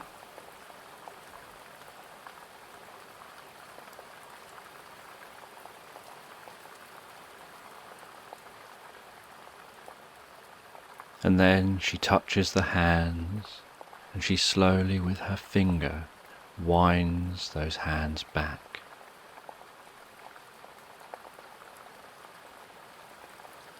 And she doesn't know quite why she feels like this is the thing to do, but she winds those hands back. And as she does, she notices life coming back to the castle, to this palace. She notices people appearing almost out of thin air.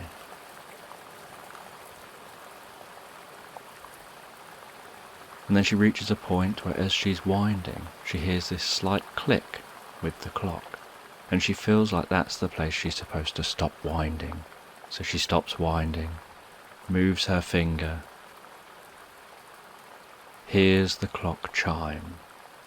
And as the clock chimes, so all these people start milling around and moving, as if life has returned to this palace. And someone suddenly startled to see this woman they didn't see a moment earlier, stood at the clock. And she knew with this that she'd undone a curse that was brought upon her own land that she'd travelled from.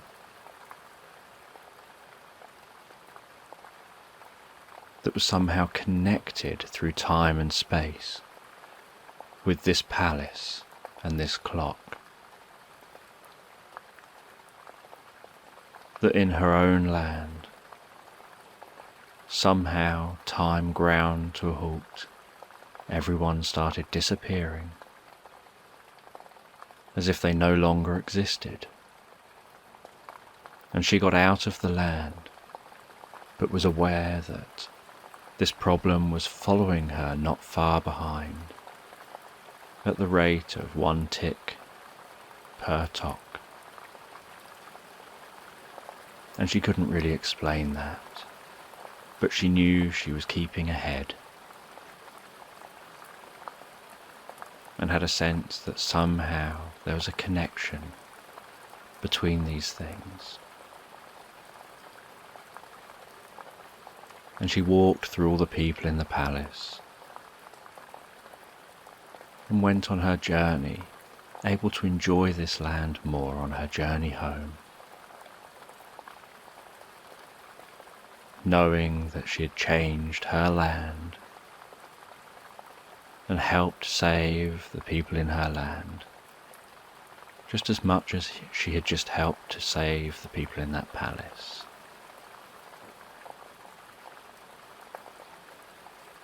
And when she eventually reached back to her land, she was gratefully received.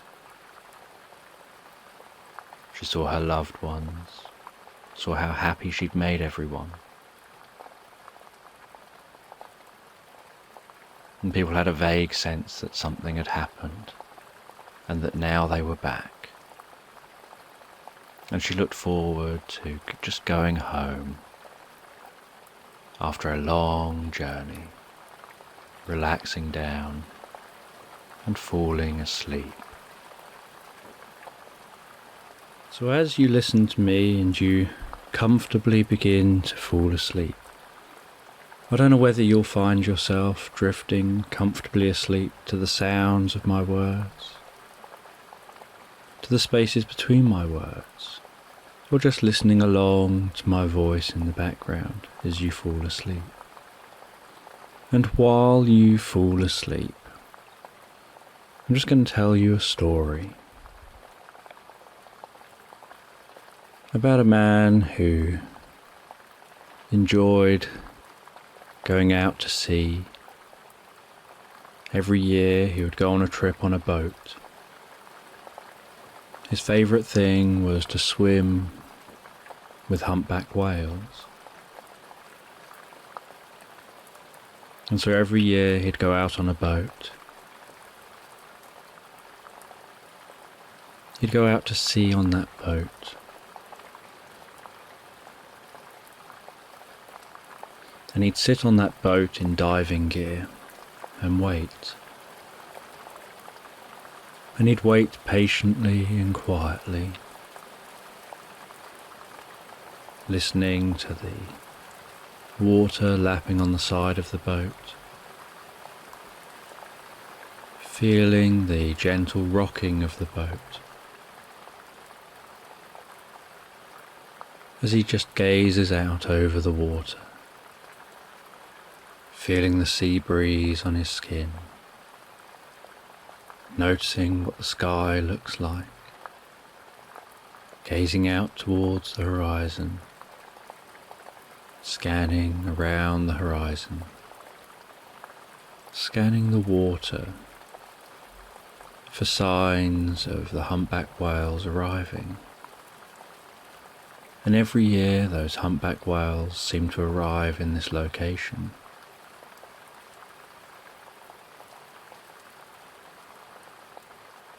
And so he just sits calmly and patiently and waits. And not only does he like diving with the humpback whales, but he finds the entire experience calming and relaxing, just having patience, nothing to think about or worry about, just waiting and relaxing. And then after some time, as the sun passes across the sky,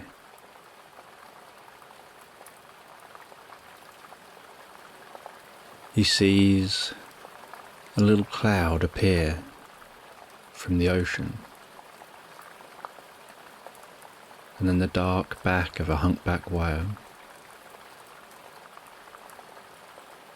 slide just above the surface of the water and back under again. So he gets in the boat to drive it closer, moves the closer towards the whales, and the closer he gets, the more he sees of what's there. He notices there's an adult humpback whale and a juvenile humpback whale. And he sees how calmly they're just swimming through the water. He drops the anchor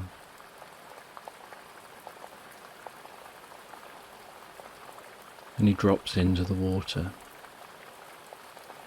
And he can feel that water filling his wetsuit.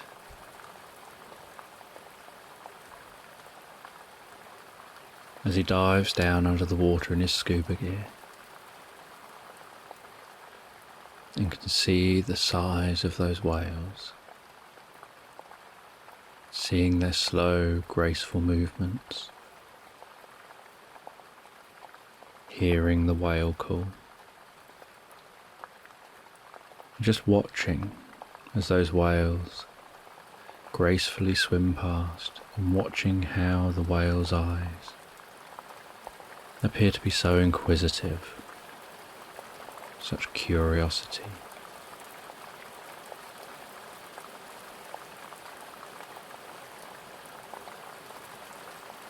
And how the juvenile whale wants to come over to him and explore him.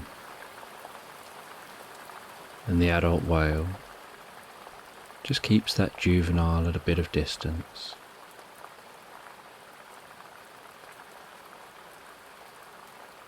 While assessing the diver. And only after some assessing does the adult allow the juvenile and themselves to move closer.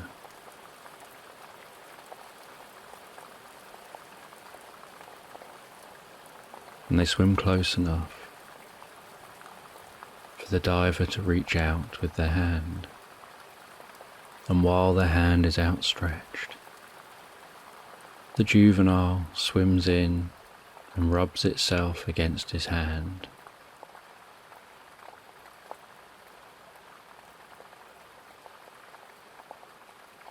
And like all his past experiences, he feels this experience as an incredible experience, a moving experience, showing such intelligence in these whales,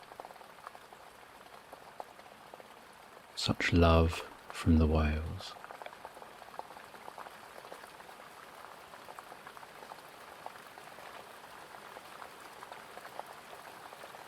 And he turns himself around weightlessly in the water to keep tracking those whales as they swim comfortably around him. And he enjoys this time in the water, where being in the water weightless with these whales, time seems to stand still. And after a while, the whales take a deep breath and dive, and he watches as they swim deeper and deeper and disappear out of sight.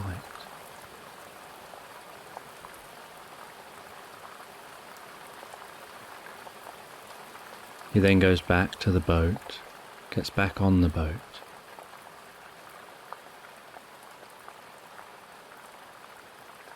and drives the boat back to shore, loving the experience he's just had.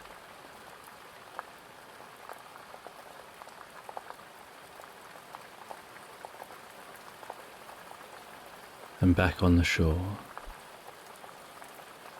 he goes back to the caravan that he's staying in. He always drives down here in a VW camper van. So he goes back to the camper van he's staying in.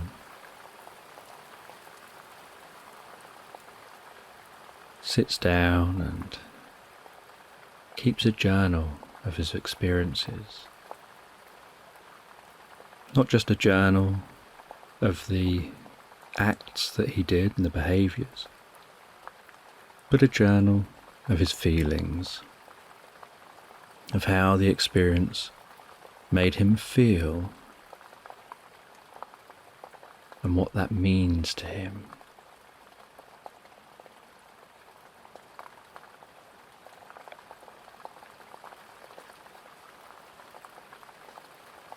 And then after writing his journal, he sets up a camp just outside.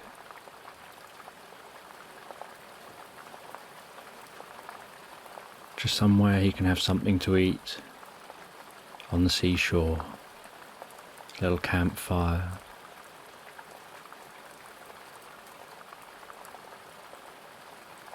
And he enjoys the evening setting in, hearing the waves lashing on the shore, on the sand, birds off in the distance.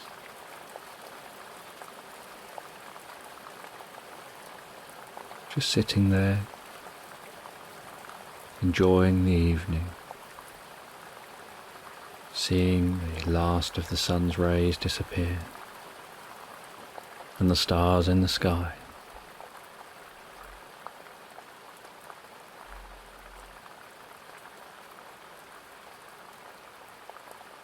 Then as the evening draws on, he puts out the campfire, goes back into his camper van, and settles down for the night to sleep.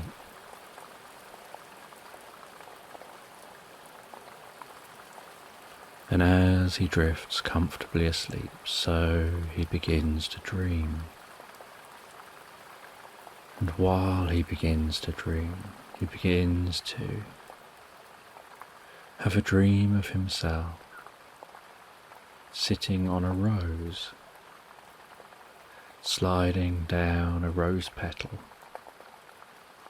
towards the centre of the rose, and feeling the waxy feel of the petal under his hands as he slides, and finding this feeling comfortable and safe and secure, with the beautiful scent, the soft feeling of the waxy petal. And he knows this dream has something to do with his daily experience. And he goes with the dream. And then he pops through the centre of the rose and finds himself sat at a desk in a chateau surrounded by woodland and mountains, and finds that his hand is automatically writing as he gazes down at it, and sees himself writing something unusual, sees that he's writing some kind of a story. And he has this sense that he's writing a novel, and he's at a point where he gets drawn into that novel, into a scene where somebody's on a motorbike,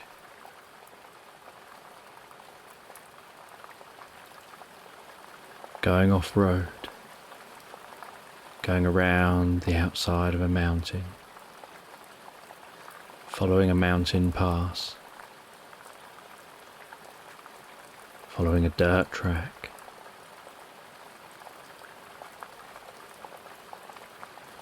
riding that motorbike higher and higher up into the mountains. And he continues with this scene, and there's a few areas where the motorbike skids and then catches the ground again and speeds off even faster,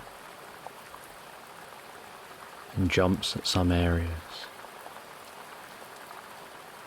and is under full control of the cyclist.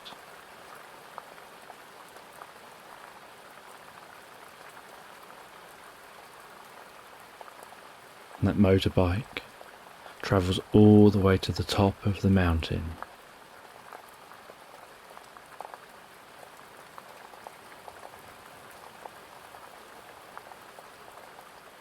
and the person on the motorbike is like a treasure hunter.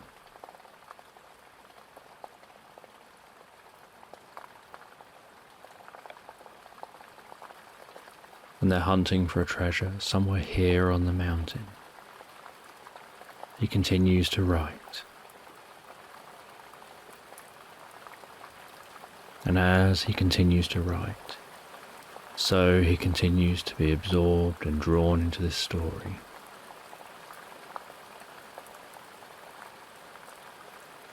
Drawn into this story as this character discovers a temple high up here in this mountain.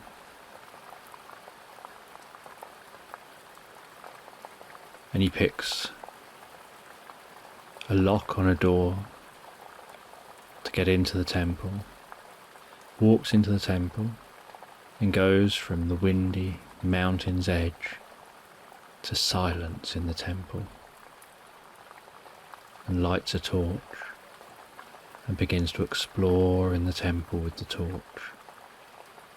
And while he's exploring in the temple with the torch, so he can hear his footsteps echoing, and he searches down one corridor, and he lights some torches on the walls as he goes, then searches down another corridor, and then another.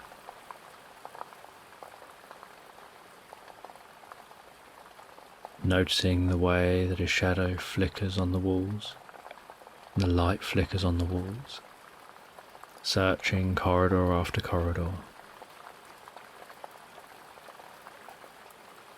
until eventually he comes to a dead end, and at that dead end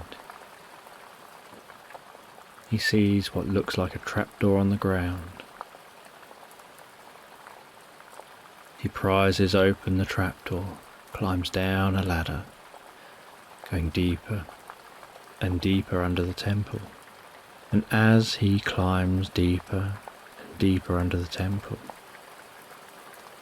so he realizes he's climbing down deeper and deeper into the mountain, until eventually he comes out in a cave.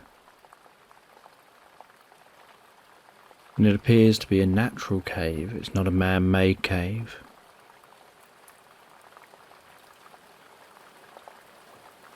And that maybe the temple was built over the cave on purpose. And he continues to explore this cave.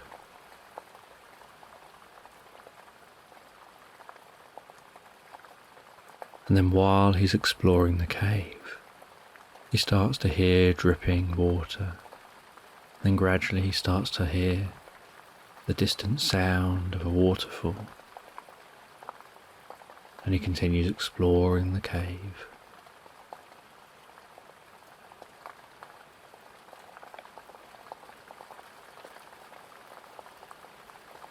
And while he's exploring the cave, he's looking for some sign of a huge lost diamond, a legendary diamond.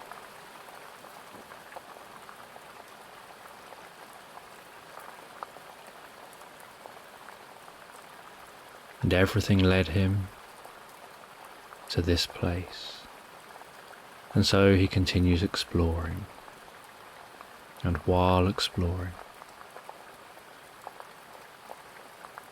he finds a tunnel from the cave that looks man-made.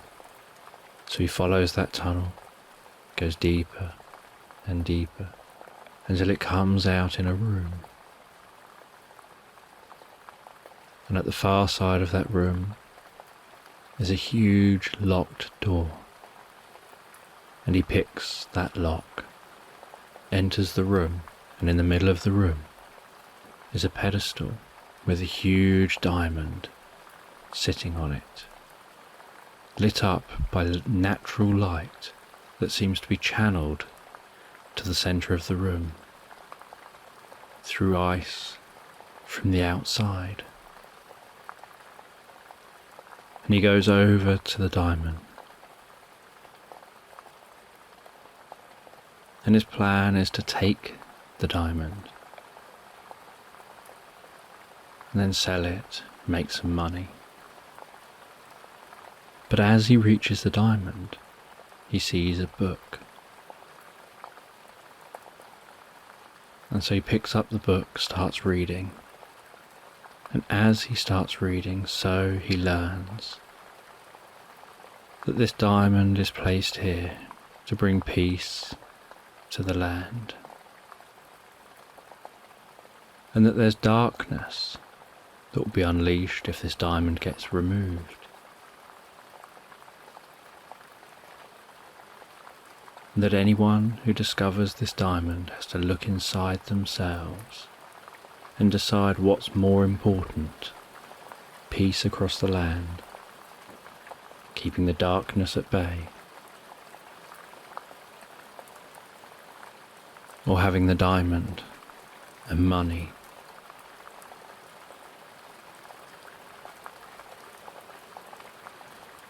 And he thinks about it. He doesn't know what this darkness is. He can't imagine a real darkness. That would just be the thing of legends, myths. So it must be a legend or a myth. It can't be real. And the book ends by saying that he's to put his hands on either side of the pedestal where there's two symbols, and to close his eyes. And that'll teach him that everything in this book is true. And he thinks to himself that it all sounds ridiculous. But it takes no effort to put your hands on the side of something and close your eyes for a moment to prove that it's ridiculous. So he puts his hands on the symbols either side of the pedestal. He closes his eyes. And initially he doesn't feel anything. And then he starts feeling a tingling at his hands that starts in his fingers or perhaps his palm, but eventually starts moving up to his wrists, his arms, to his shoulders, into his body. and a warmth, a comfort. Then he has a sense of a light, a purple light, as if it's given off by the diamond in front of him.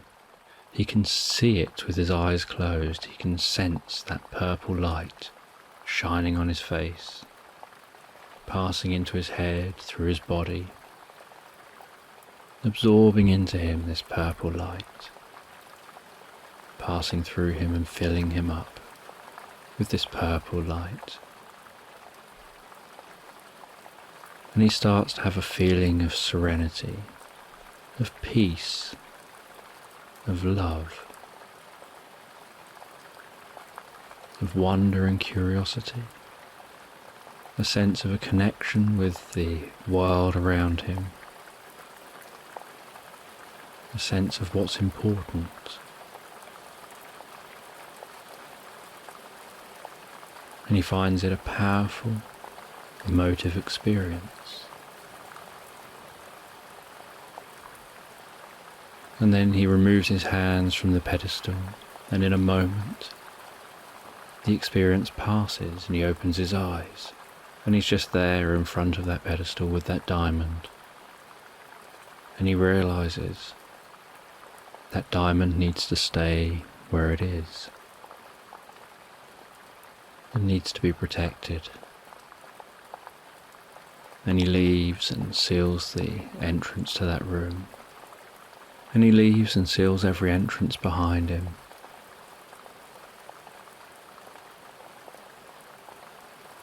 And leaves that mountaintop temple, seals the door, and motorbikes back down the mountain with that serene feeling, that learning, that knowledge he gained that will stay with him forever. And the writer had this feeling that the story was coming close to an end,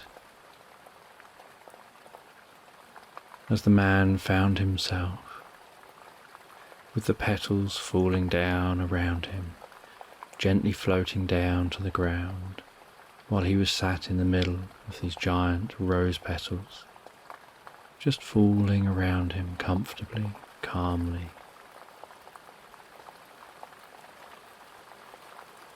As he drifted from this dream into a deeper, more comfortable, healing, relaxing sleep. So take a moment to close your eyes and begin to allow yourself to relax. And I don't know whether you'll find yourself relaxing deeper to the sound of my voice or the spaces between my words, or whether you'll just drift deeper and more comfortably asleep as you continue listening to this story. So while you listen along to this story, you can begin to have a sense of what it would be like to be sitting in a car outside on a rainy night. And you can hear the faint sound of traffic in the background. And you've not got the windscreen wipers on, you've not got the radio on. You're just in the car on your own, with the sound of the rain on the windscreen, on the car.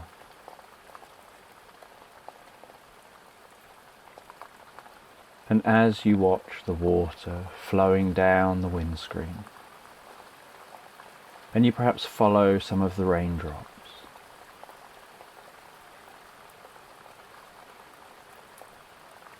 you can begin to notice how that kind of takes you a bit deeper into the experience, following those raindrops.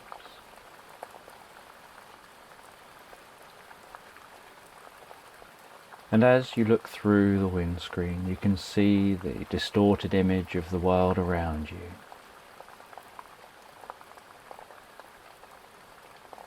You can see street lights.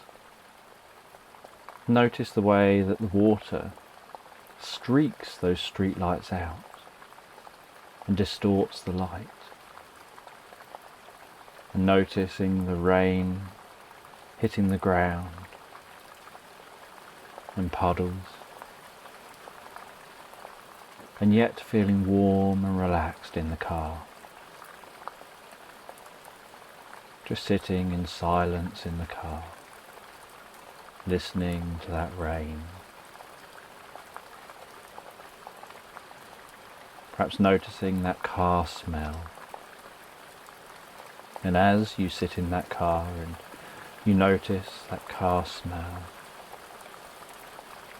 your mind can begin to wander. And as your mind begins to wander, so you can start to get an idea. And start to get an idea of somebody sat in a cave thousands of years ago. And they're looking out from the cave, and they've got a fire just inside the cave that's crackling away, and the light from the fire is dancing on the cave walls. And they're looking out over a savanna, gazing out over a savanna, and it's raining currently, and they're keeping dry and warm in the cave while gazing out over that savanna, noticing sheets of rain.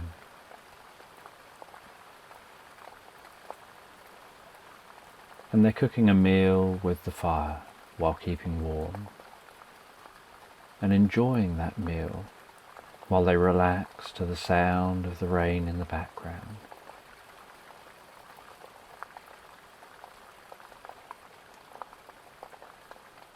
And as they relax, they've not got a care in the world. They know they don't want to leave the cave at the moment because of the rain. But they've got some food, they've got some warmth, and the sound of the rain to help relax them. And as they continue listening to the sound of that rain, so they continue to eat. And they can smell their food. They can feel the fur that they're sat on.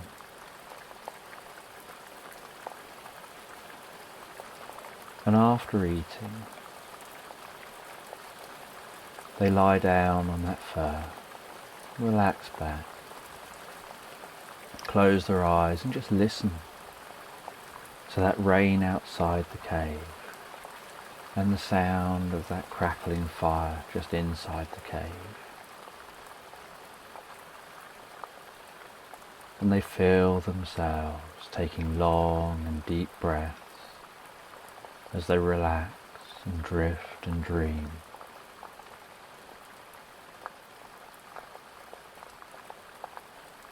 And while they relax and drift and dream to the sound of the rain, so they begin to start thinking about their spirit animal.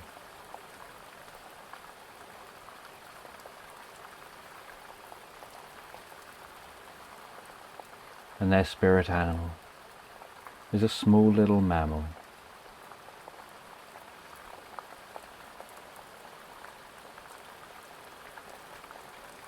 And they have a sense of this spirit animal going on a journey of inner discovery.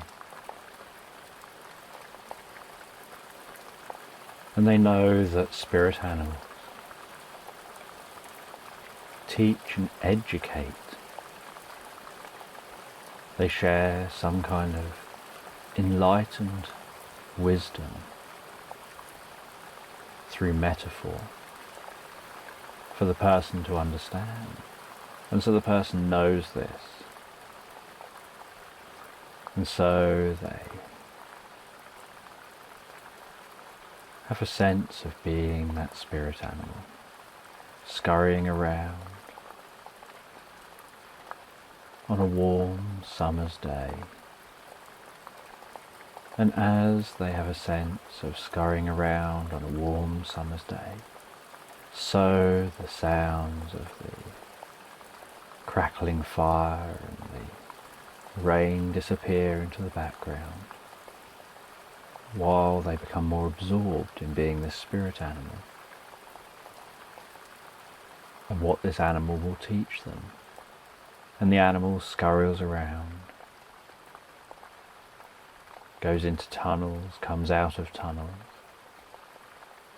scurries through grass,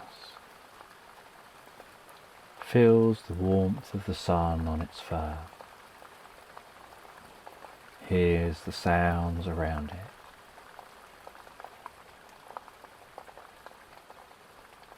And after a while, it pushes through some leaves, finding itself on a secret path. And this little spirit animal follows the path and notices the way the sunlight dances on the path, notices what each footstep feels like, looks around itself, can smell flowers,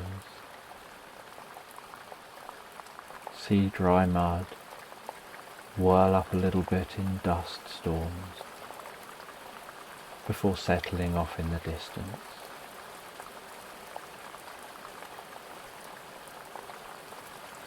And the animal just carries on following this secret path.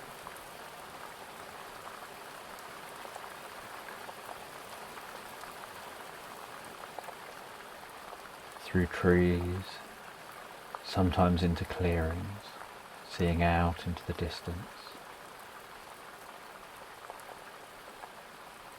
Sometimes around the edge of hills and mountains. And yet it knows it's on a journey, it's on an adventure somewhere, searching for meaning.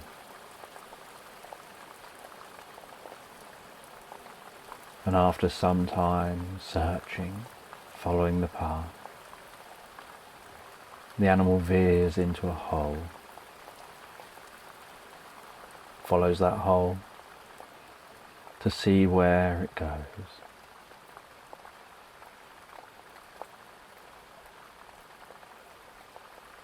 And follows that hole deeper and deeper.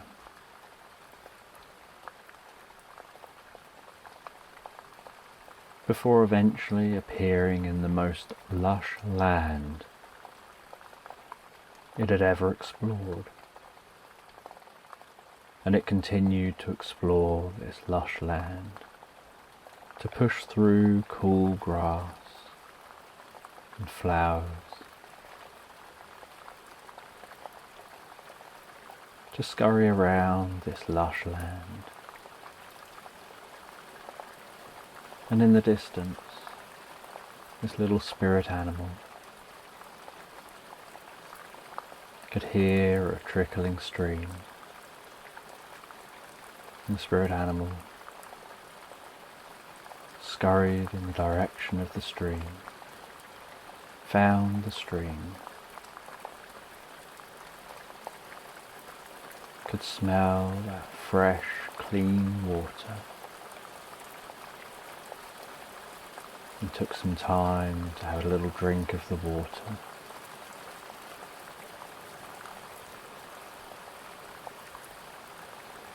Before scurrying along the edge of the water and walking upstream. And as the animal followed up the stream,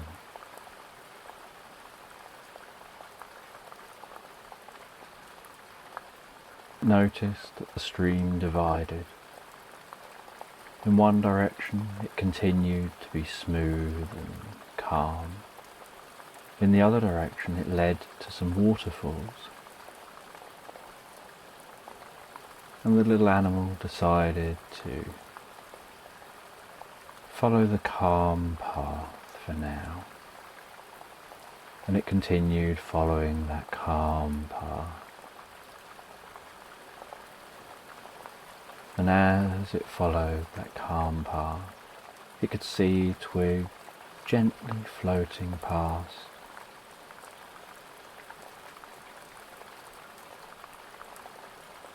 It could hear birds in the distance and the flow of the water.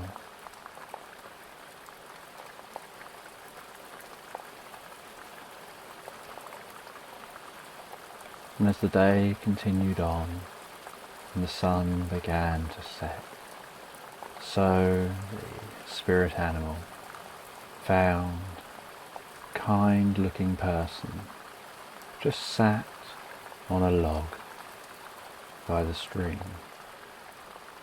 And the animal went over to that person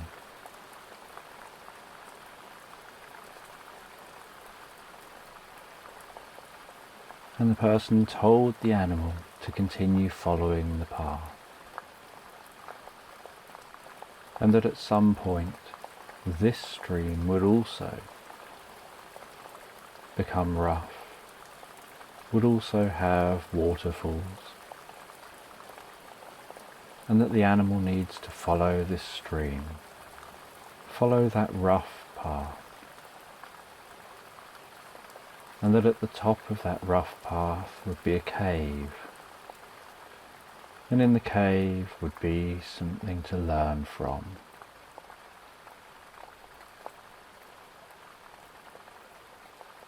And the spirit animal felt that this person seemed so kind and friendly and genuine, that they must have something of value to teach and be trusted. So they continued following this stream. And as the sun continued to set and the sky changed from blues to oranges and reds, and the moon began to appear in the sky and stars, the little animal found itself at the foot of a waterfall, and it climbed up the side of the waterfall. It could feel the spray of the water in its face as it climbed higher and higher, and then it climbed up next to the next waterfall and the next waterfall, and it continued to climb higher and higher until it reached the top, where suddenly the water was calm again, and it followed this calm water all the way to a cave.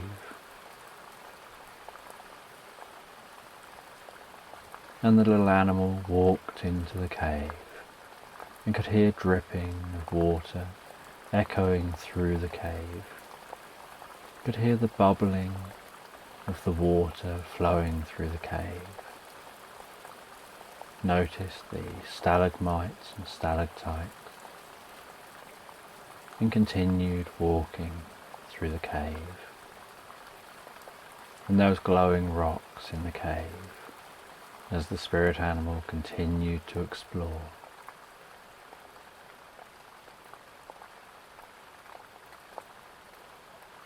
And then after a while, they noticed a purple hue just glowing off in the distance. They started walking towards that purple hue. And they walked and walked, going deeper and deeper into the cave, relaxing and feeling calmer, more comfortable. And then deep inside the cave, they found that purple hue. They found what was making the colour. There was what looked like a clock face on the wall.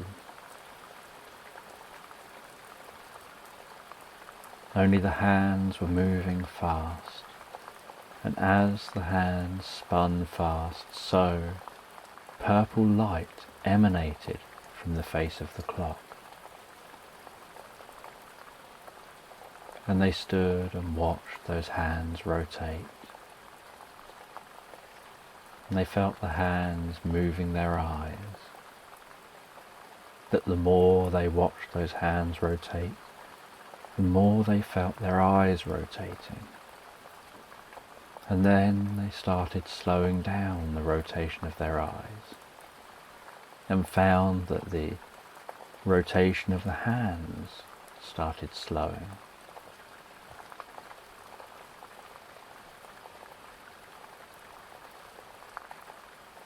And they continued watching those hands slow down, and the purple slowed down and yet became more intense and more focused, and they watched that focused purple light as those hands stood still. And as soon as the hands stood still, so they noticed silence. They noticed the dripping had stopped. The bubbling of the water had stopped. The movement had stopped. Time had come to a halt. And they started thinking, and they found that they had more time to think when there was no time at all.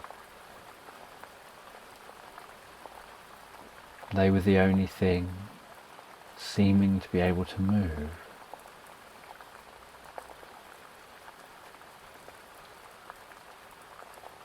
And they saw that behind the clock off to the side was an exit from the cave. They walked out that exit, gazed out over the land below.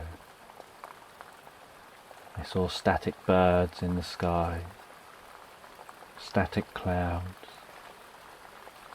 no wind.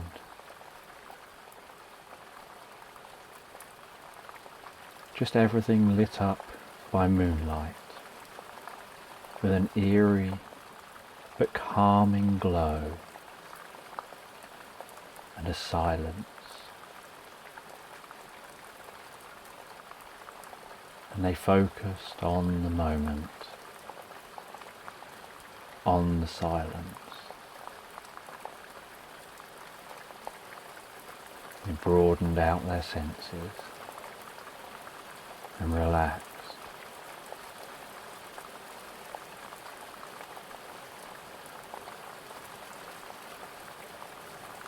Then after a while, the spirit animal went back into the cave, went to that clock face, touched the clock face very gently,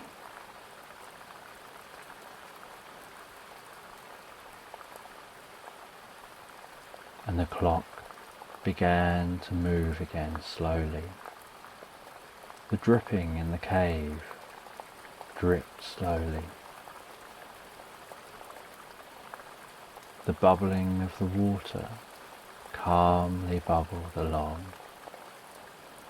When they exited the cave, birds were flying calmly through the sky.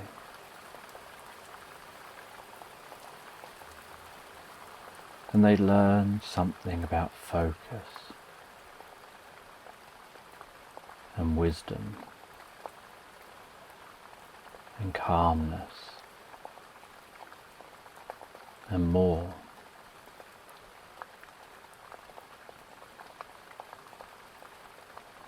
And they found their way down into the land below, scurrying and climbing and relaxing down to that land below, following a path through the land, appreciating the birds flying in the sky, the rustling leaves of trees, the movement of grass.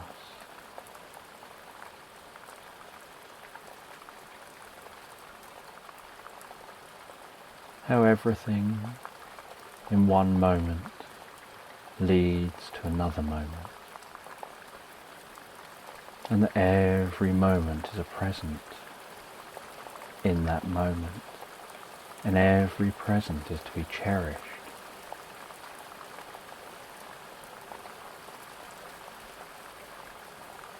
And then after a while, the person in the cave started to become aware that the rain was dying down.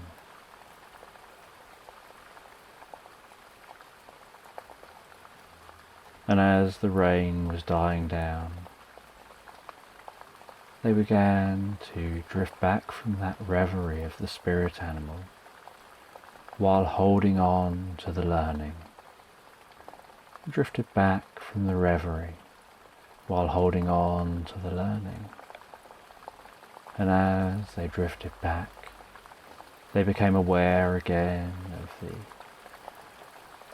crackling of the fire, which was now just embers. They became aware of some bird sound as the rain began to clear,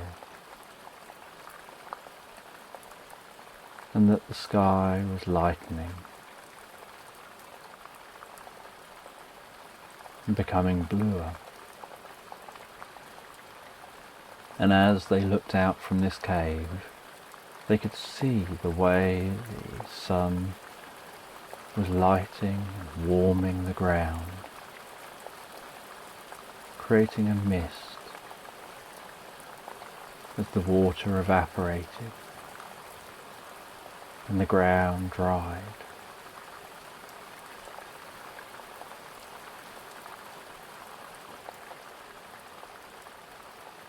And they left the cave and took a deep breath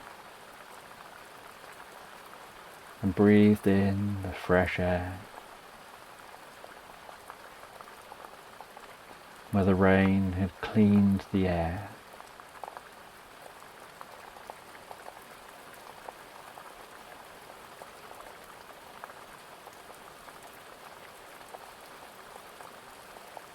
And they climbed down from the cave, walked down into some woodland, and walked through the woodland out to the savannah.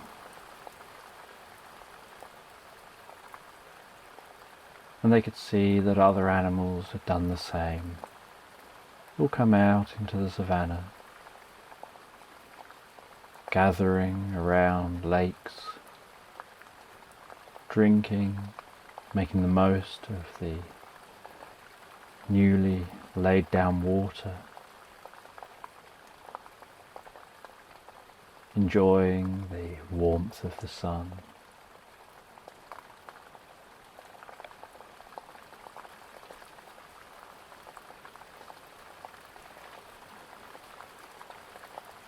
As they walked around the savannah, thinking about their spirit animal, about what it was learning on their behalf, what it was teaching them, and what it will teach them about how to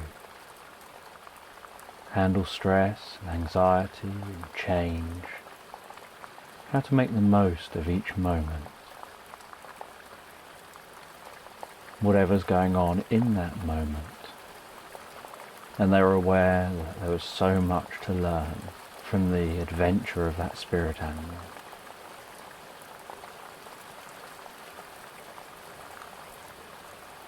And as they walked through the savannah, they went to a huge tree, ran their fingers around the tree,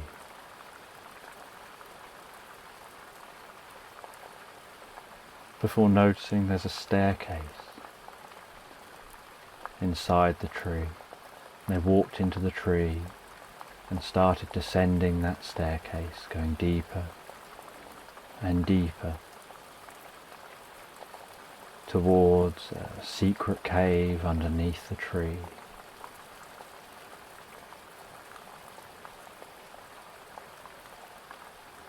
Where an ancient civilization had shared its knowledge and wisdom.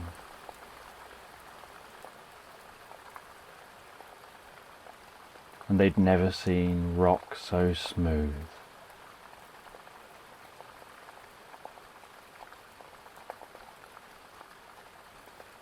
And they explored this underground labyrinth.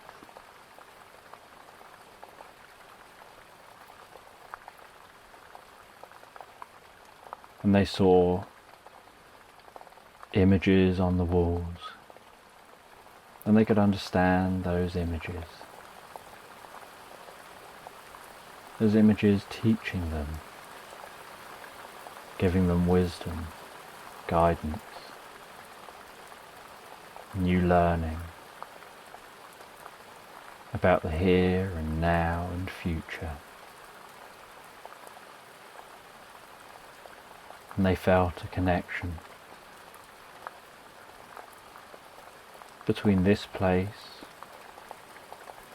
the ancient civilization, and the spirit animal. They knew somehow it was all connected.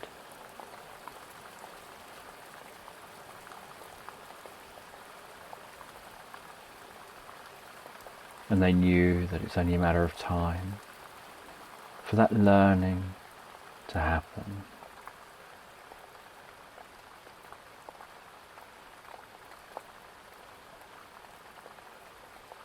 And after they gained the knowledge, they knew they just needed now to allow that deep part of themselves to integrate what they've read, to integrate all of those images, all of the meaning.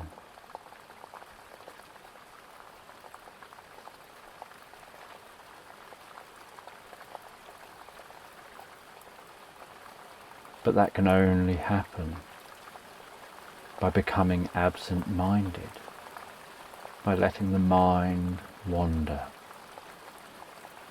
So they leave this ancient place, leave that tree. They travel to a high point. They sit down, cross their legs, gaze out over the view, let their eyes close, focus on their breathing.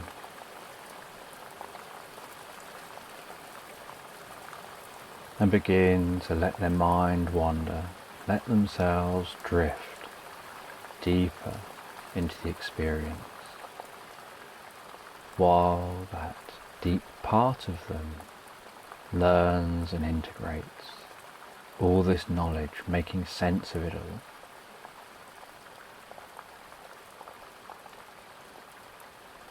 Just like when you forget something and you carry on with something else. And although you weren't thinking about it, a deep part of you was. And it solves the problem and gives you the answer. And you get an aha moment where suddenly the answer flashes into your mind. And this person sat there meditating, not trying to do anything, just waiting for the mind, that deep part of them, to do its work, for them to have that aha moment before they'll drift back.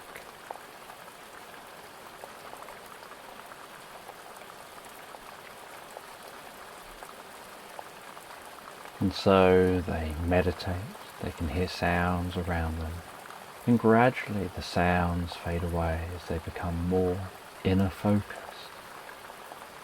more relaxed, more peaceful and calm.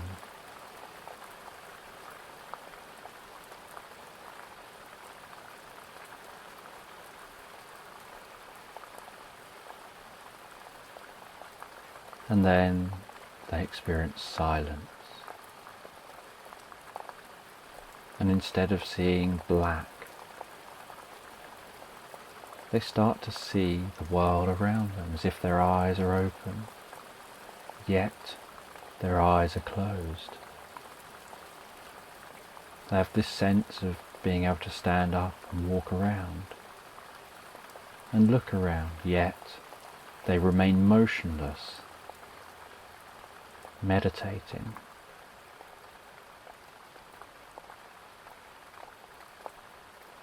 And they explore the experience.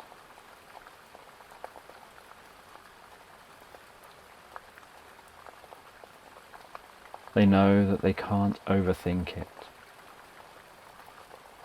They have to keep judgments out of it, because any attachment draws them in. They can just be an observer on the observation.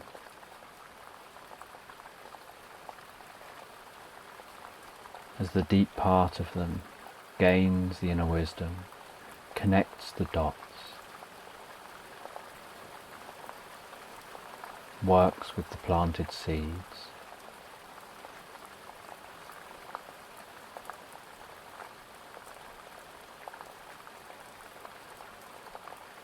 and then after a little while, they feel their eyes opening. Only as their eyes open, so they begin to hear rain again. Only the rain is the sound of rain on a car.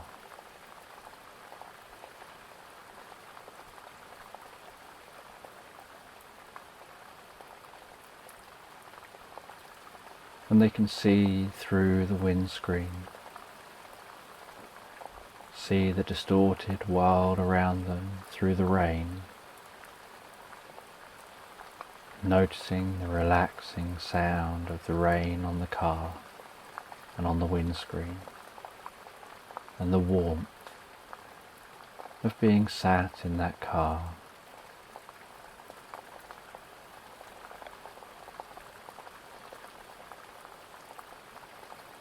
And after a little while, the rain begins to ease off and eventually stop.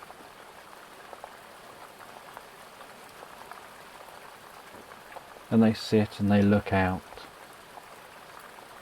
as the rain clears from the windscreen. And they see the nighttime world,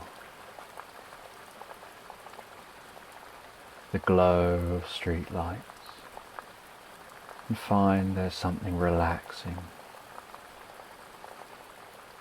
about a peaceful night in a town. There's no movement, just gazing out at the street lights, at the empty streets, and the occasional car passing by.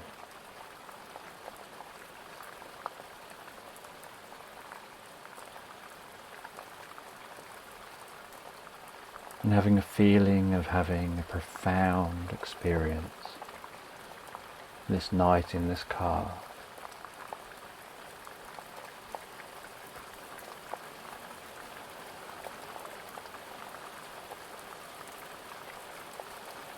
And leaving the car, breathing in the slightly cool air,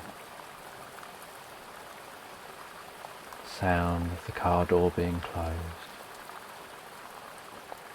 and locked.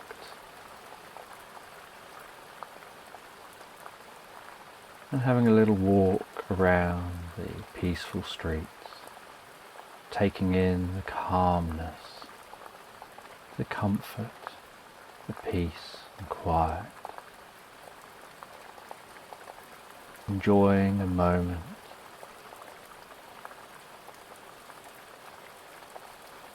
aware that if this was 12 hours later or 12 hours earlier, the streets would be busy, noisy, chaotic.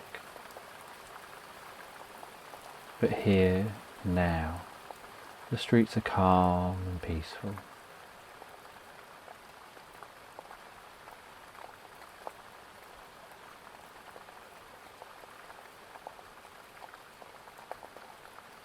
And then after a brief walk around the streets, beginning to head home,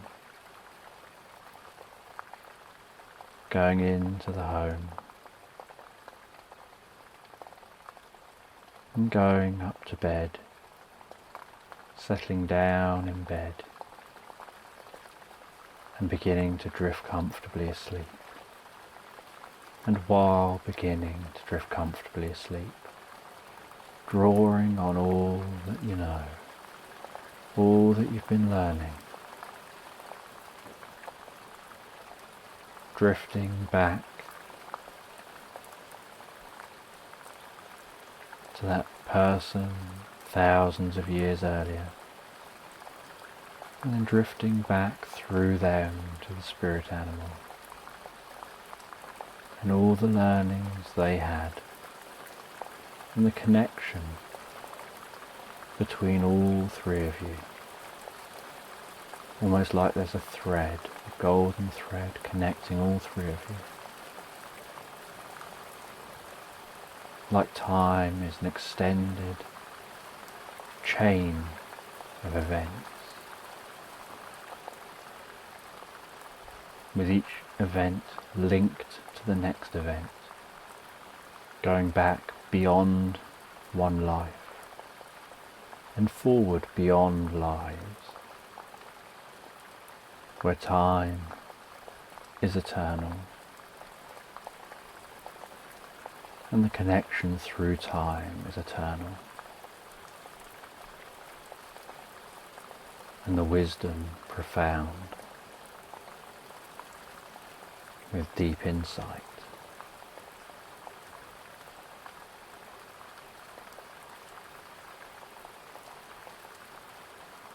And finding this connection leads to a drifting deeper and more comfortable asleep, relaxing, drifting, floating, deeper and more comfortable asleep into the experience, where sleep is the gateway to inner wisdom, to a reality beyond reality, to a time beyond time.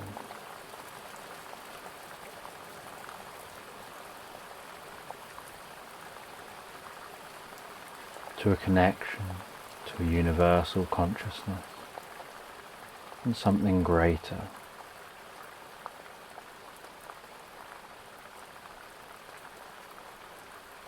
And while in awe,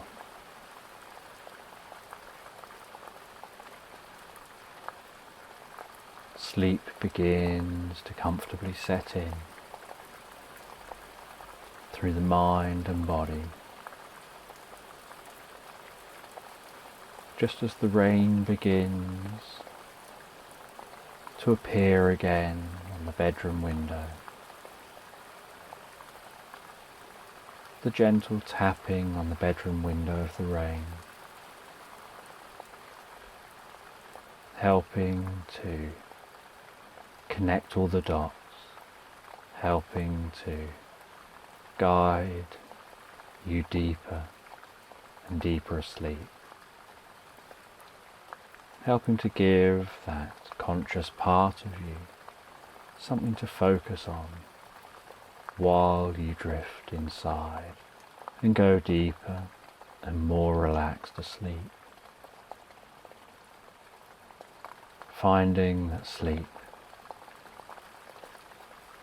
happens so easily and effortless in a way that is more profound each time you drift there, with deeper and more profound learnings, knowing that in the morning those learnings will have begun to have an exponentially profound effect on well-being, health and happiness. And so drifting comfortably and relaxed asleep.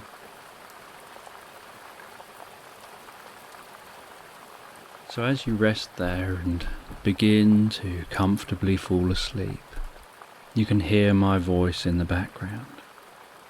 And as you hear my voice in the background, so you can begin to drift asleep. And I don't know whether you'll fall asleep faster with the sound of my voice, with the words that I use, or whether it'll be with the spaces between my words. And as you fall asleep with your eyes closed, I'm just going to tell you a story about a girl in a meadow.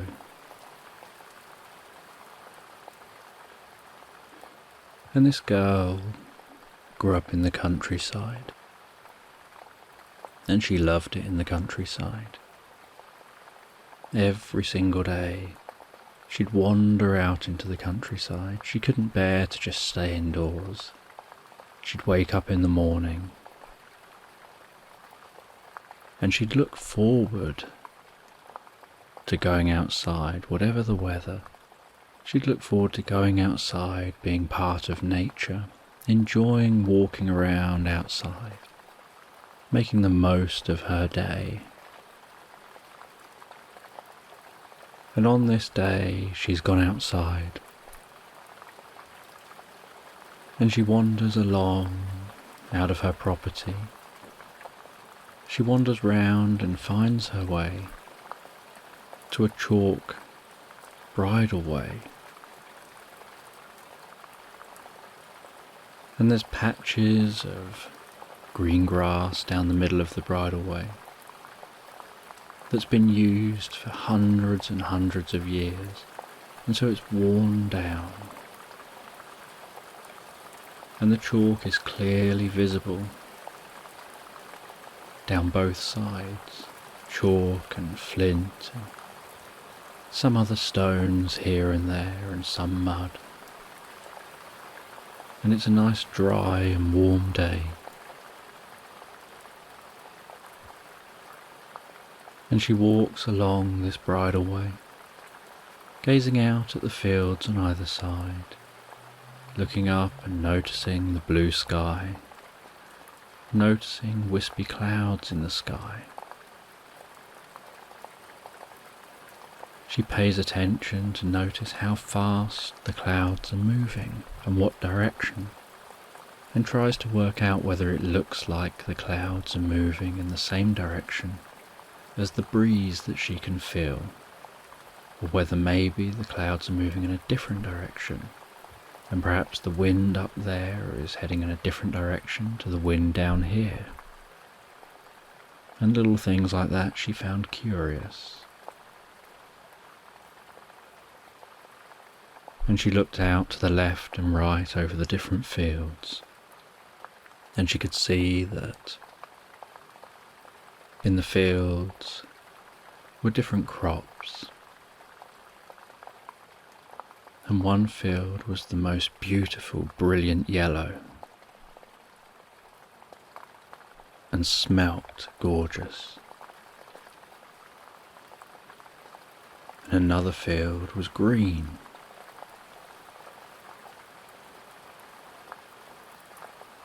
and another field was purple and full of lavender. And she could see the different butterflies, different bees, different creatures enjoying the different environments, the different fields.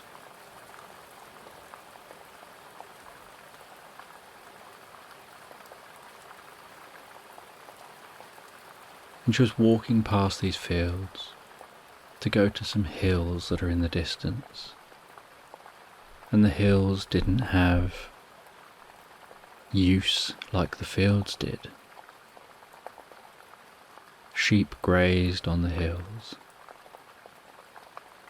that kept the grass short, but she wanted to go and sit on that grass on the hill, looking over the countryside. So she walked all the way to those hills.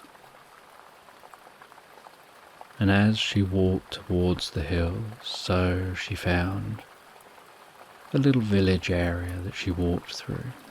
And while walking through the village, with cobbled roads, most beautiful houses,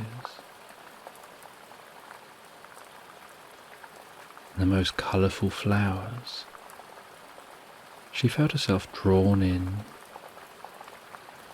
to the smell from a rose bush. And she stopped and lingered near that rose bush, taking in the smell of the roses, enjoying that smell, watching the bees landing on the roses, getting on with their day, noticing the way the roses in the bush moved and swayed in the breeze, just enjoying that. And the interesting thing about these roses is the way they didn't have thorns. And so she picked one of the roses to take with her, and as she carried on walking, she would put that rose under her nose and have a sniff every now and then be gazing up with delight and a smile on her face, a feeling of happiness, while she walked through this beautiful village, heading towards those hills.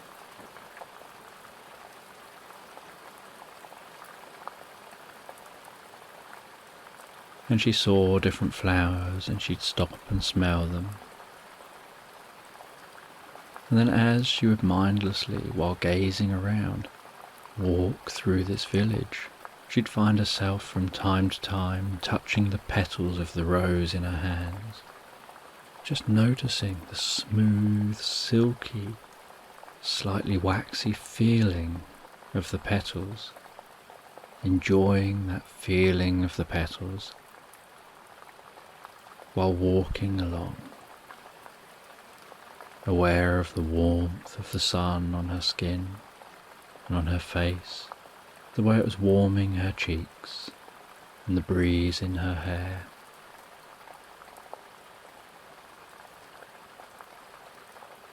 And as she passed out the other side of the village, continuing her journey, she noticed a cat that joined her. A little black and white cat. She could hear it meowing as she approached. And she didn't approach it. It approached her, which is the way it should be.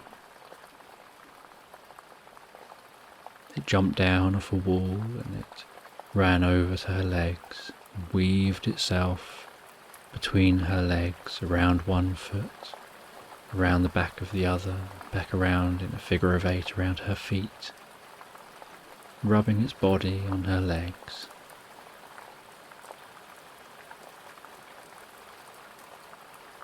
And she carried on walking, and it then started walking beside her,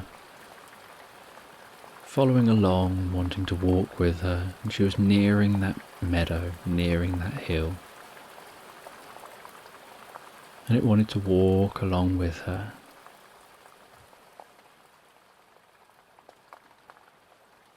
And so she just let it walk with her for a while. She knew that it knew its territory. It knew where it was and where it was willing to go. She wasn't taking it anywhere. It was deciding what it wanted to do. And she knew where it had found her. So she knew it can follow her back to there afterwards.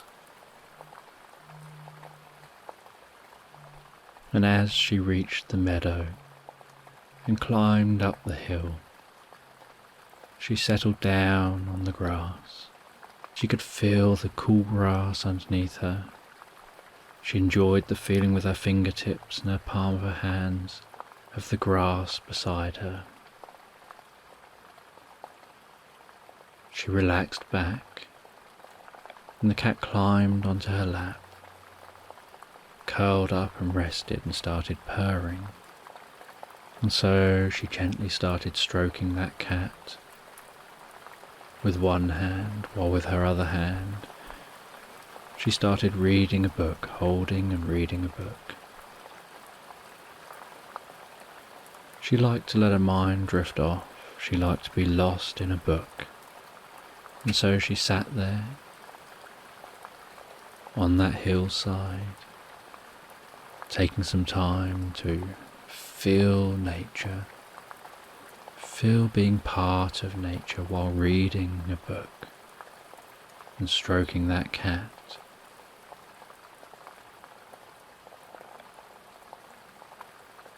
And then after a while of reading,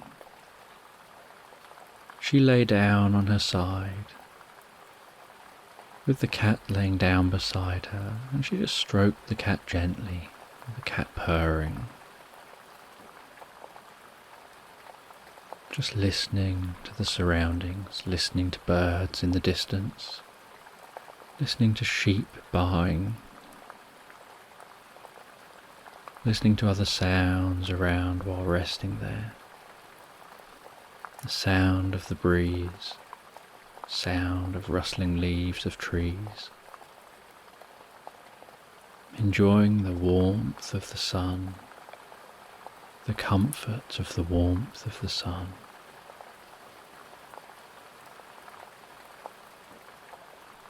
The breeze in her hair.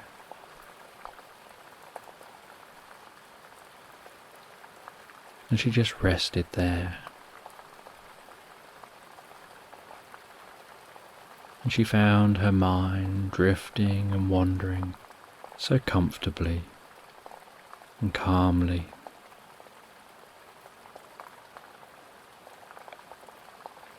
And felt so peaceful.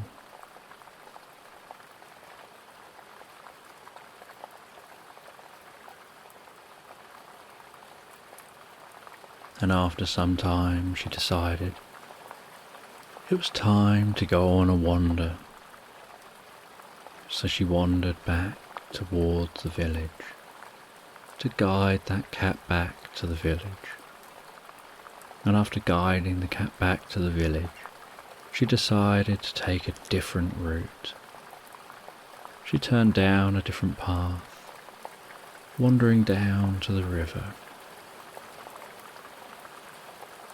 And as she wandered down to the river, she could gradually hear that river getting louder and louder as she got closer and closer. She knew it was quite a rough river. There was a lot of spray down by the river, and she quite liked being down there, especially on warm, sunny days, with the feeling of the spray. So she walked down by the river, and she could see how rough that river was. And although it was rough, it was quite shallow and generally quite safe. It was just its layout that made it appear quite rough and sound rougher than it probably really was.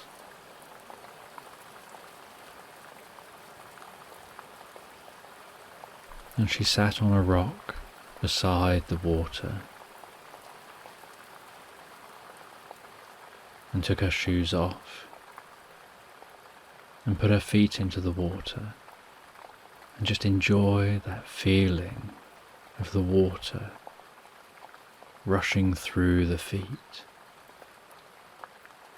and the sound of that water and smelling the fresh water and noticing how that water is so cool compared to the warm sun. And the kind of tickling feeling of the running water. And she sat there for a while on that rock, enjoying that flowing, running, rough water.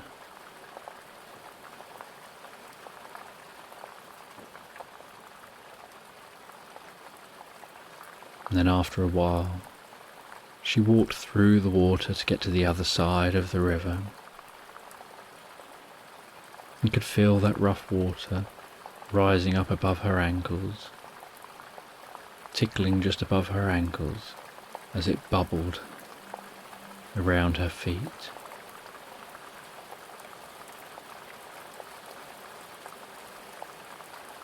Then she got to the other side and walked barefoot into the grass, feeling the way the grass felt compared to the water and the rocky bed under the water.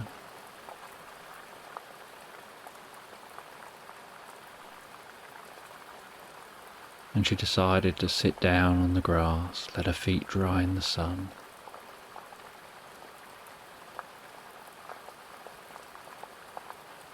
And just enjoy this day out.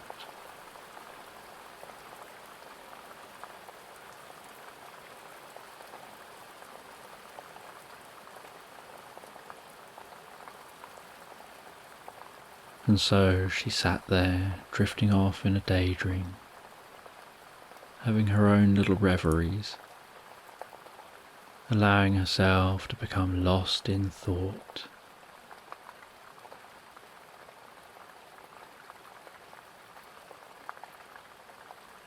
Thinking pleasant thoughts and dreams, and aware of how much she just enjoys the simple life, that these things are the most precious things in life, being out in nature, being one with the world around you, getting on with nature and the world around you.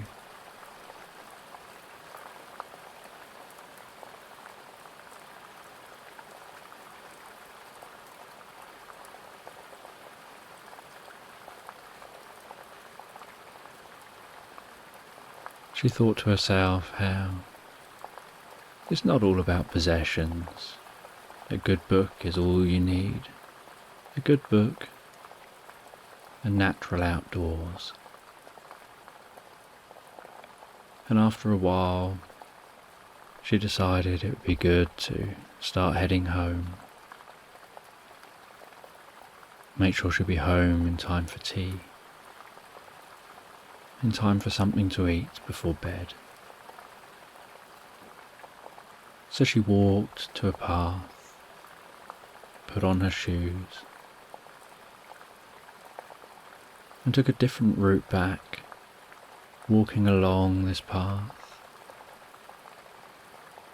that had the same chalky effect from all these chalk hills around the area, walking into some woodland, enjoying her time through that woodland, noticing deer in the woods, hearing birds, noticing woodpeckers, seeing butterfly, working her way through the woods. Then after coming out the woods, she goes over a bridge that takes her over the river. The most beautiful stone bridge you could imagine.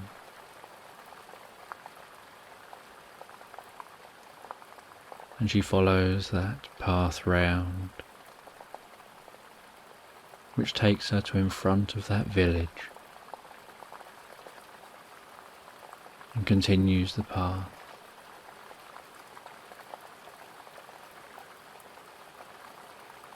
And follows it all the way back towards her home.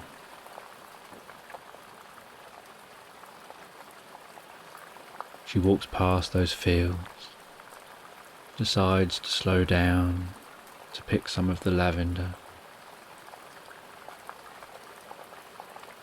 and carries on walking, enjoys the smell of the lavender, enjoys the smells from the other fields, gazes off and notices a bird circling overhead so gracefully.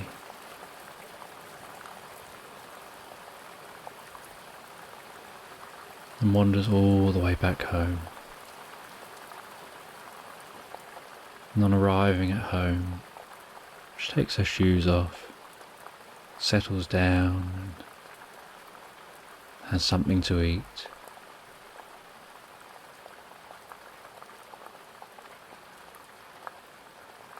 Then after a while, she decides it's time to go to bed. So she goes to bed, lies down, and as she drifts comfortably asleep, she allows her mind to wander to her journey from the day.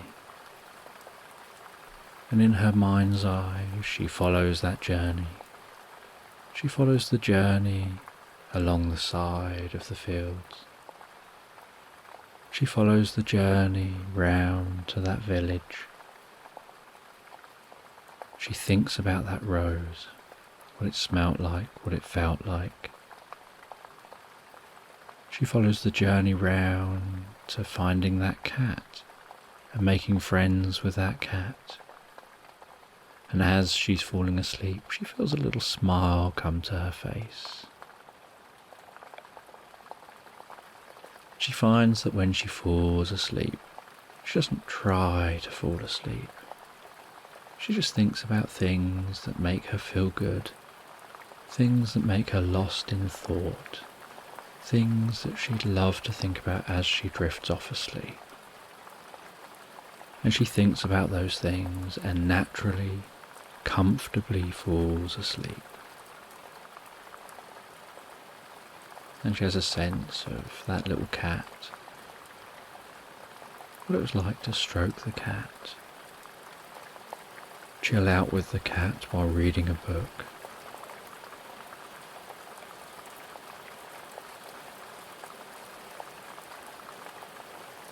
To be listening to sheep and other animals, to be enjoying some time up on that hillside. She recalls what it was like to be dangling her feet in the water and listening to that rough water bubbling away.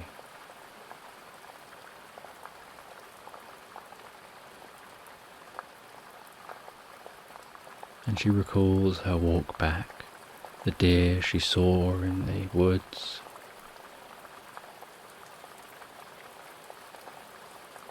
and as she drifts comfortably asleep, she rolls over slightly and notices the smell of lavender still on her fingers, and recalls picking the lavender from the fields on the way home just before she saw that bird in the sky. And she starts to wonder what she's going to do tomorrow, what kind of experiences she'll have tomorrow. As she drifted comfortably and fell asleep.